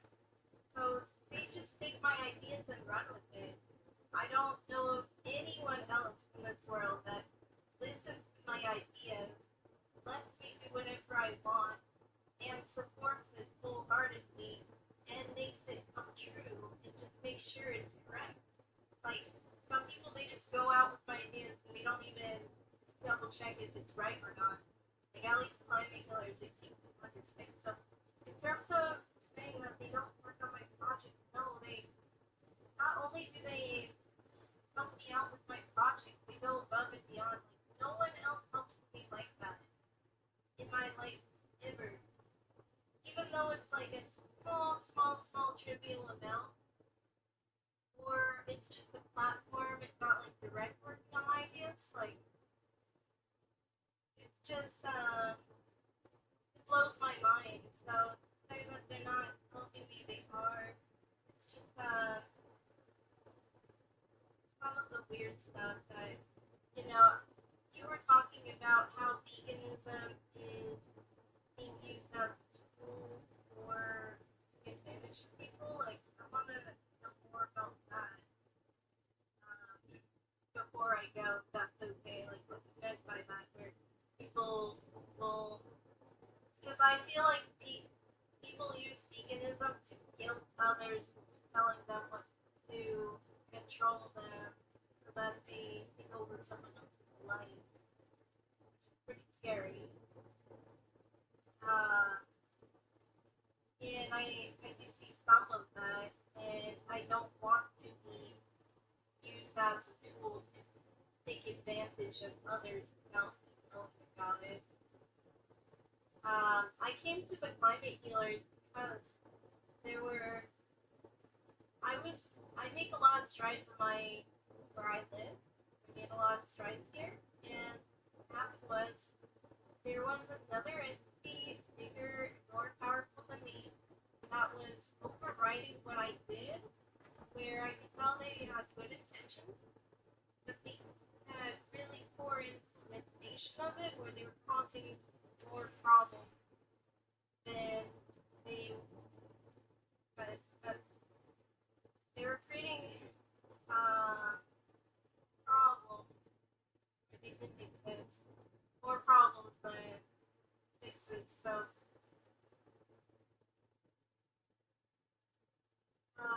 and they were doing more and more power grabs while they kept causing more and more problems. So that's why I had to find this entity, and luckily it's only next door to me in another state, not too far from me, that I was able to find out which entity it was. So I came in and really just survived. People were having the nuttiest of ideas, where they were so bad it would just destroy everything. And you know what? I talked to everyone. They spoke a different language than me, even though we were speaking English. And, you know, figuratively, it's like they were just talking in a different way. They didn't understand where it's coming from. I didn't understand who they were. But, you know, I used the Atlantis Disney movie where they tried to, like, speak in different languages until they meet up with the right one. So we did get to the same language, same level of communicating terms. And finally, there I was able to get through, let them know what's going on, what's how it's damaging and problematic, and what to do instead. That's how everyone got this big revelation.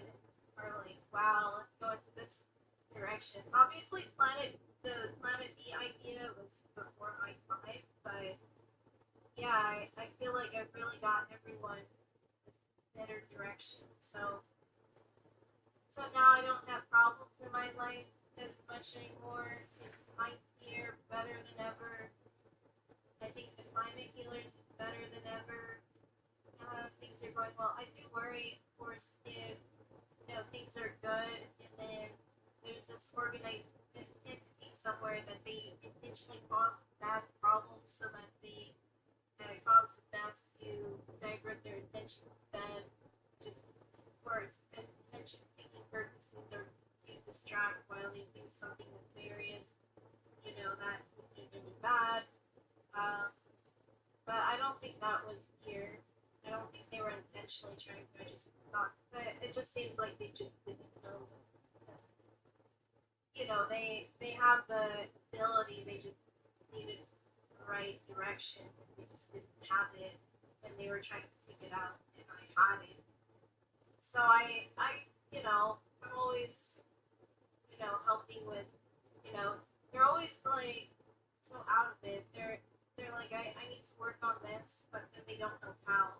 When they don't get it, I say something, they don't like, it's not like they can keep building off of it. So I have to be there and provide that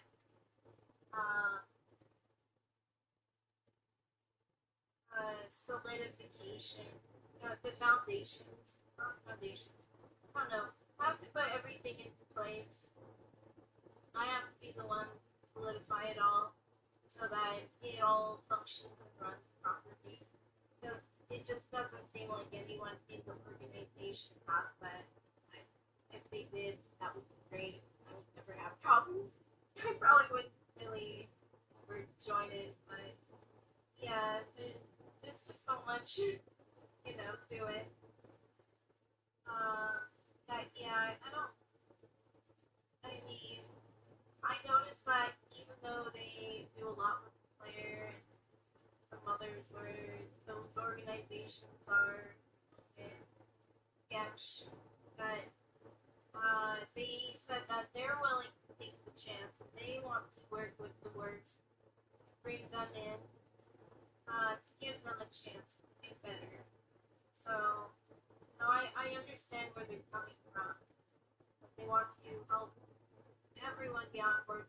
The worst vegan is still going to be much better than the best artist. So, it's not going to take much to get the worst vegan really straight to be set on the right track. They just need to know what that track is. Once I set people on the right track, then that's it. I don't have to do anything else. Then they run off and conquer the world. Great ideas and keep going. And all I do is get all the benefits of that back. Where they say thank you, saved my life or something, and here's some celebration. That's the best I could ask for. And honestly, that alone is enough support financially and laboriously that that's why I don't have to retire. We just live in so much abundance. We throw away so much stuff or just we just need a little tweak and we're able to get some. It's like we just don't even realize our potential. So yeah, to say that they're trying to take advantage, I just think it might have been that they just weren't like thinking in the right direction. Because yeah, they had this take advantage mindset before I met them, and so I feel like I took that away. I don't know if it was me, but at least now they're on a better track. They're trying to destroy everyone. It's like they're trying, like the Garnet. It's like they're trying to build better. Anyway, I hope that provides good context for you on that. Yeah, I think it provides better picture. And trying to get down to the bottom of these ideas and how to share them and how to do this rating of yourself. Right? We did the self ratings where it's like you get to rate your own beauty, you get to rate your own wealth, you get to rate your own culturedness and your IQ. You rate those yourself and see what your rating is. And then other people get to rate you, and then we cross compare and we see what is the most likely.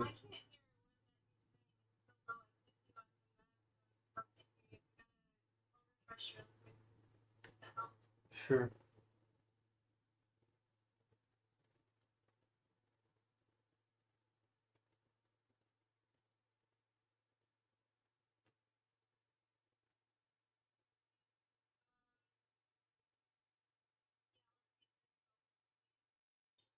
Does that work?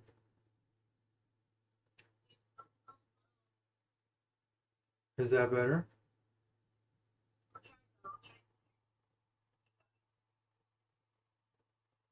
Can you hear me? Is that working?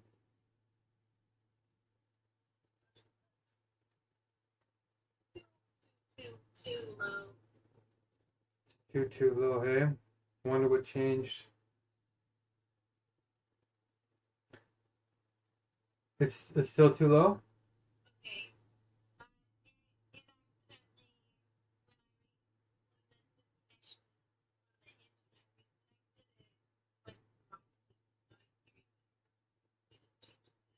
Okay. Okay.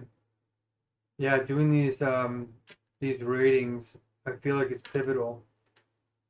And people avoid them like the plague, and it's kind of like a sign of the truth.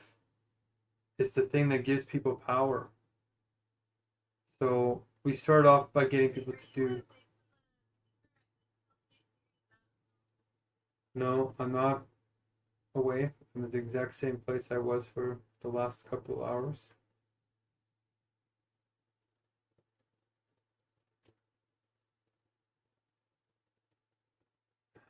Yeah, I don't know what's going on with the sound. Maybe, hold on.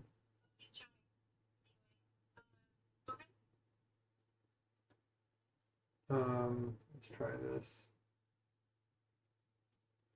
Did that fix anything? No? Okay, well, we need to rate. Yeah, okay. We need to address this central issue is that if it's true that 80% to 85% of value and power on earth to sensuous people, including these people that you're calling carnal, we have to rate these 6 categories. And we start off by doing these self ratings, what we think we are in them from 0 to 10, and then we get other people to rate us. And then it's a really powerful autoethnographic study of oneself, and it's often eye-opening because the difference between your self-rating and what other people might rate you sometimes is really shocking, but it explains a lot about people's worldviews and how to help them for real. So I boiled it down to, if somebody doesn't want to do that, then they're probably interested in playing the sensuous power struggle game.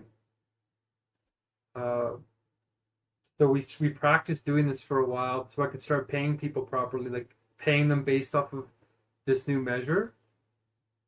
And it really spices up the night. Like, it is really intense. And it just goes to show you how much power is latent in these categories that it's taboo to even talk about them openly. It's sort of like the last bastion of hegemonic, unquestioned norms.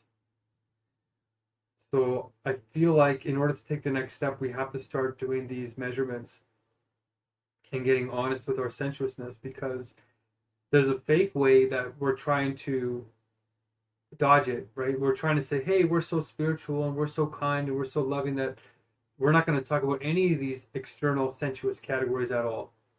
And if you even mention beauty, or you mention social connections, or you mention wealth, or sexiness, or cultureness, or if you even mention those openly, you're already a bad person. So I feel like, well, no, we're doing that because we're trying to not objectify people and treat them only because of those categories, and then demean everybody else who doesn't have high scores in them. Because that's exactly what happens. High schools weed out the kids that are not blessed that way, and then sheds them. So it's dangerous in the wrong hands that if you get these ratings, people might use them to do the opposite of what is intended, which is they objectify them if they have high categories, or they get rid of them if they have low categories.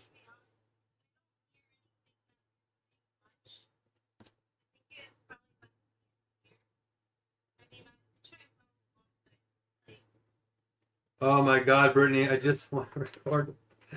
Okay, my headphones are going in then. Can you hear me now?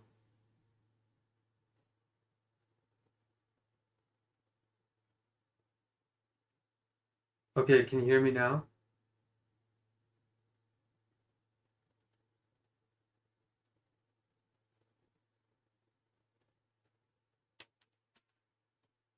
I didn't change anything, so I'm not sure.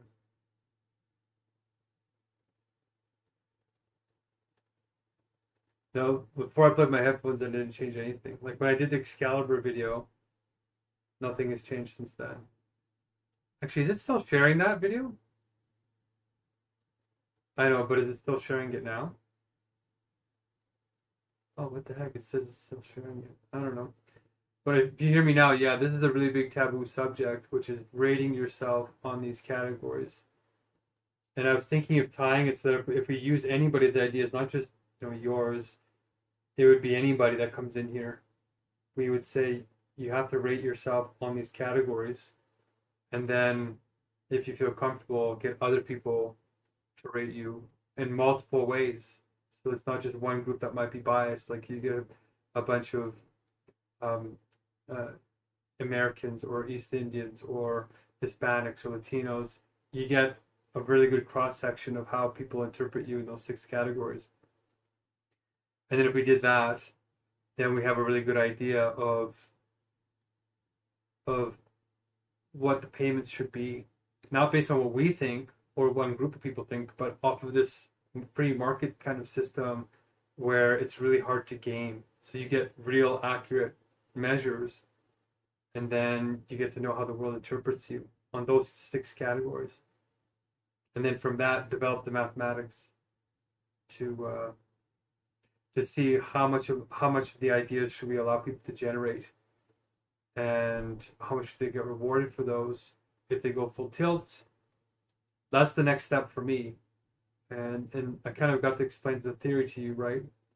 So if you have a better model on how to balance all those things, then you can talk about it. But I have a funny feeling it's going to come down to these 6 categories. And if we don't balance them, then wealth just concentrates over again in a virtuous economic cycle. So if you want to take the risk and try that, it's intense. But yeah, it exposes. Why not?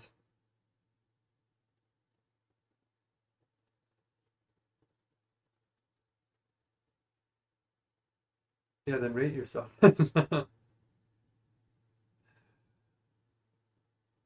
Right?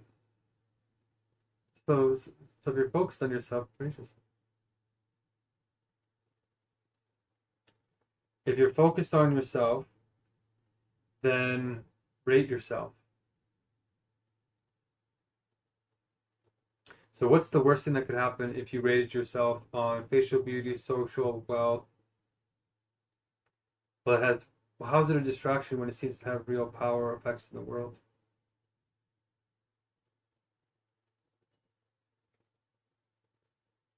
Right, and people expect to be rewarded based off what they're accomplishing, right?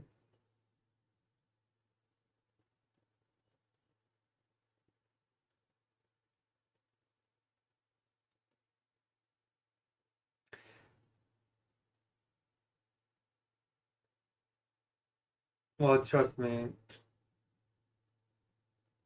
Well, trust me. Well, trust me, you do. You're talking to one now.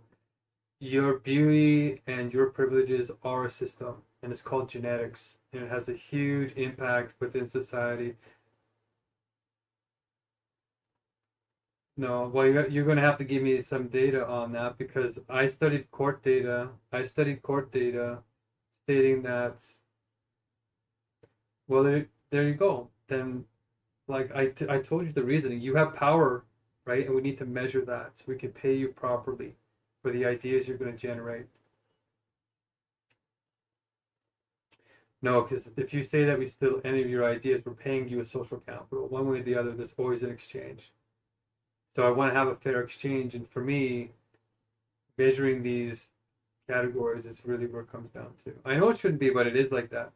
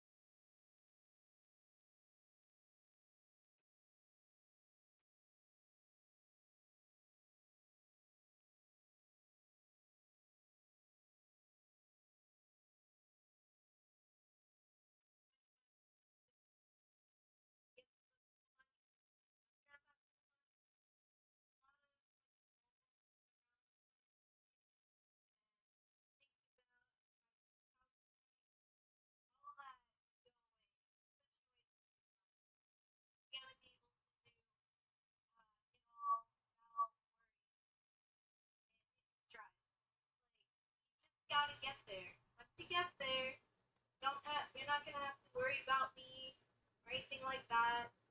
I will just be guiding each other together. And that's it. You know, you make life too hard, too complicated. It doesn't have to be that way. You can have your cake and eat it too. Just have to make sure you get that. Have that winning mentality, and then it's all yours. As long as, and then, but not true winning mentality, not like winner takes all type thing. But if you do take it all, it's for everyone, you know, everyone's benefit.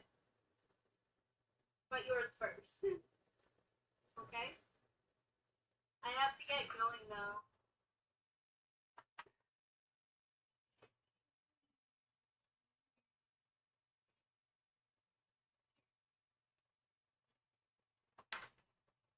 To be paving the way for me. Not like me paving the way, me trying to pull you out with the life, getting the lifesaver, pull you out of the mess, put you on the right side. Yeah, you'll be there. You know, we just have to get you there. On the, you know, that last 25% push so that you are, you know, in the state of infinity and no problem.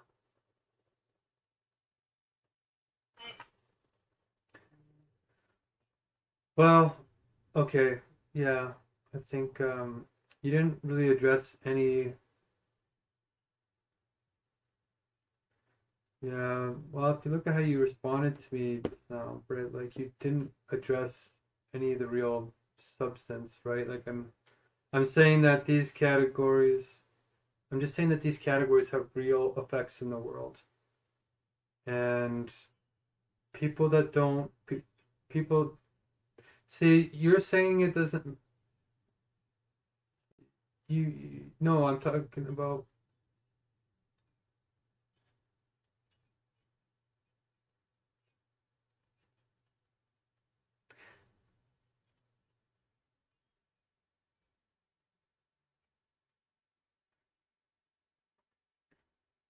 Okay,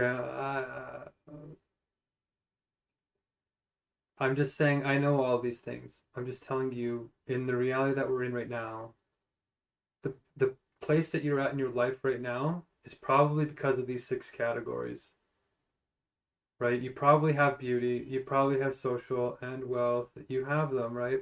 And the only people who really dodge this are the people that the the people that dodge this though are the ones that are playing a superficial game, leaving people behind.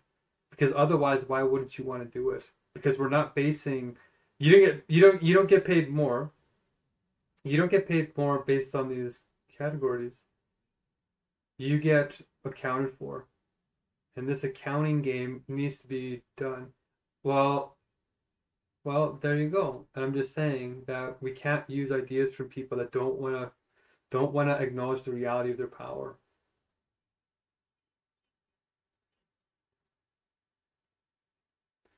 Okay, well, I am asking you to do this rating. If you decide that I'm right, and you want to do it, then if you watch around you, right, almost all the power dynamics around you are because of those six categories. Just watch for them.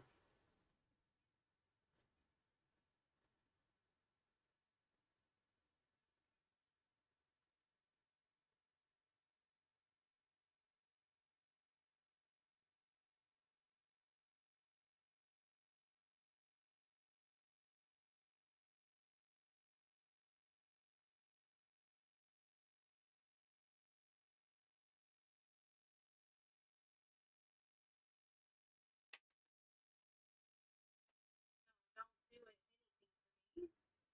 Like, do things for you. I know it sounds selfish and everything, but the more you succeed in life, better the world will be. Okay? Doesn't rely on me. Your life, you're in control of for you. Yeah, that sort of still dodges the main problem here, which is that you have power and we need to pay you fairly, right? So It needs to be addressed, Brittany. It needs to be addressed. So I just said to you, right? I said, how are we going to get to a place where we don't recreate the society? I know, I'm just saying as a final remark. I'm just saying as a final remark. We need to do this, or else it just recreates the same society we have. No. I'm just saying for One World Spirit, in order for it to not turn into what we currently have in society, I think it's an idea that's worth defending. But when you want to confront that, let me know, because it's a very powerful idea.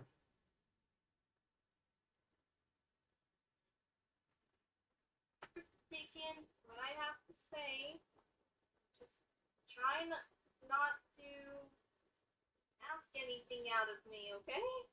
Can't be like this anymore. All right. Well, when you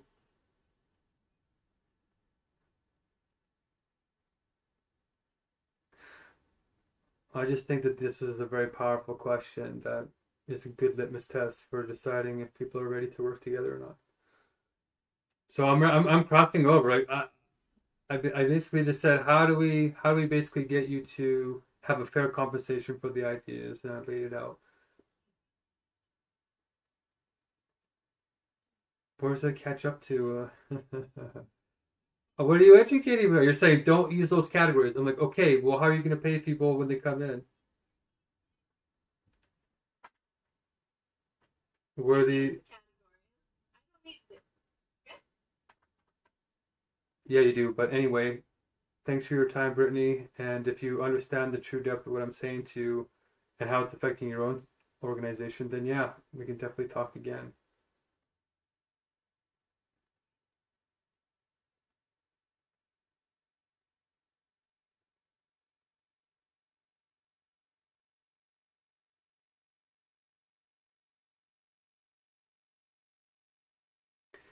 Yeah, you too, Brittany. Sounds good.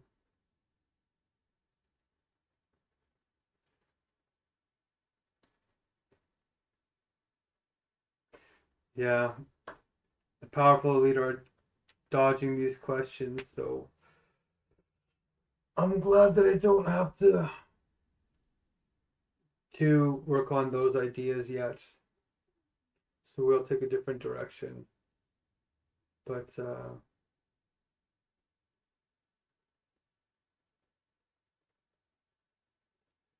yeah, totally dodging responsibility, unfortunately.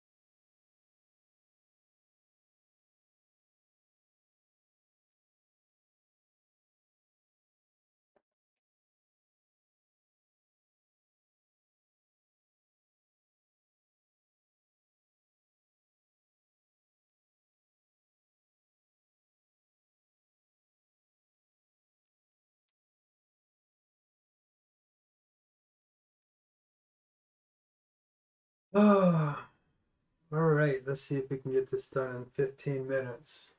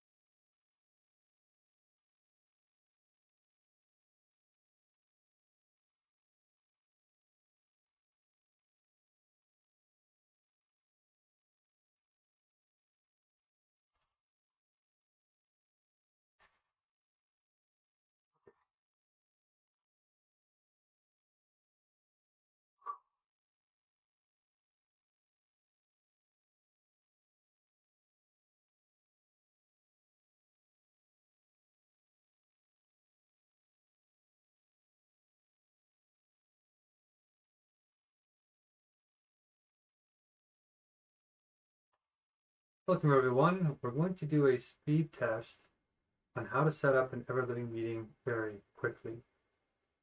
So what we're going to do is we're going to start off with this ideal tech document. You can see the number of the meeting here. We'll add a new meeting, 1:30, to obtain a new identifier, and it should do all the adjusting for you. And you're going to put in your name here along with any other participants, and then you're going to put, if you're doing an accreditation or all of the roles, you would just put your name for all of them. And we're going to go through each one of these. So you do the first part, second, and then third. And we're going to start off by doing the influencer with this daily email that you can see up here. The daily emails they'll be given a login if you want to do this role. And you would go to last sent messages here on the side, and you're just going to see when the last message was sent. And if there wasn't one sent today, then you'll click on it, and then you're just going to edit it and make it very, very quickly. You sort of see already that I have the emails in. The YouTube blocks the videos if we put the email addresses, so you want to put it in the BCC ideally so that nobody can see them. You want to edit the subject line like this, and you want to put in the right key code. And what was ours? Ours was already forgot it. 1:30 was it? Yeah. 1:30. And you want to change whether it's evening or night. Good evening. And you're going to go and check which positive words you want to use. And usually you use the first ones. So fearless, so grounded would be the next one. And we're just rotating the words in a positive way. We're just rotating as many positive things as we can. A new say might be don't give up. And then we rotate through the Megacrisis issues. We have mental health here, so let's look up, let's say global cooperation. And then you want to check news, and then what is the latest in the news in the past week? What about the past 24 hours? Dialogue, China, power. You're going to pick one that you think really shows any issues that we need to address. Global challenges, you're trying to address global cooperation challenges. This is about 18 hours ago.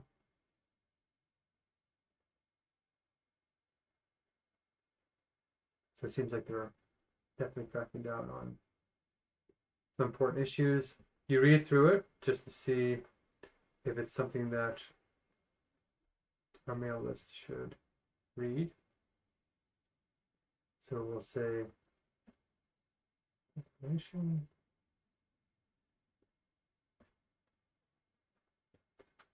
And you're just going to put that link in here very quickly for people to see. And we're sending out this email ahead of time so that people who want to join us can on time.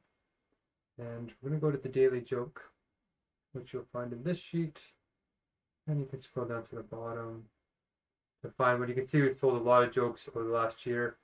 You go to the last date, and let's say December 16th, 5. And can a turkey jump higher than Mount Everest? Yes, because the mountain can't jump at all. Okay. A little tacky, but we'll go with it. And so you're going to put it in this other documents to say that we've used this one. It's our 370th joke. You can tell we've done a lot of these meetings.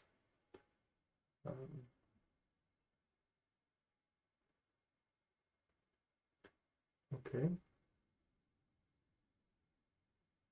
So there's a copy. Interesting.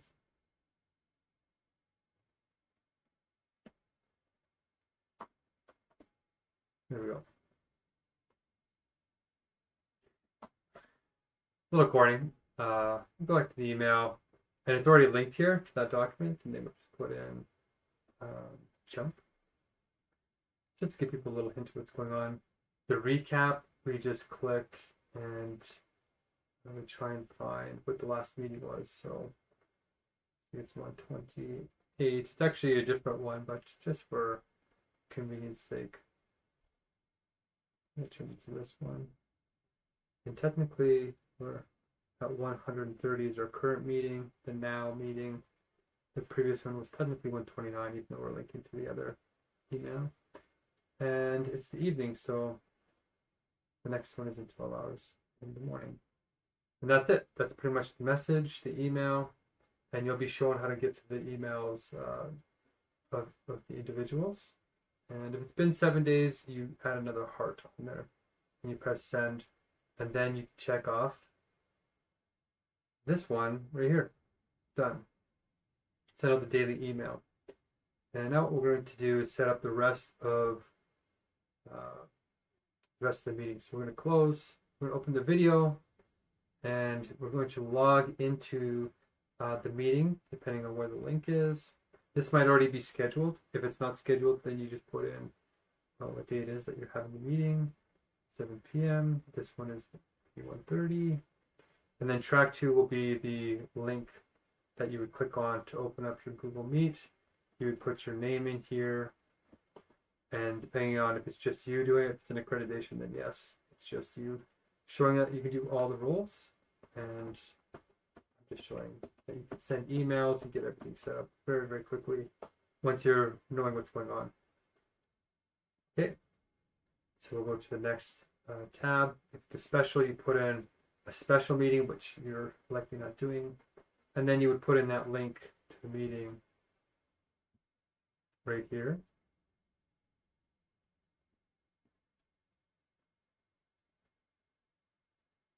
So it looks like one of my computers is already sharing, but we're going to share instead as well.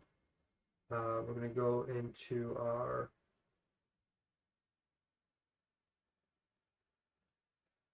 jazz music, and you're going to pick a different place each time. So we'll just say, I don't know, Romania, jazz cafe music.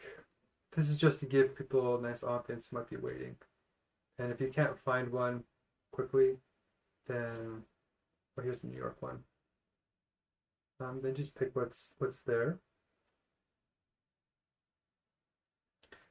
Okay. Look at that. Advertisements, no. Okay.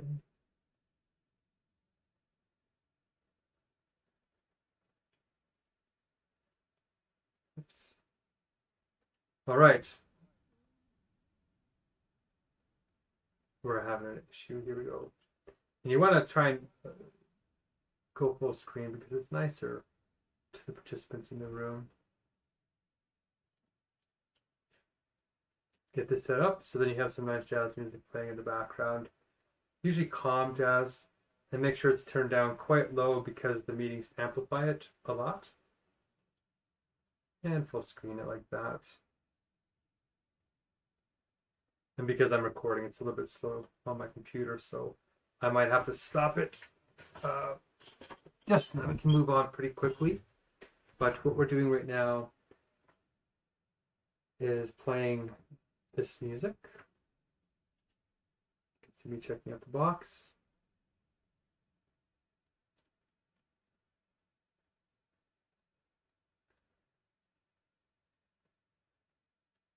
Okay. And we'll just pause that for now. You can see we have these two done pretty quickly. And then we're going to go into setting up the start of the meeting. And there we go, now it's updated. And now we're going to work our way through the core and update the chat.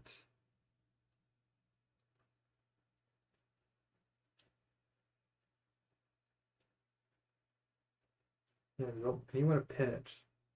When somebody says pin, you just click pin, and then when people log in, that's the first thing that they see. We're going to go up here, and we're going to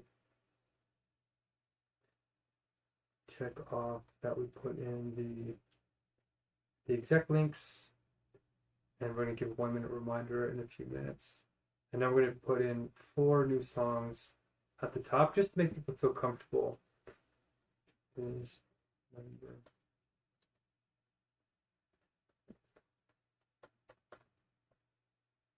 Nations, inform, generation, name, year, song, and artist. And it's just, you can use any AI you want. You're just going to create a quick list, and then you're going to put that in the chat. So whether you're young or old, there's something that you automatically feel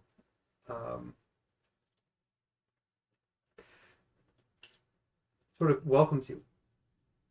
And everybody seems to like music. I think there's like 1 to 10% of the population can't hear music.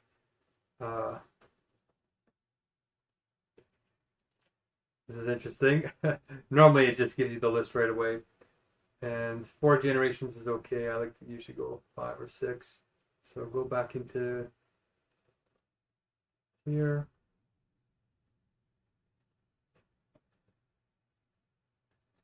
I'm going to pin that. Probably will give more than that, but that's all right. So that is finished. It gives you a reminder to not be stingy on the emojis. So if somebody's logged in, you want to welcome them with open arms, like this. And we're going to move on now to creating a folder for our meeting. This is the strategist. So you can see already that we have quite a few of these check marks ready to go. We created a new Herculean checklist. We're about to do this one here. We did a couple of floating emojis and posted 4 songs. And we have the icebreaker still. But let's do some strategy. New folder. GLM 130, December 16th, 2025. And this is an PM meeting because we have 2 meetings per day, right? And then you would just put in the names of the people that are to attend. Like so. Now your folder is created, and then you're going to create a summary sheet.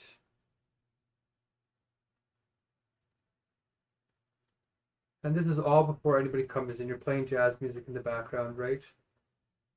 You're setting this all 10-15 minutes ahead of the meeting. At your own time. Because there's music playing, nobody's going to be talking to you. Start jazz music. Prepare. Accreditation. Doing well. And then you're going to update this as things go on in the meeting. Now we're going to do the icebreaker, and it's December 16th, so we're going to insert the column to the left. 2025, and we're going to pick this icebreaker. Let's set 2. We're going to put our meeting ID, and that's why we start off making the IDs, because you need the ID to track what you're doing. And put the icebreaker in the chat.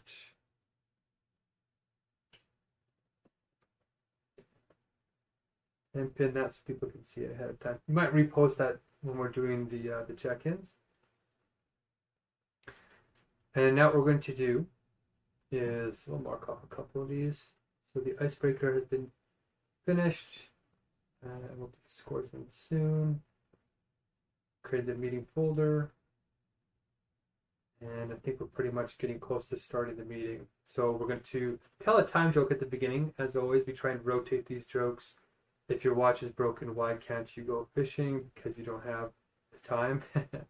So you memorize that for when you do your speech. And then here's where we sort of do one of the harder tasks, which is these timers up here. And to check off this box, you have to reset these timers. You can see there's a previous meeting. So what we're going to do is, whether you're on Mac or Windows or Linux, you're going to open a terminal like this, and you're going to copy this line into the terminal. And then you're going to type in the password, which you'll be given if you make it through. And then you're just going to navigate to the right folder. You don't have to be a coder or anything to do this. It's just copy and paste. you're going to where the timers are running, and you're just going to stop them to reset all the memory, and then you're going to restart it.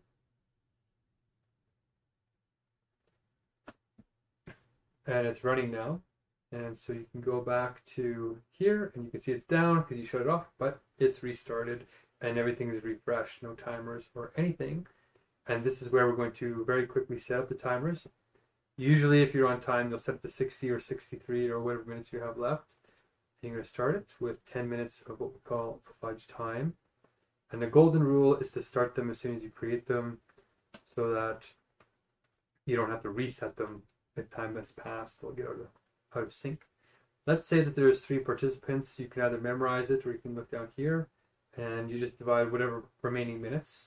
60 minus 10 is 50 minutes remaining divided by the number of people. Let's say there's 3 people, so they each get 16 and a half minutes. So this is the fast way you do it. You set it up here and you go 1, 2, 3, this, and then you say Janet, Yatsif, and me, let's say, and for you usually try 2 minutes for the introduction. You do 0 for the music, like so.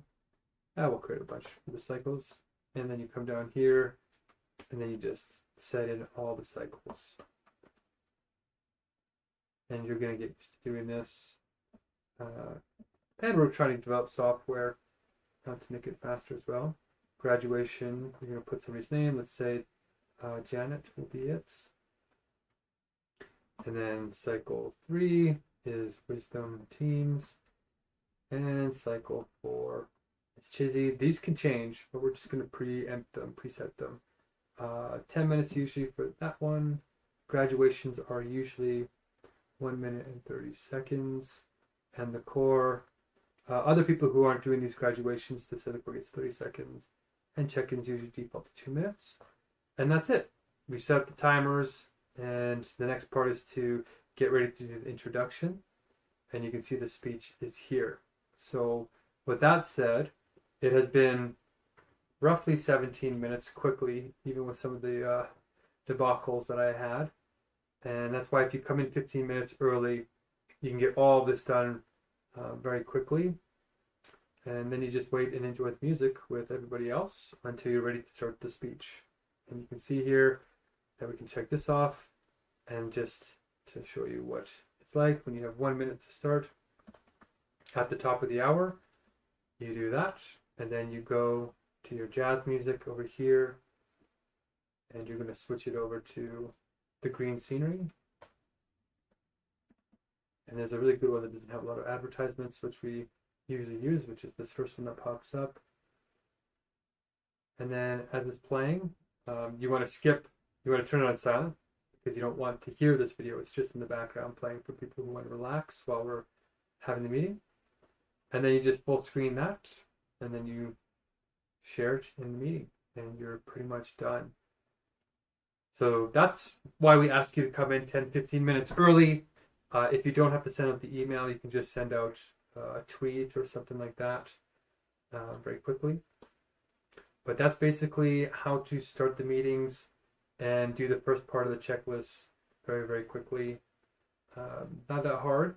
And the rest is just leading through the meetings, reading the script. Thank you for coming on time. As you know, we like to start on time every time because we respect your time. The self-metaphysically is time, and these meetings are being recorded at this time. Then you say your time joke, which we remembered. As you know, if your watch breaks, why can't you go fishing? Because you just don't have time. And so you can read through the scripts. And then there's the blessing script as well, which you can do. And that's pretty much everything. Then you just run through the cycles with the timers set. You start and stop people's timers. I almost feel like I should run through this with you anyway. Maybe I will. So you say the speech, thanks for coming on time. As you know, we like to start on time every time because the self is time, and we're recording at this time like on a stream.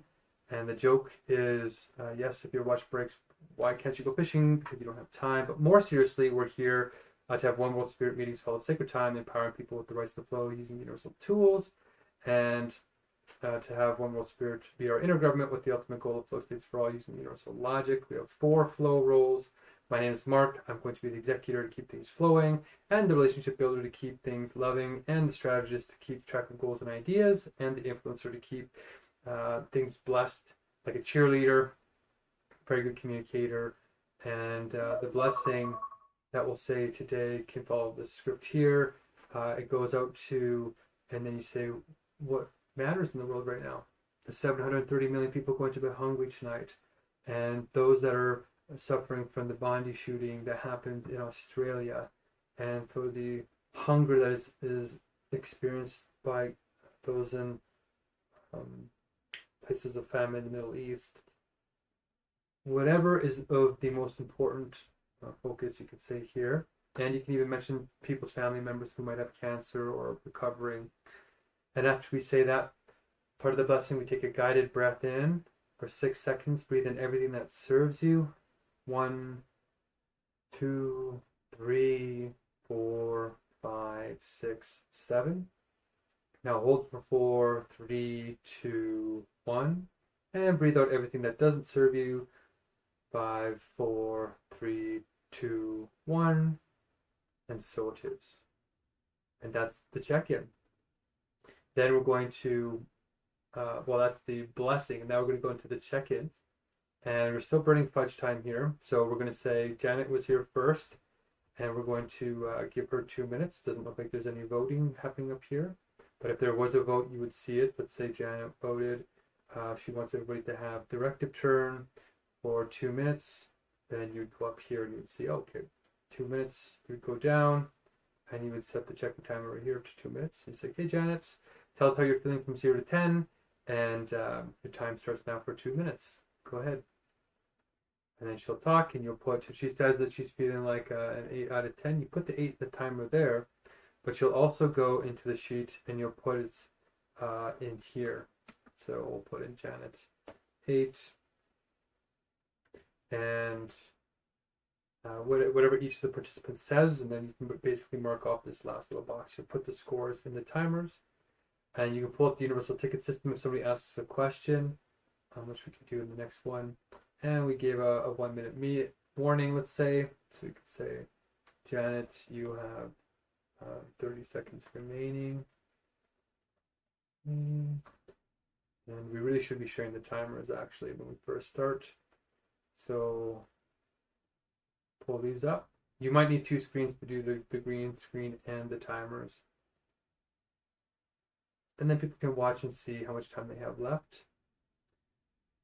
And then once you're done the check-ins, you would just say, okay, we're done the check-ins, and reset the vote. You can say, okay, we're going to do the core now. And the core has a speaking order, which you can get right here. And then you can just put in for people to see what is the order of our speaking so they can prepare. Okay. So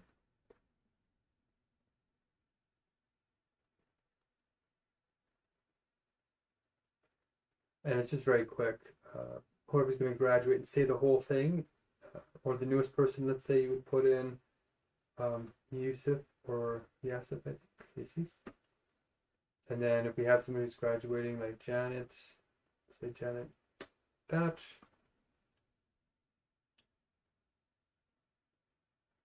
And we're pretty much done.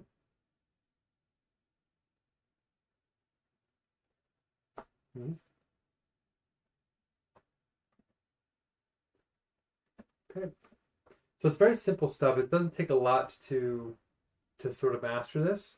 It just takes a little bit of memory and a little bit of practice. And then you can go into the teams and you can find the documents here as well. You can see my computer is struggling just because I have a lot of other tabs open right now. I put the timer at the beginning of each cycle, so it's very easy to find it when you're moving in between. You would say, okay, we're done the core. Thank you for saying the core, you guys. We're going to move on to the next part of the default itinerary, which is going to be the wisdom teams. And we're looking to see if anybody has a universal that they want to talk about, which is like a global issue bigger than this group, a particular issue which involves this group, or an individual issue which has to do with you, and anything that might prevent you from coming to the meeting. And we're just going to go with free flow, starting with the highest number, which is going to be, we're going to start with Mark. So we start the timer and we stop the other one so we don't get out of sync. And then we go down here, we start the wisdom team time for roughly 10 minutes. You say, okay, anybody can go. When somebody talks, there's no turns. It's just you burn their time as they're talking. And if somebody wants to donate time, like let's say Mark wants to donate 1 minute, maybe 2 minutes here, and you'll give it to Janet, donate, and you can see that the time's changed, subtracted it from mine and added it to hers. And if you want to do a second donation to the same person, up here you can see that it has to be approved by somebody else in the meeting. And so we'll say yes if says, yeah, it's okay. That's part of our anti-cult training, making sure that people are actually being watched out for and making sure there's not too much charisma in the room. And you can see who approved it in the donation history up here. And you just run the meeting with people until they're done talking.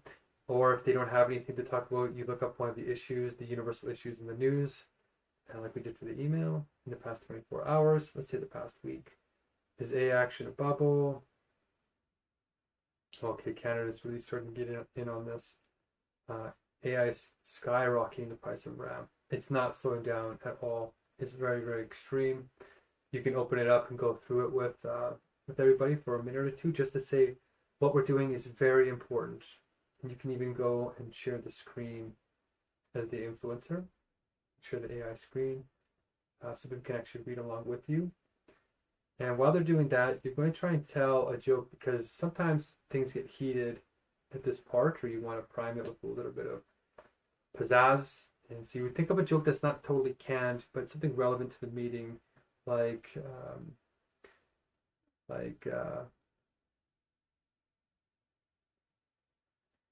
who knows what you you got to think of one like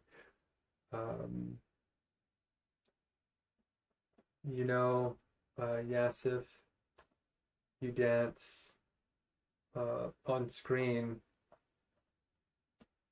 like a tissue with a little boogie in it. Not the best joke. But if you see them dancing on the screen, you can put a little joke like that, type it in the chat, or you can say it. And just keeps things a little bit light, even though these are very serious topics. Then you can move on to adding into the priority document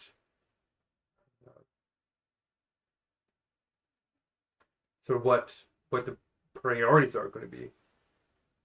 And I like to keep the checklist open because now what we've done is we basically have finished doing the intro speech. We did a donation quickly.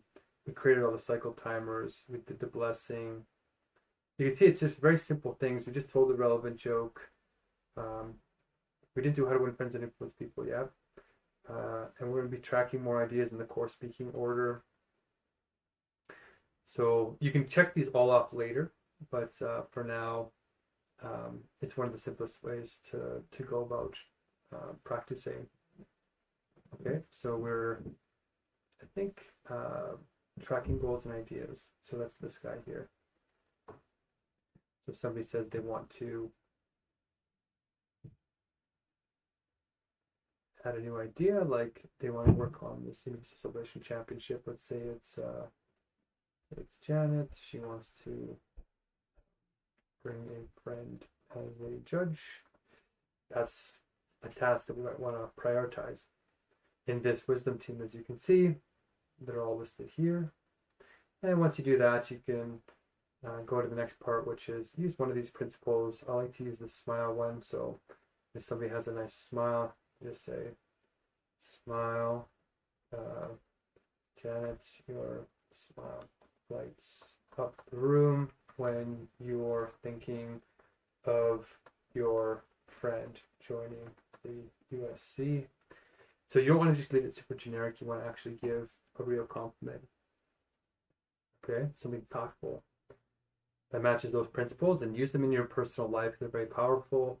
If you want to use the flock doc, this is where you're going to help people like recruit their loved ones and teach them and get them on board with trying to save the world if they're worried about it.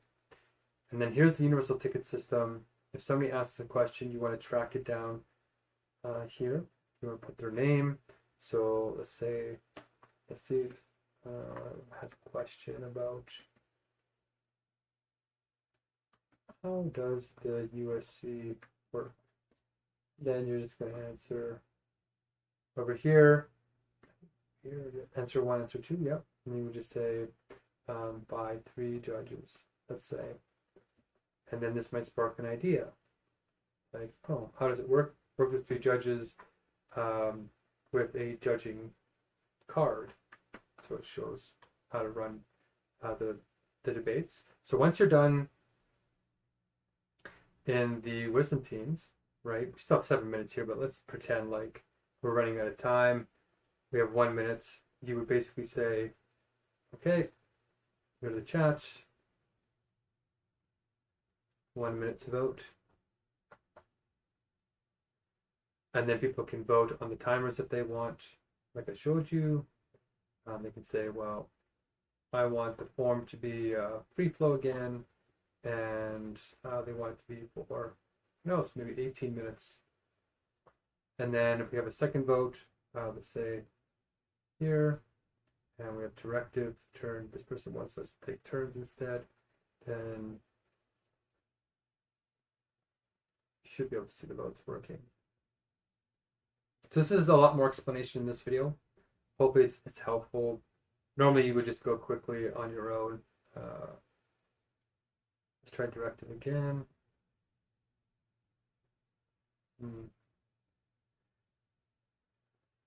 There should be a vote turning up there.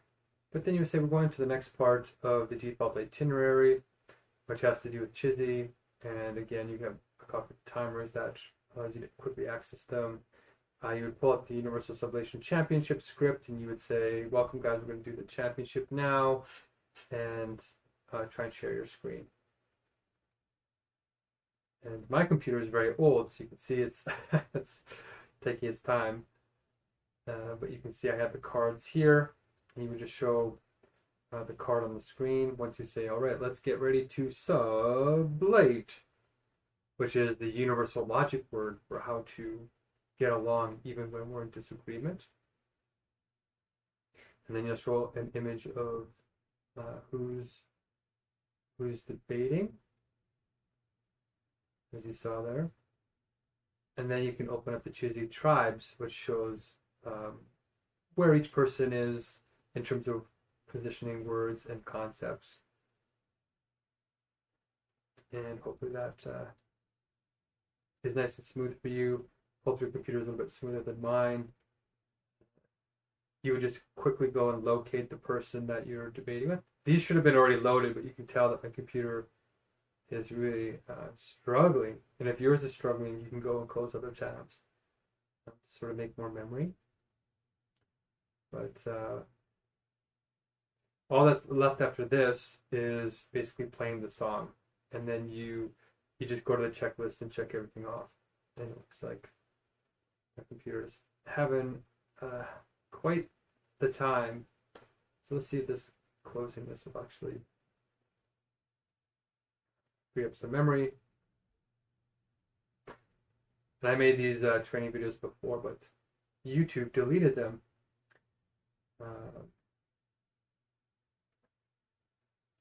But hopefully that gives you a good sense of the flow and how quickly you can do all of these if you're preparing your tabs like how I have them. And make sure to refresh your computer ahead of time so that you have a little bit more space to pull it off. But let's say Ursula instead of Janet was a part of this. You would click on her tribe down here, and it shows you how each person's tribe is unique and how they position the words.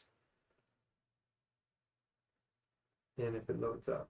Oh, Okay, we have this as the bosses, I guess. That's what his looks like. And then Ursula, just to show you. And yeah, you can see personalities are different in each one. And then you just play the song at the end.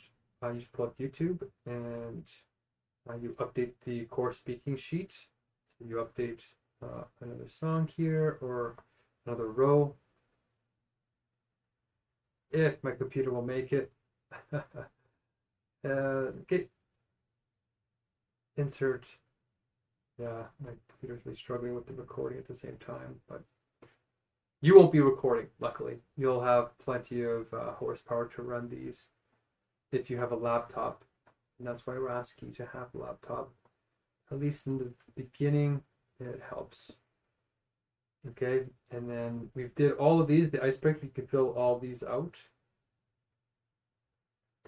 But let's say the newest person usually gets to pick the song. So let's say it's Janet. And let's say we're dedicating to her. And so we're going to pick the song Hello by Adele, let's say. And then you put the link here in the final column by pulling it up on YouTube and then sharing it in this screen over here. And when you're finished, you clap, you give some emojis. The song is finished playing. And you want to make sure when you're sharing your screen, you're sharing in tab mode, not in window mode or entire screen. You want to keep it in the Chrome tab because it actually plays the audio. Okay, I think I'll leave it there. You got the basic gist of how to pull up an ever-living meeting and set it up in record time. We set up the beginning part in 15 minutes, including the email. But if you don't have to send the email out, you can usually do it within 5 to 10 minutes really quickly. And with that, thank you so much for joining us in this meeting and this training. This is called Zero to Hero training for perfect meetings that keep all the energies balanced, as you can tell. Enjoy. Good luck practicing. Good luck on your accreditation. And maybe you can be a part of making these meetings even more perfect by being a part of them. Okay, thank you. Keep sublimating.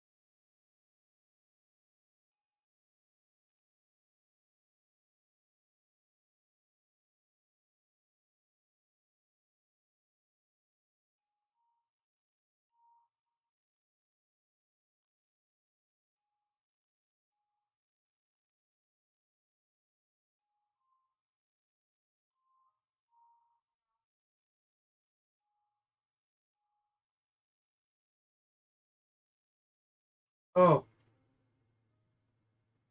oh, I didn't see you in here. Okay, well, that's a good sign. Um, hold on.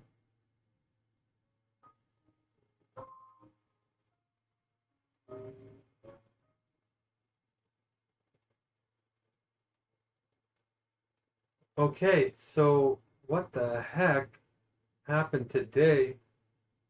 My goodness. Okay, hold on a second. What's going on here?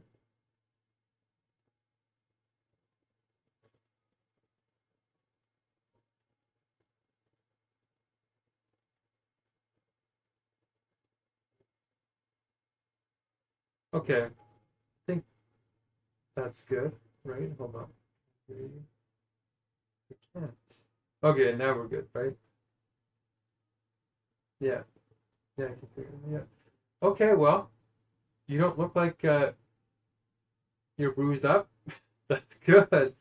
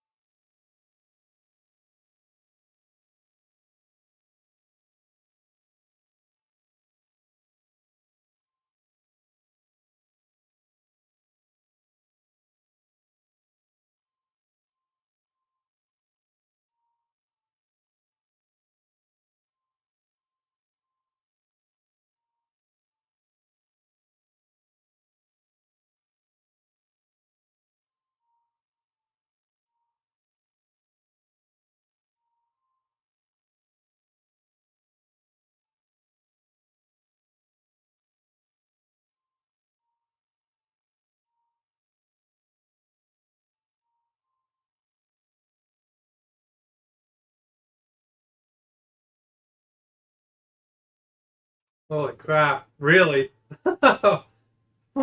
Like, are you kidding me? They're not giving you a single day off after crashing your car. They want you to take another car to work. Uh, well, give you like a day or two to let the shock wear off. You know, like at least 24 hours.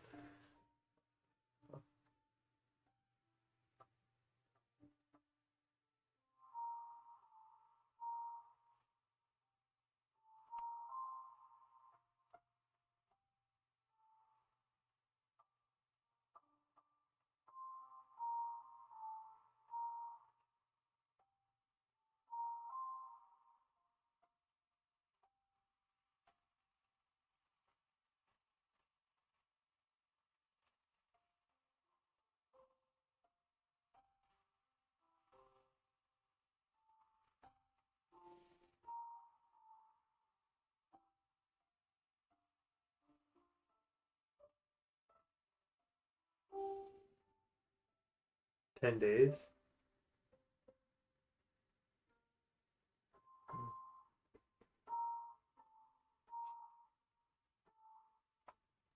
So what happened? Like,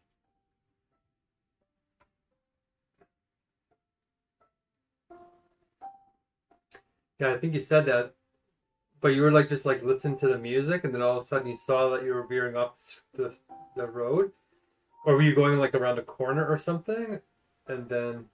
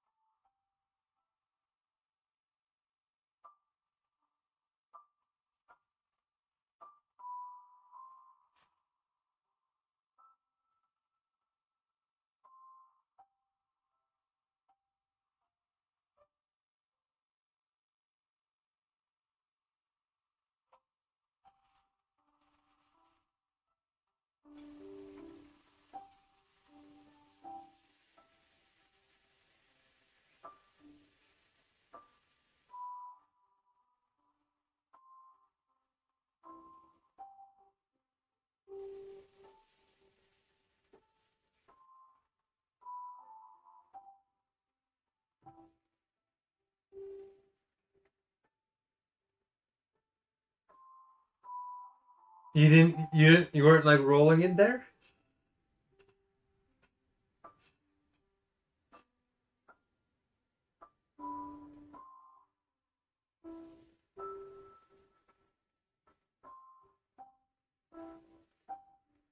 Whoa. How fast were you going when it happened? Okay, 45 is about 16 kilometers, I think. Let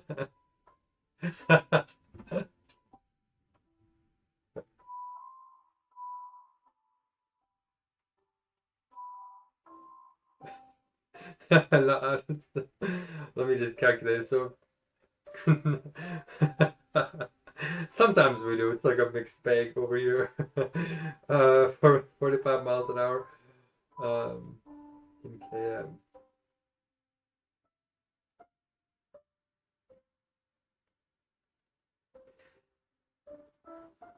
Imperialism, yeah. Um, you were going 72 kilometers, almost 80 kilometers an hour. Whoa, that's scary. Uh, you're lucky. Yeah, you were very lucky. I thought when your window was smashed, like on your side window, it looked like it was smashed. I thought you flew out the side of your window. That's what happens when people don't wear their seatbelts. That's how it happens.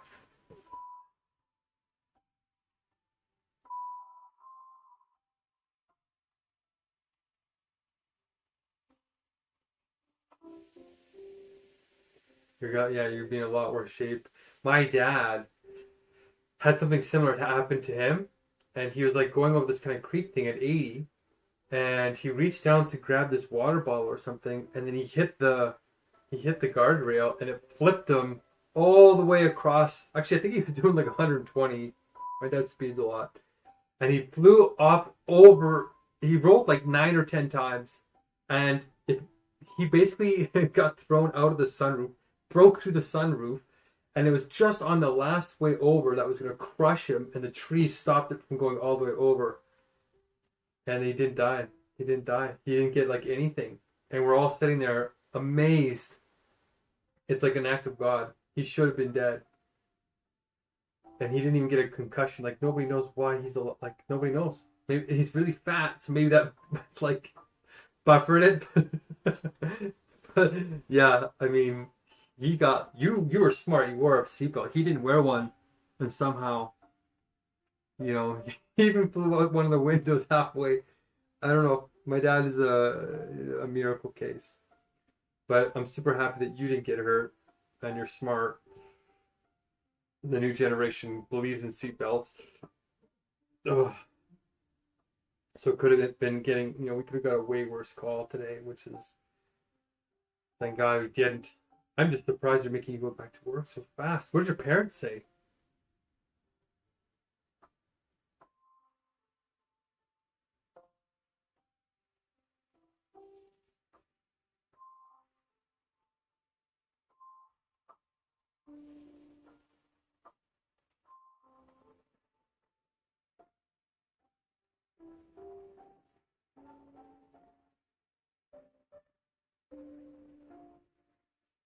Okay.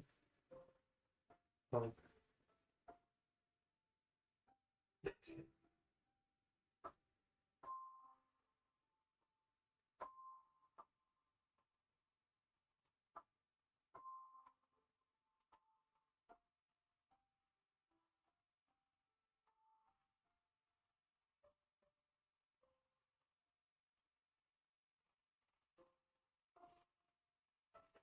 it's like maximal safety in a disaster.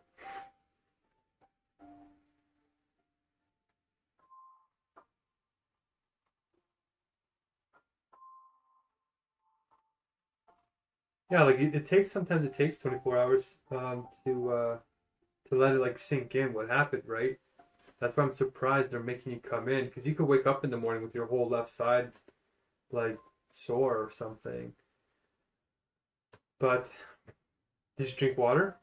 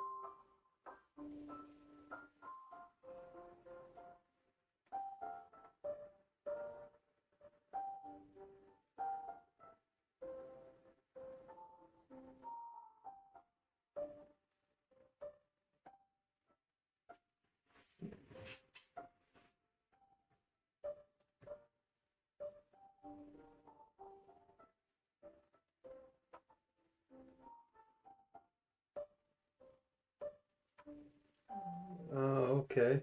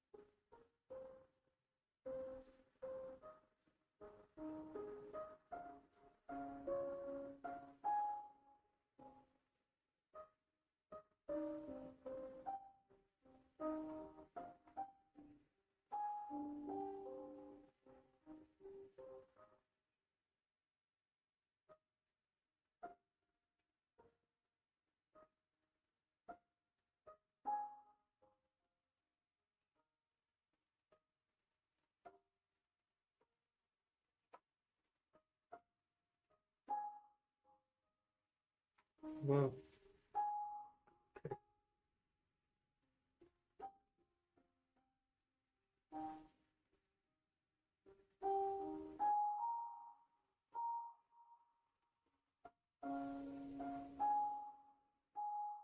Did it throw your back out more, or do you think it threw it into place? Sometimes stuff like that.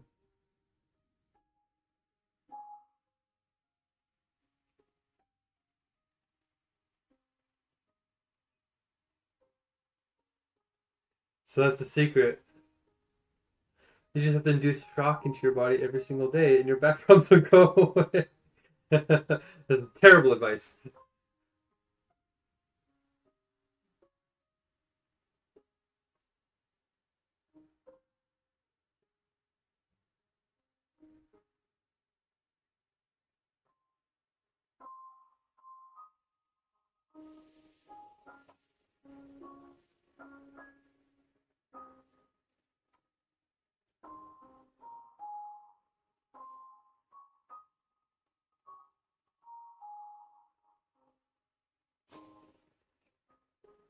So wait a second. Did I text you and then you crashed, or did I text you after you crashed? Really? So I texted you like literally 5 minutes before it happened?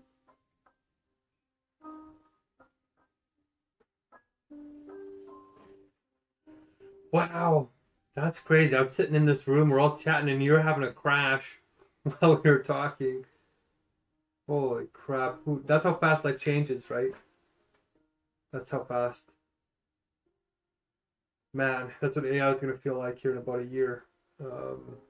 Did your life flash before your eyes?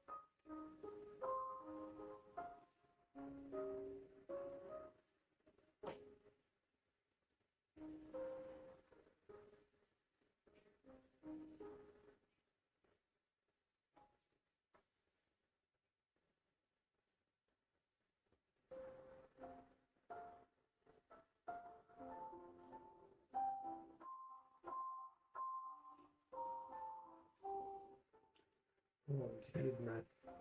Oh my gosh. I actually did roll my car once. I had something similar like that happen. Huh. I totally forgot about that. Mine was the lamest crash ever, though. So yours is a lot more dramatic. And you know what? You probably get your front end inspected and see if whoever inspected your car before you got it didn't do a proper inspection. And say, hey, look, like I got a car that maybe wouldn't have rolled if I didn't have the front end snap. That could be something, but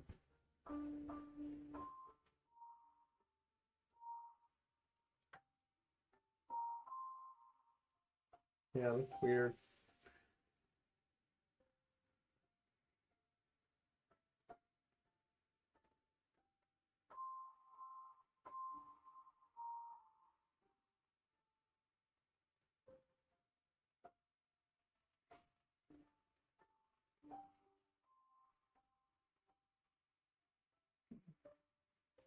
So once this is your dad like done fixing all your cars? Like he's like no more. He's what? He's just let you stay home and just be yourself. Well, start a GoFundMe. Just that I can't.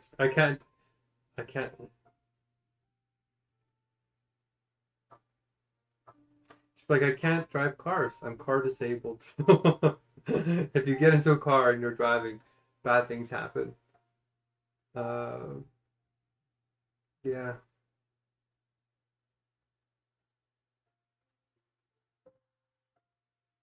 So, so your dad's driving you there to pick it up, and then you're gonna go. He's probably happy you did that. Yeah.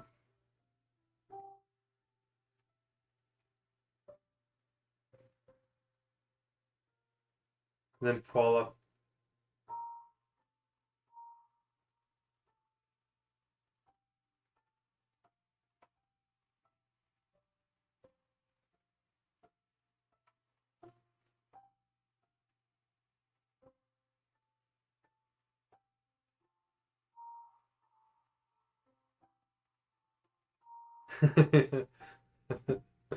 Yes. He went to show them you were a responsible person. Holy smokes, man. Wow. I'm still processing it myself here. I had a super calm day compared to you, relatively speaking. I'm putting on some Christmas fire right now. Yeah. Yeah, and if you wanted to do that, it's a nice bit of relax. I might go to bed early. I didn't get done what I really want to get done today. But we're all still alive. And that's enough. So nobody came in. I was gonna leave actually, but I'm glad I stayed in here. Yeah, Mexican Francis, they're all struggling, but holy smokes, they're all struggling trying to make it in here and get paid and all that kind of stuff. I'm still not yet on a hunger strike. I feel a little bit off both time, but holy crap. Yeah, you're doing well considering what happened. Doing very well. I just think going to work tomorrow. So do you still want me to like send you a message to get you there on time?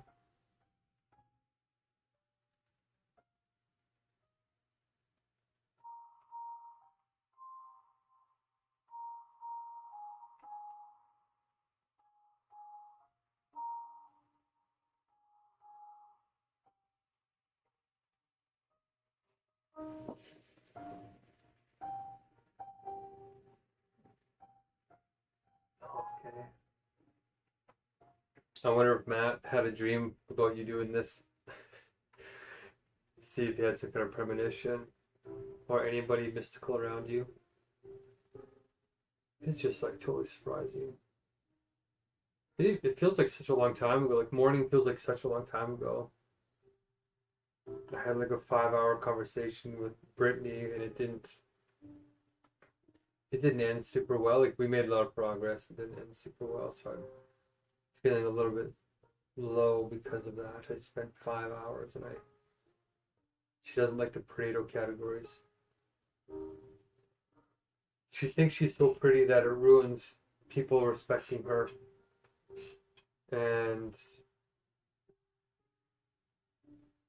she she has a lot of privilege. Um,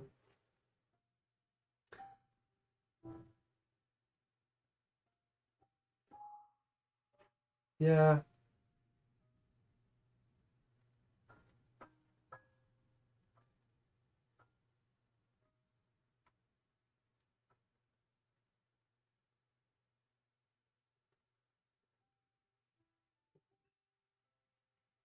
Hmm. Well, I don't know what to think of that.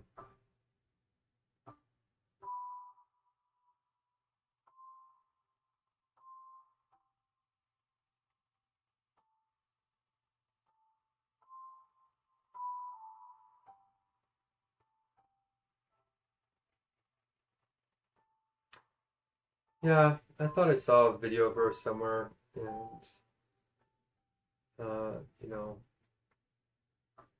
we're just we need to measure these categories so that we can determine how much to pay people based on the internal game.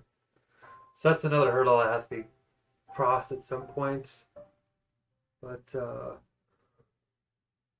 I don't know. I felt like I planted a lot of seeds, and it was tiring though. I didn't take my nap, so I might go to bed a little bit early myself here. I'm in like a I might cook a little bit of something. I was gonna try to do the Spanish meal, but to be honest, I don't know. It's like I can't cook at any other time except the mornings. I'm so tired. It feels like sometimes. But did anybody else like find out about this? Did you message anybody?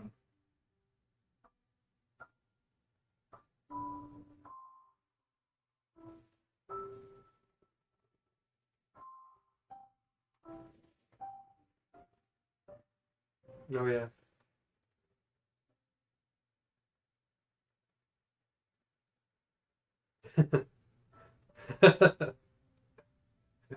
At one point in time, yes, earlier today.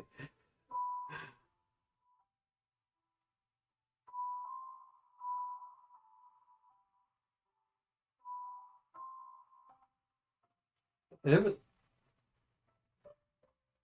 it was a pretty nice looking vehicle that you had. It looked,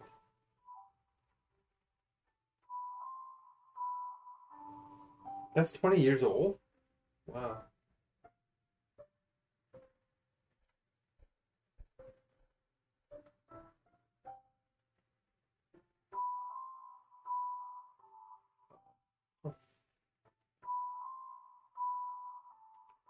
Wow. I can see why maybe the front end might have snapped out. That's a long time. 20 years, man. I can't believe it. I remember in 2006, I remember making a post about Google Earth. It had just come out. I was like blown away. I was telling people like, you guys, they're mapping the whole Earth. We're in the future. This is crazy. And that's when I started like realizing we're heading into a crazy direction. And here we are. AI is literally going to take over everything. 2025. It was like 2006 was one of the calmest years ever, and then 2007 is when I found out about my poverty history, and then my whole life turned into this. And I'm so happy I made the choice because I at least have an like. Imagine if I had just kept doing physics, I would be probably at the Large Hadron Collider. I probably would have moved to Geneva, Switzerland. I probably would have some pretty cool research, and then I would be sitting here being like, "What the hell do I do about AI? I should have followed my philosophy degree." But I don't have to have those thoughts because I did follow my heart and dreams and my care. And now here we are with like the only solution in the world to this crisis.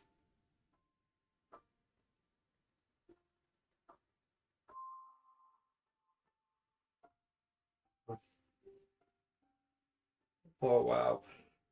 That's one place.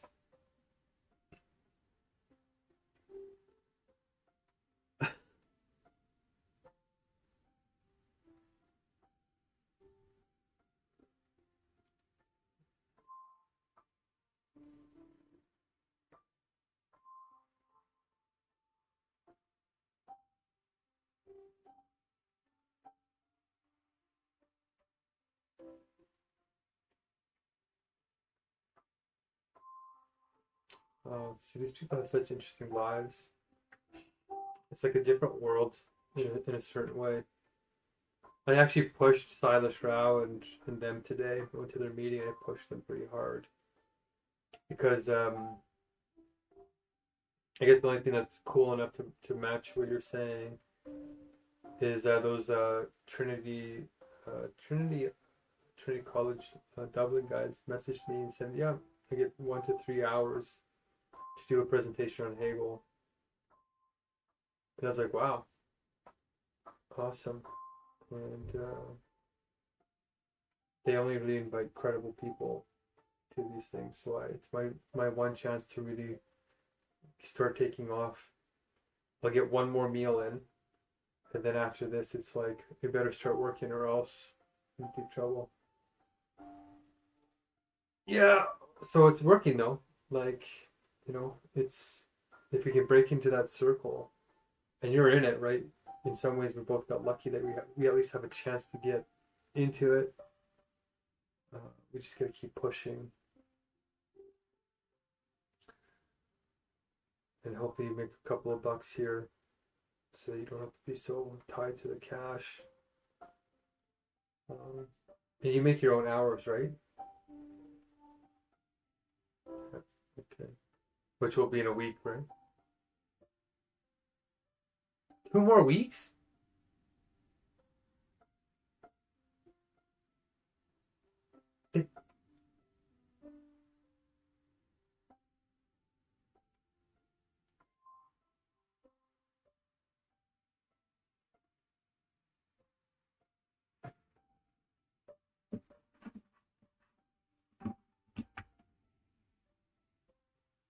Holy smokes, man. I can't believe it's already been 2 weeks of this.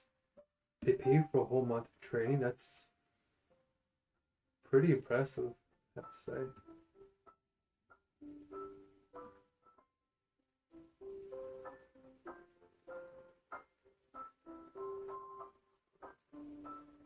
Damn.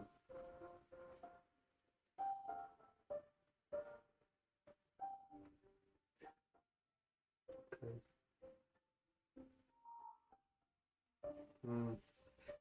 It must be pretty legitimate because the company couldn't afford to pay that. Question is why, if it's such a good job, why are they needing to hire more people? Like, did other people quit or? Oh, right.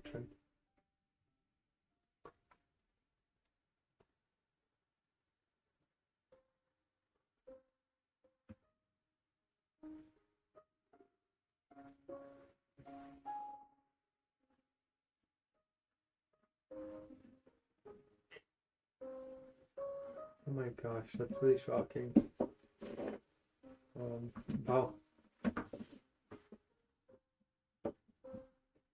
That's like 100 grand you get to keep, or 100 grand for the company.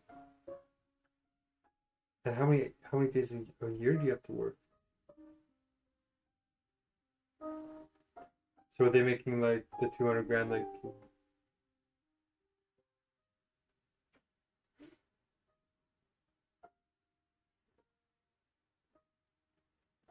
Bas- So basically worked half time. Huh. Holy smokes. That's actually well, I can see why you're gonna try and show up for work tomorrow.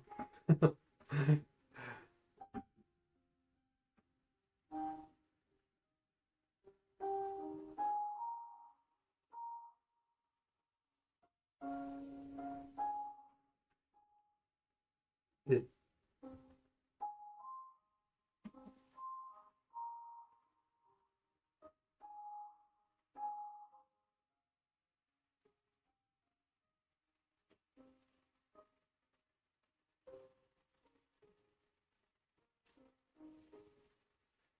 wow, hey. It reminds me of that movie Don't Look Up, where at the end there's like one spaceship of them left.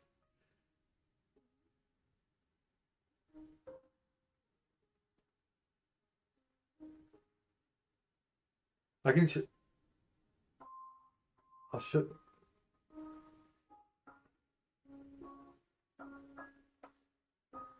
Yeah, Jennifer Lawrence is in. Yeah, that makes me want to play it. Like, there's one scene that, like, when I decided to do the Messiah thing, I'm like, this is gonna be me in like a year or two.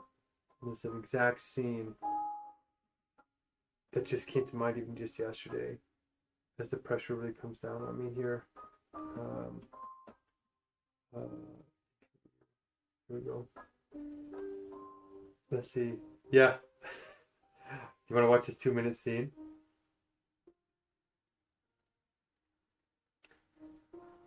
Okay. I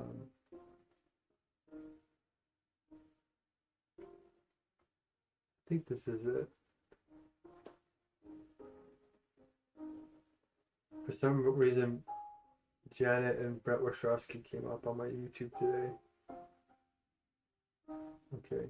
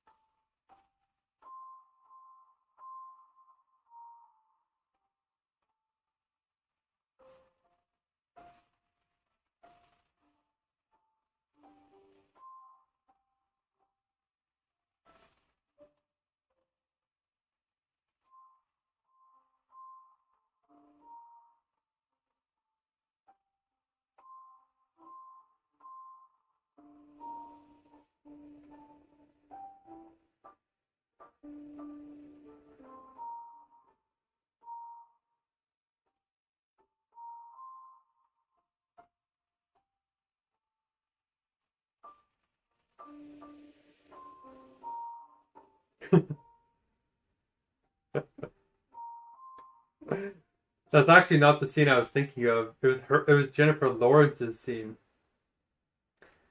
Um, I totally forgot that he freaked out in the scene too. This is the one that really gets me.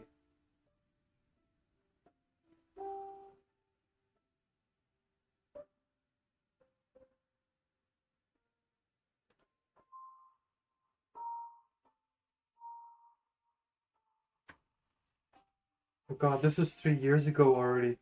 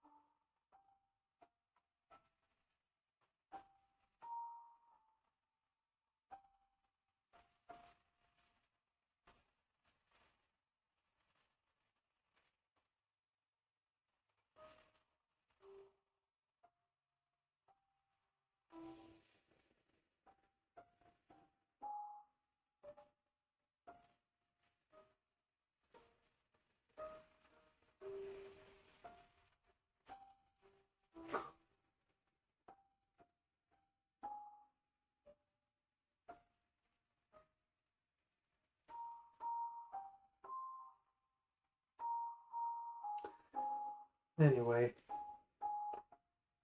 that's us right now, trying to talk about AI. But at least we have a solution. At least we have something that's workable. I'm just glad you made it through today, Marletta. Maybe I should let you sleep now. Not really a great video to go to sleep too. Should we listen to like a nice little...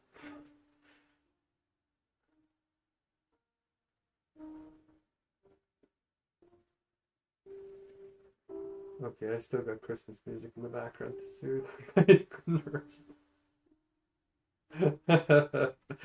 So at least Dre was nice to you today, and you know, I'm sure your parents are still happy that you made it through that in one piece and got to keep your job on top of it. And it probably couldn't have gone any better today, honestly. Like, you're lucky. Thank goodness. And I'm glad you can.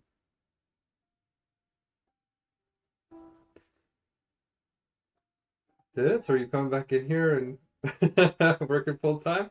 Well, I'm praying. Not for a car crash, though. Not for a car crash. Well, I hope the pickup tomorrow goes well. Oh, I feel like I'm gonna relax too tonight. I feel like I'm gonna relax with you. And it's pretty touching today how everybody reacted to what happened to you. It feels like we're not just strangers anymore. Like even with Joe and Akayeti and yeah, it felt like, oh, it felt real. It felt, yeah, it feels different than before. I think we have a good crew here. But we'll see.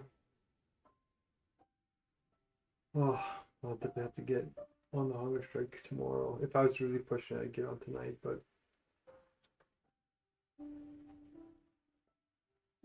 yeah.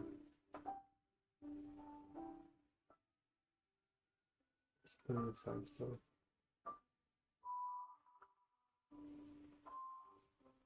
Alright. You sure you don't want to listen to a song before you drift off? What is it, 10:30 there?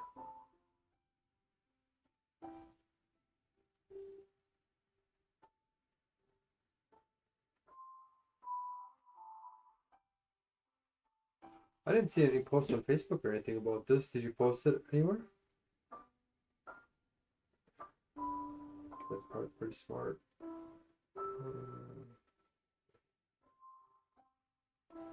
I don't know. I feel like these AI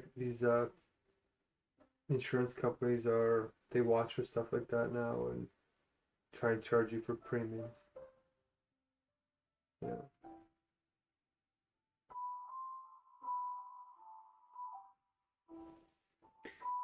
Yeah, pretty smart. You don't want them following you around. Like they already like 3 crashes in the last little while. It's 3, right? Because you had the one you backed into the pole, and then the starter or something went, and now this one.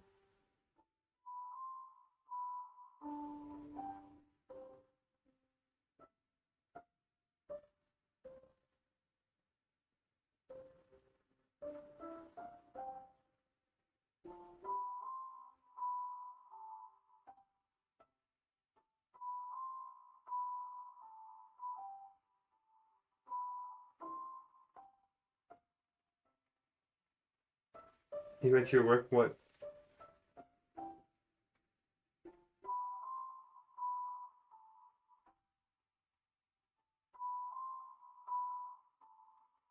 Breakout.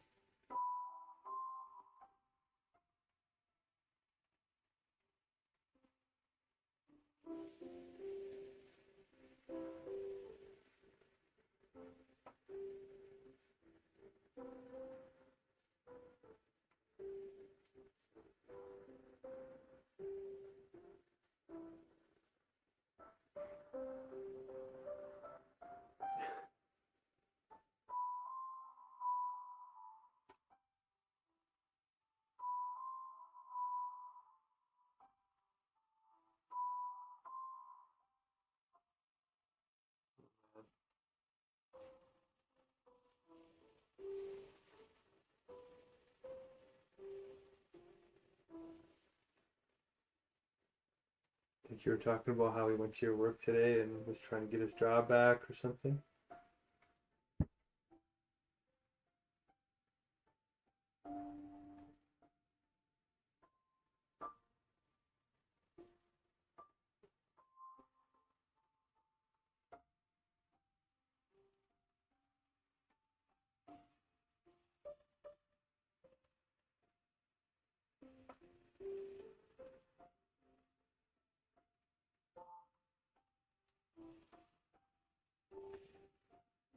You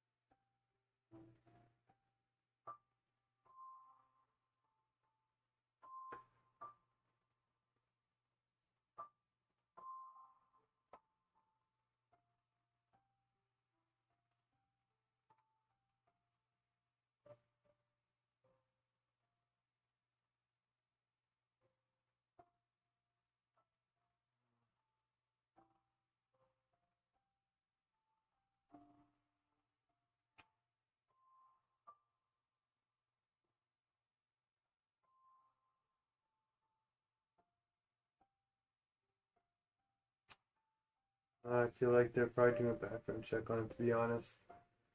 There's probably a track record on him, and they're probably trying to avoid it.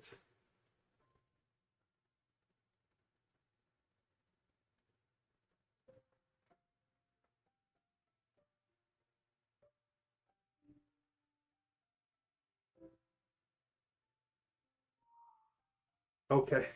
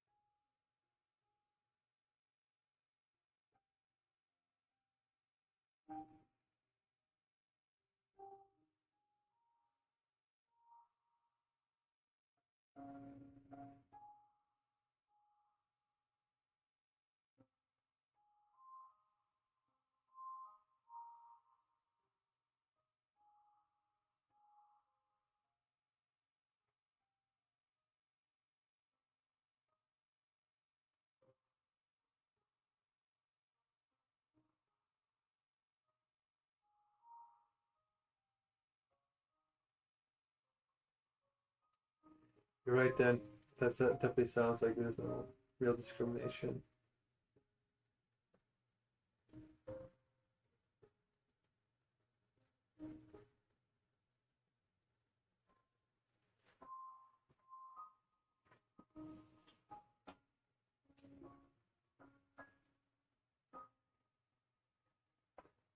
It sounds like kind of like a dream setup.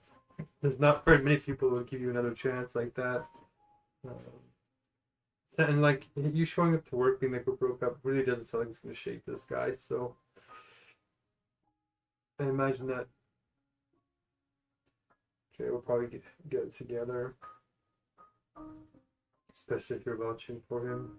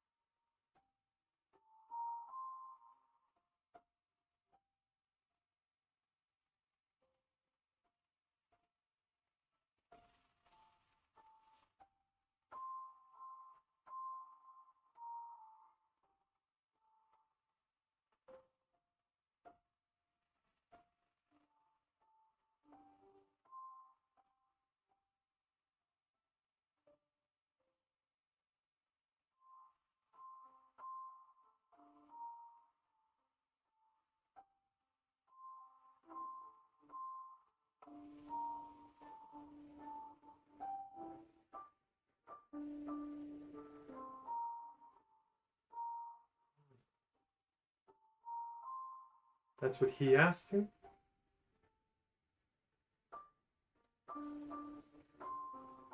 That's actually a pretty good question.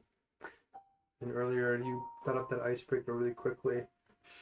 I was trying to figure out one. The icebreaker idea was a good idea, by the way. It does get you to know. We need to get the new ones. Like there's 100 more that I found. Just need to get everybody reading them. So your professor.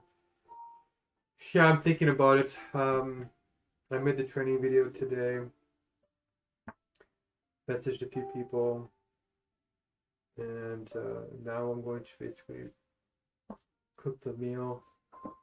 Get back on the actually one woman from the EA conference is meeting me tomorrow. Oh wow, my childhood friend just is calling me. This is super bizarre. This never happens. Should I answer it? My childhood friend from when I was like 8 years old is calling me right now. I haven't heard of it. Okay, let's see. Yes, sir. Are you calling me? Yeah, Jeff, can you hear me? Why? What's weird? What happened?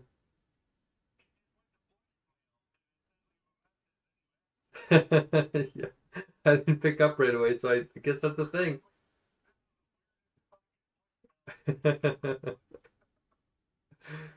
Well, I caught you in time. I caught you in time. So, what's up? Haven't heard from you in a while.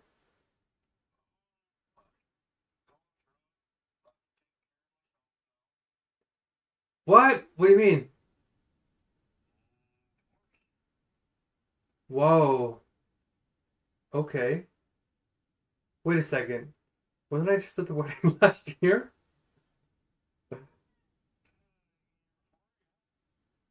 Was that 2 years ago now? Oh my gosh. Time is flying. Okay. Oh my.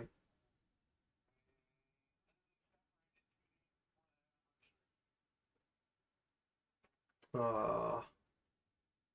Damn. It was a beautiful wedding too.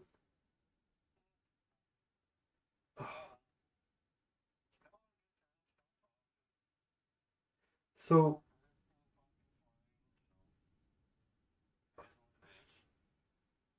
well, what exactly happened if I can ask? I mean, uh, what do you mean? Oh no. She was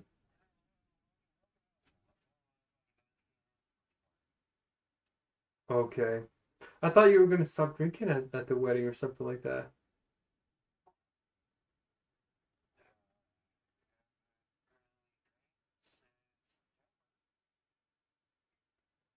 Congrats. That was 2 months ago?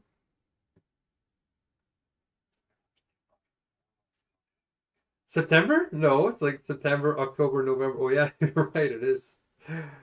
Quarter, well, you got a good quarter, third of a year done, and she didn't like that? Oh, so you got custody. Oh, okay, 50.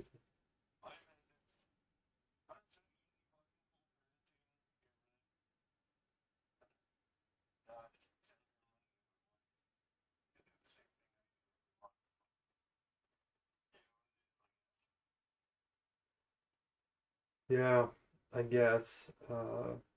Darn. I know you're telling me that you didn't have a whole lot of people to talk to about it, and I thought, well, things got a little bit nutty for me too over here, and it's hard to keep track of anything. But I really did want to, try and help you guys stay together. Um,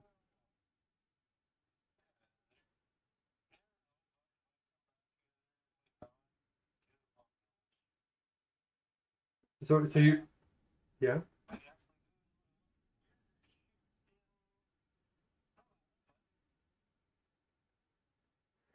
Well, we're still technically young compared to, you know, the amount of health advances we're experiencing. We could technically. There's a guy on my Facebook, this Brian Johnson guy's trying to live forever, trying to go for immortality.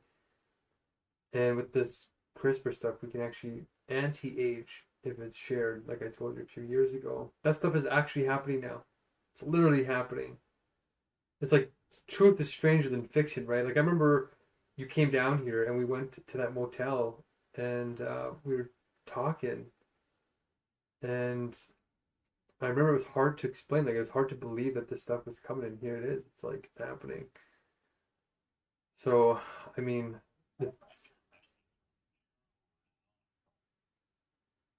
well, that's where I'm curious. Like, if you've been keeping up with things, I'm curious where what you've been watching because it's getting hard to ignore, right? Like, what have you been seeing?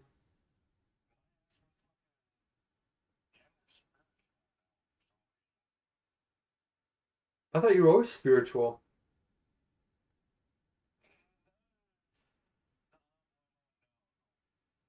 Oh wow, you gotta tell me, was this like a mushroom trip induced? Like what happened?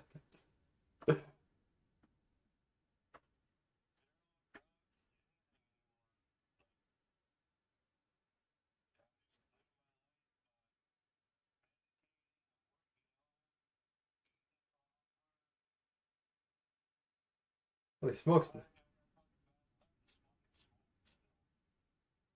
So you're still not drinking? Like it's been 4 months and you're still not drinking? Yeah.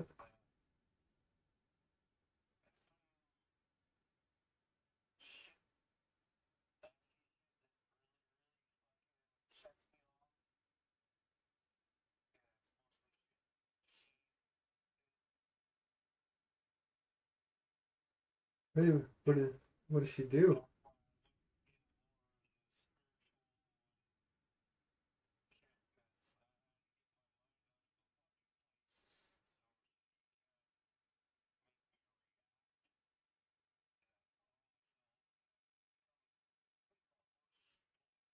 Oh yeah.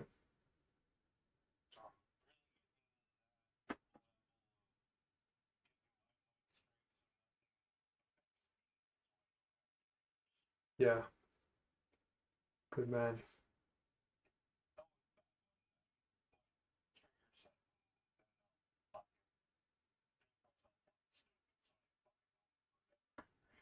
Hmm. Coping.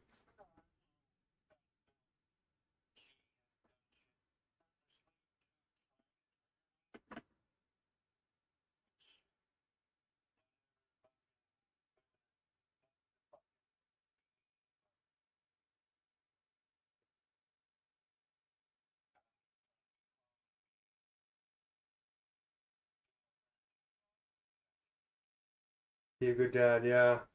Why is she trying to do that? Like, why is she, what is she getting out of it? You're already separated.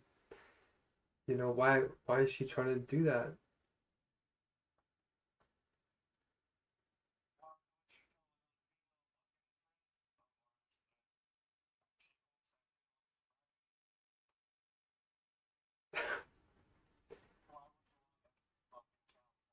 Yeah. Are you sure she said it? Um,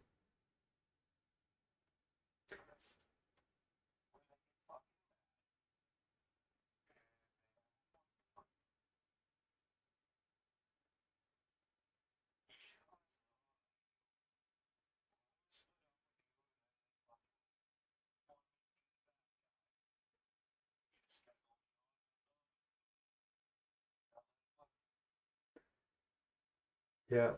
Calm, compassionate center.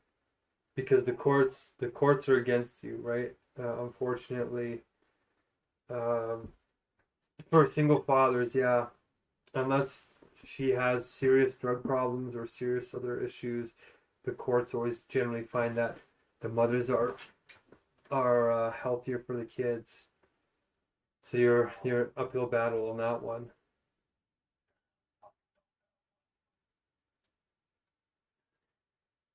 Is she trying to get full custody then, or like is she hoping you fail that so that she can just won't run away and?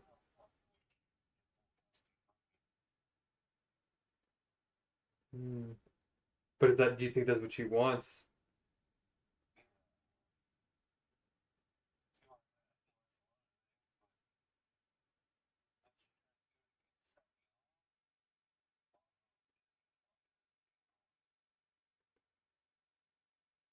Oh, so you're taking her to court? Okay.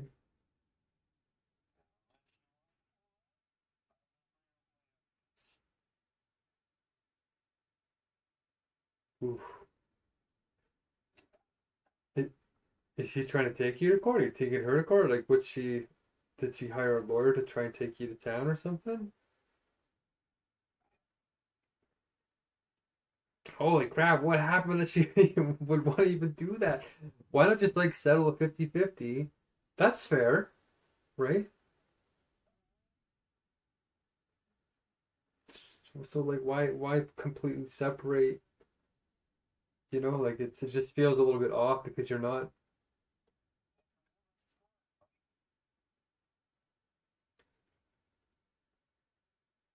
What was the final straw for her then? Because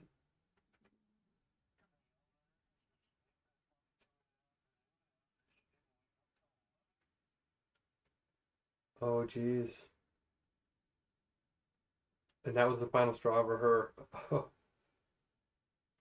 Okay. Hmm.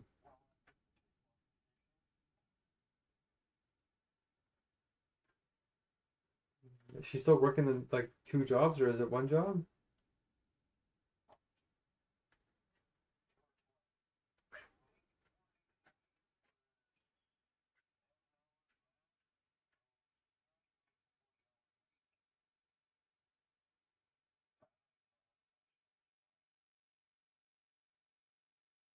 Hmm.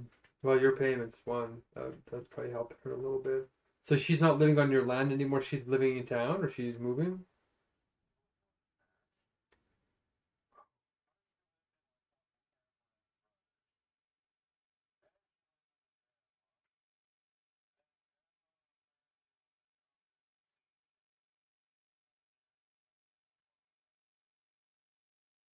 She's been going all over the place.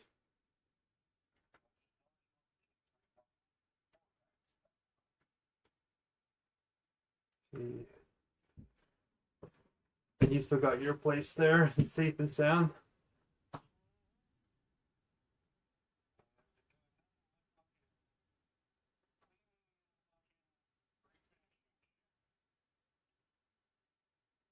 Why are you planning to sell?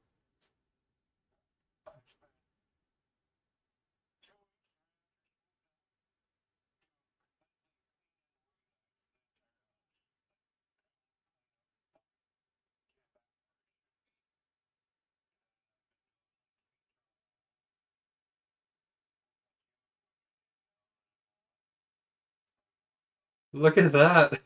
Awesome. Music to my ears. I love it. 40 is the new 30, right? Maybe even the 25.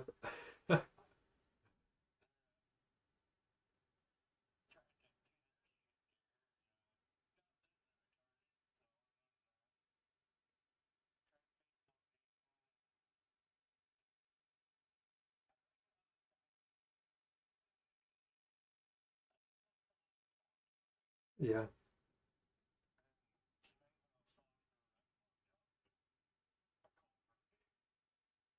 You called who?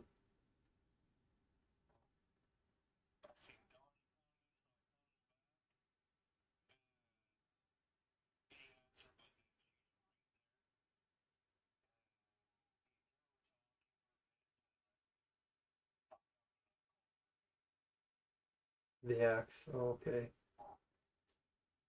No, you could have called her a lot worse things.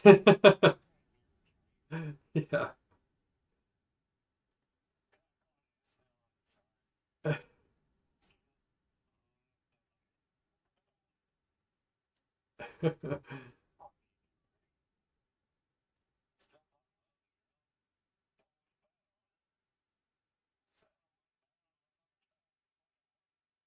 Yeah.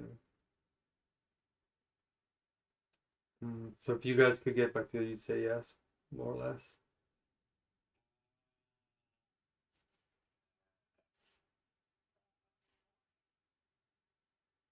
Okay, sounds complicated.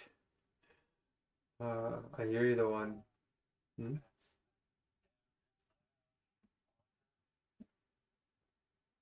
Oh, you're trying to. Oh, wow. So she wasn't being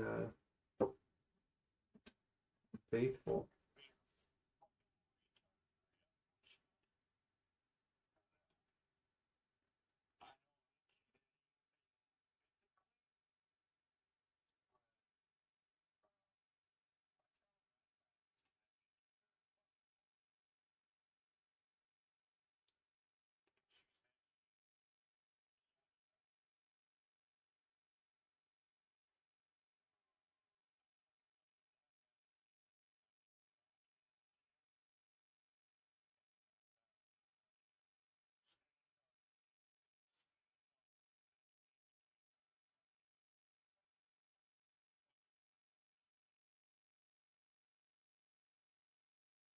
Oh man.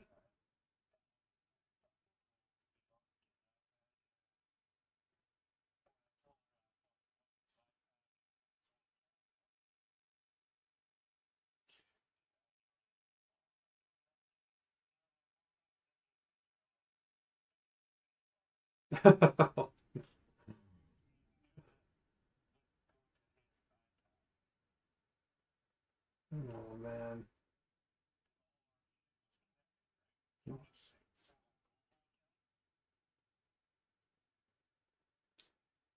Awkward.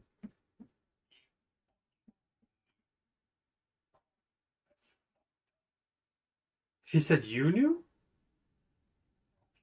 Yeah. Yeah. Yeah. She knew they were connected, it sounds like.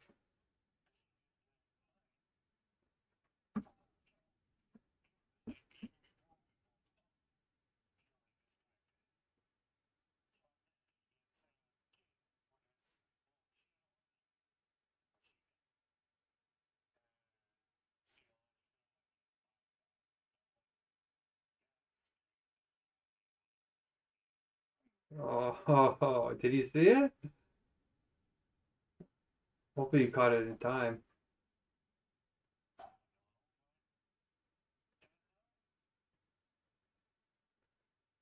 Man, that's awkward. That's really good thing you're sharp on checking on that. So it doesn't sound like she waited very long to, I don't know, move on, I guess. Or, you know,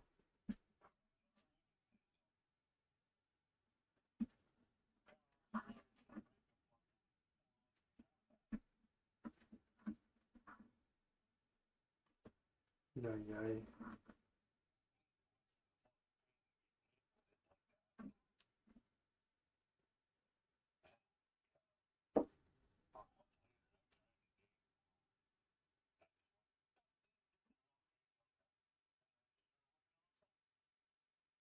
Good job. That's a positive way to go.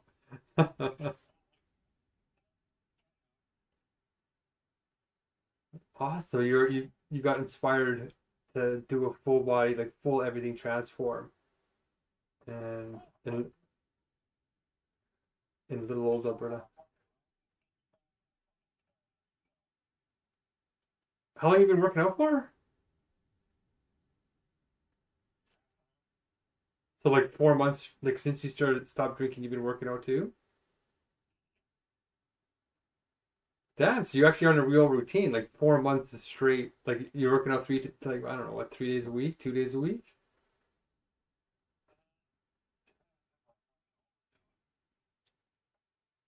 Damn, man, you're making me feel like I'm missing it. Like I'm still in this hunger strike. I miss working out. It's been a long time.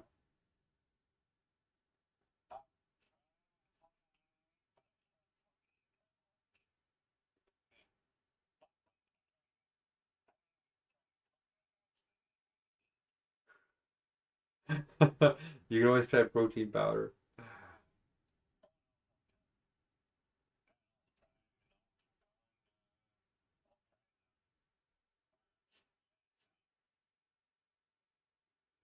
Good job, man, because when we start getting to our 40s, that's where it starts to hit you. Um, you know,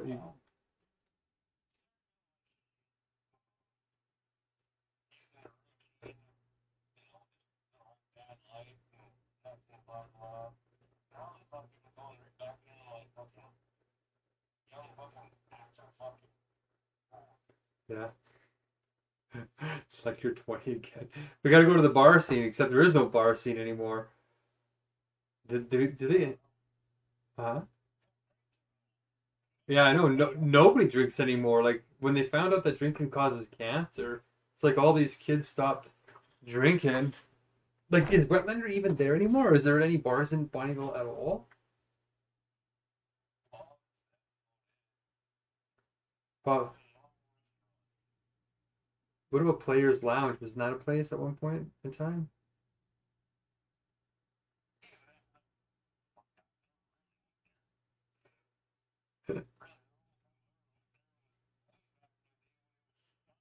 Yes, I know.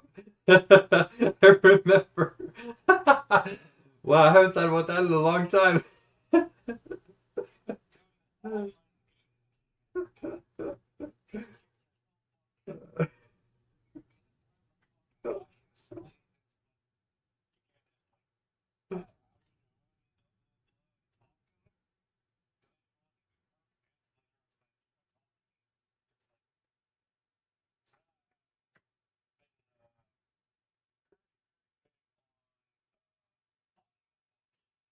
Nice. Good. Good job, man. What have you listened to? Have you tried the Napoleon Hill's Think and Grow Rich, or what's the other good ones?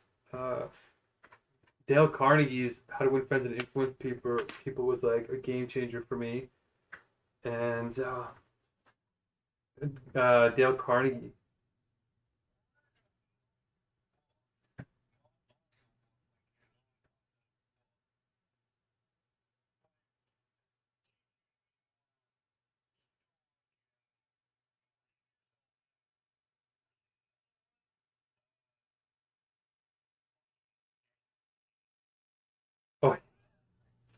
Oh, you got one of his books? Yeah.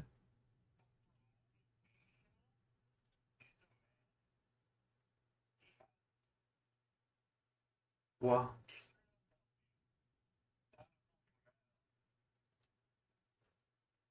Did you read the whole thing? Like, I'm kind of curious because, yeah, you're right. He's been taking a lot of heat.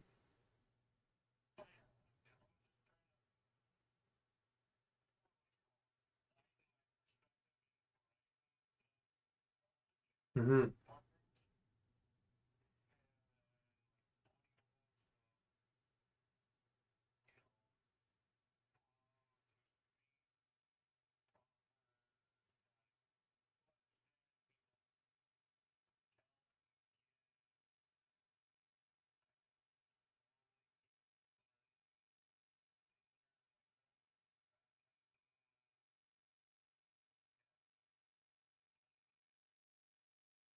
Yeah, man, you're doing the right thing. A lot of guys, like, hmm,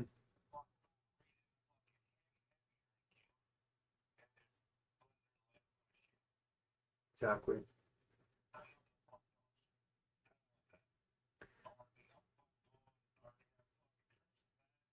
Nice.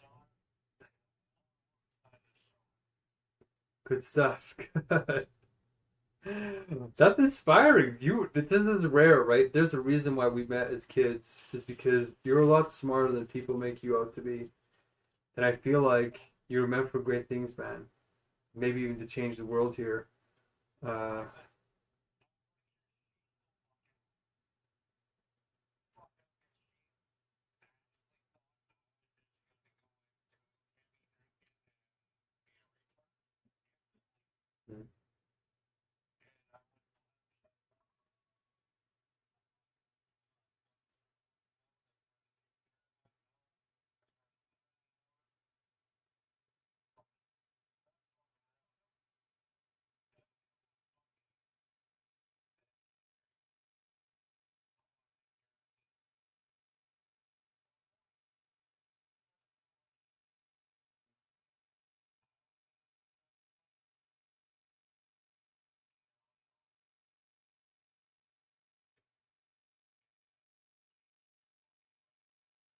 exactly. Natural endorphins, man. If you can get that second hormone system going, we've survived ice ages. Our ancestors survived through crazy things. We can run super marathons every week, like 400-kilometer marathons every week. If we took care of our bodies and our minds, we have way more strength than we believe.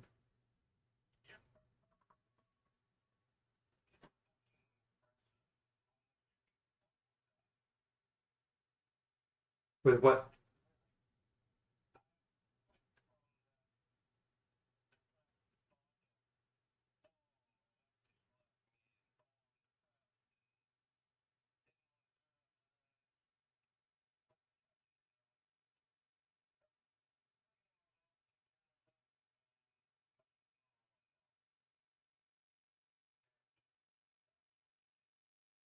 In like one night.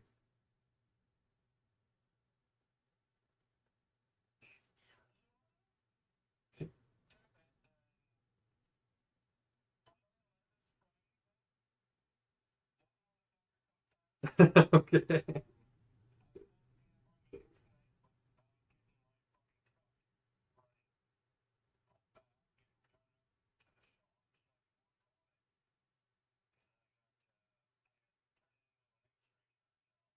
Oh,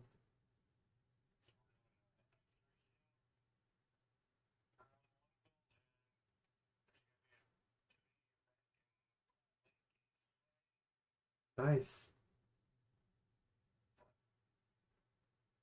Good job. So you're in some AA meetings.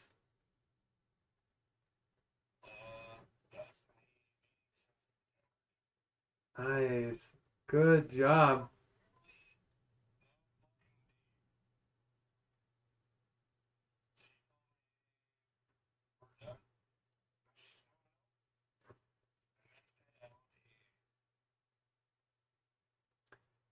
Look at that. Immediate act. Did you tell her that?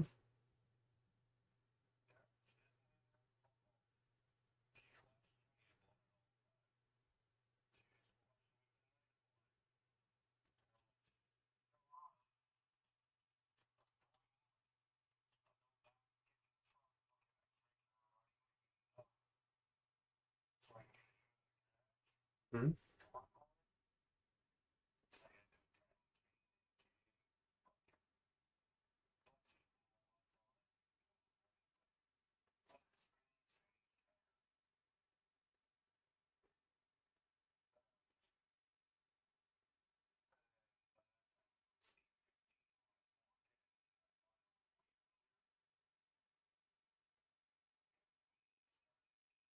Mm-hmm.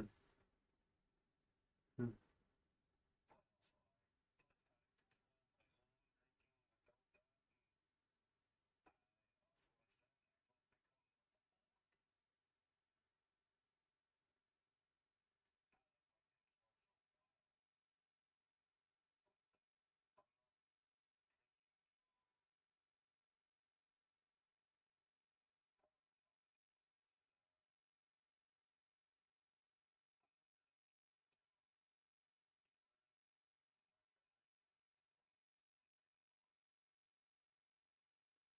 good.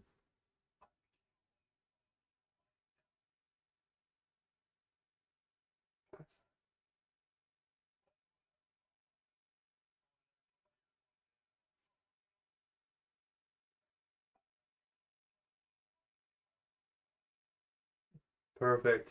Good. That's inspiring.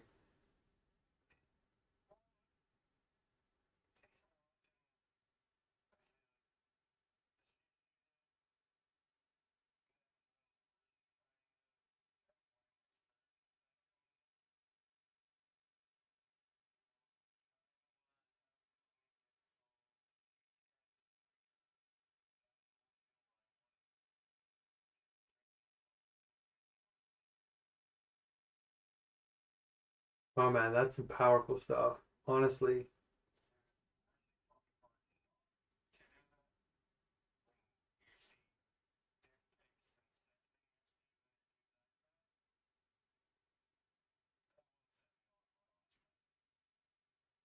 Hmm. That's a tough one for anybody.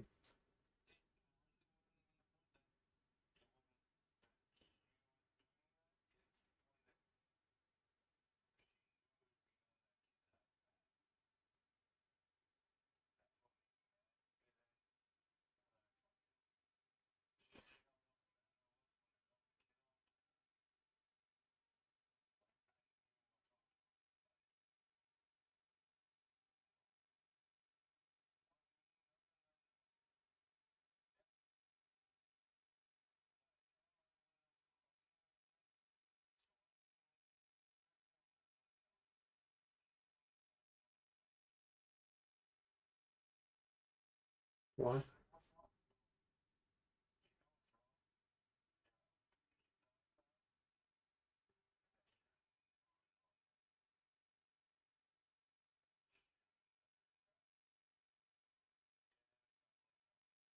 How did it possibly get blamed on you?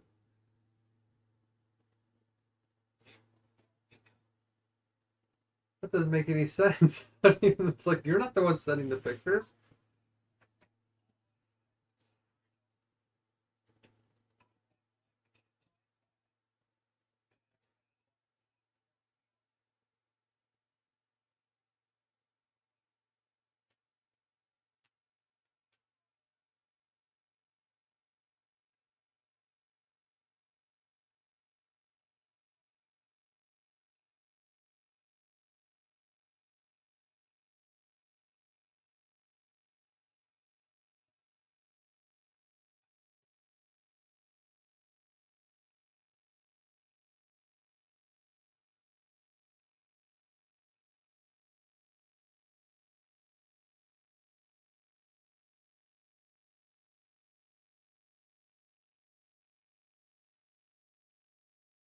How does she respond?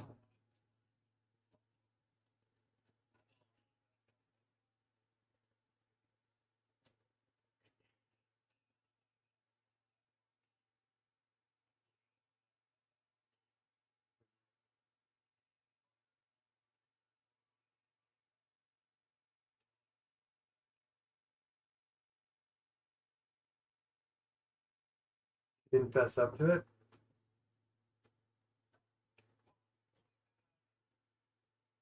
You should have took a screenshot.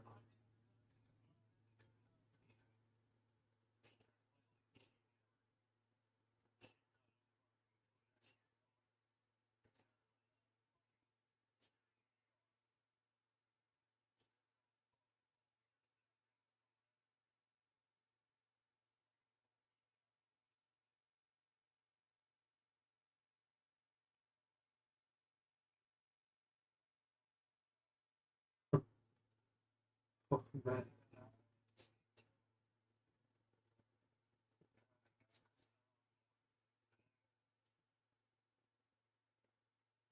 Oh, well, now she knows, right? That you're watching, you're protecting your, the kid, right?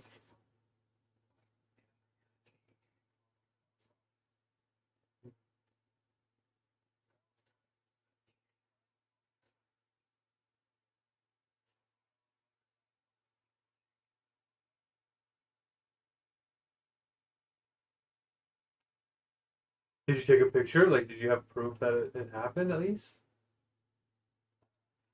Okay. Oh,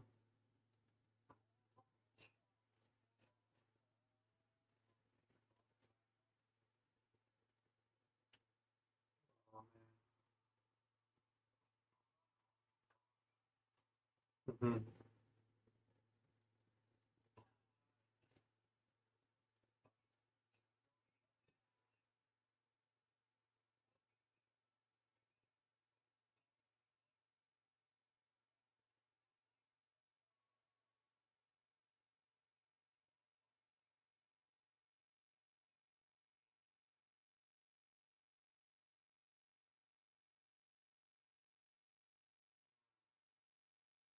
What?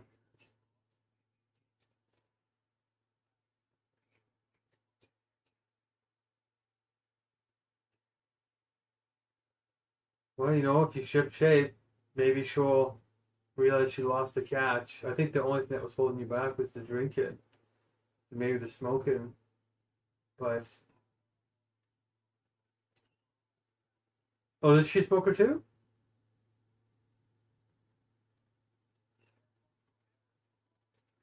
Yeah. Well, you're already doing a lot. That's a lot, man. I'm uh,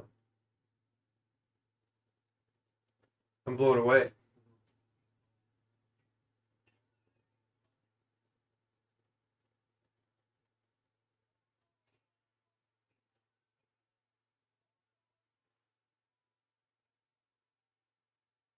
Yeah, you can take it one at a time. It hasn't even been a half a year. I've been on a hunger strike longer.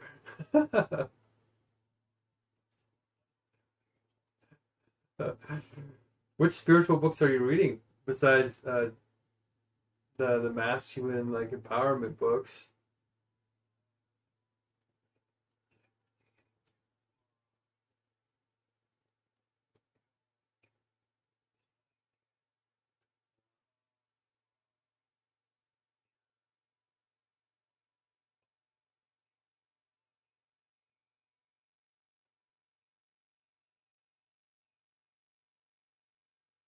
Yeah, I mean, have you gone to see a psychic?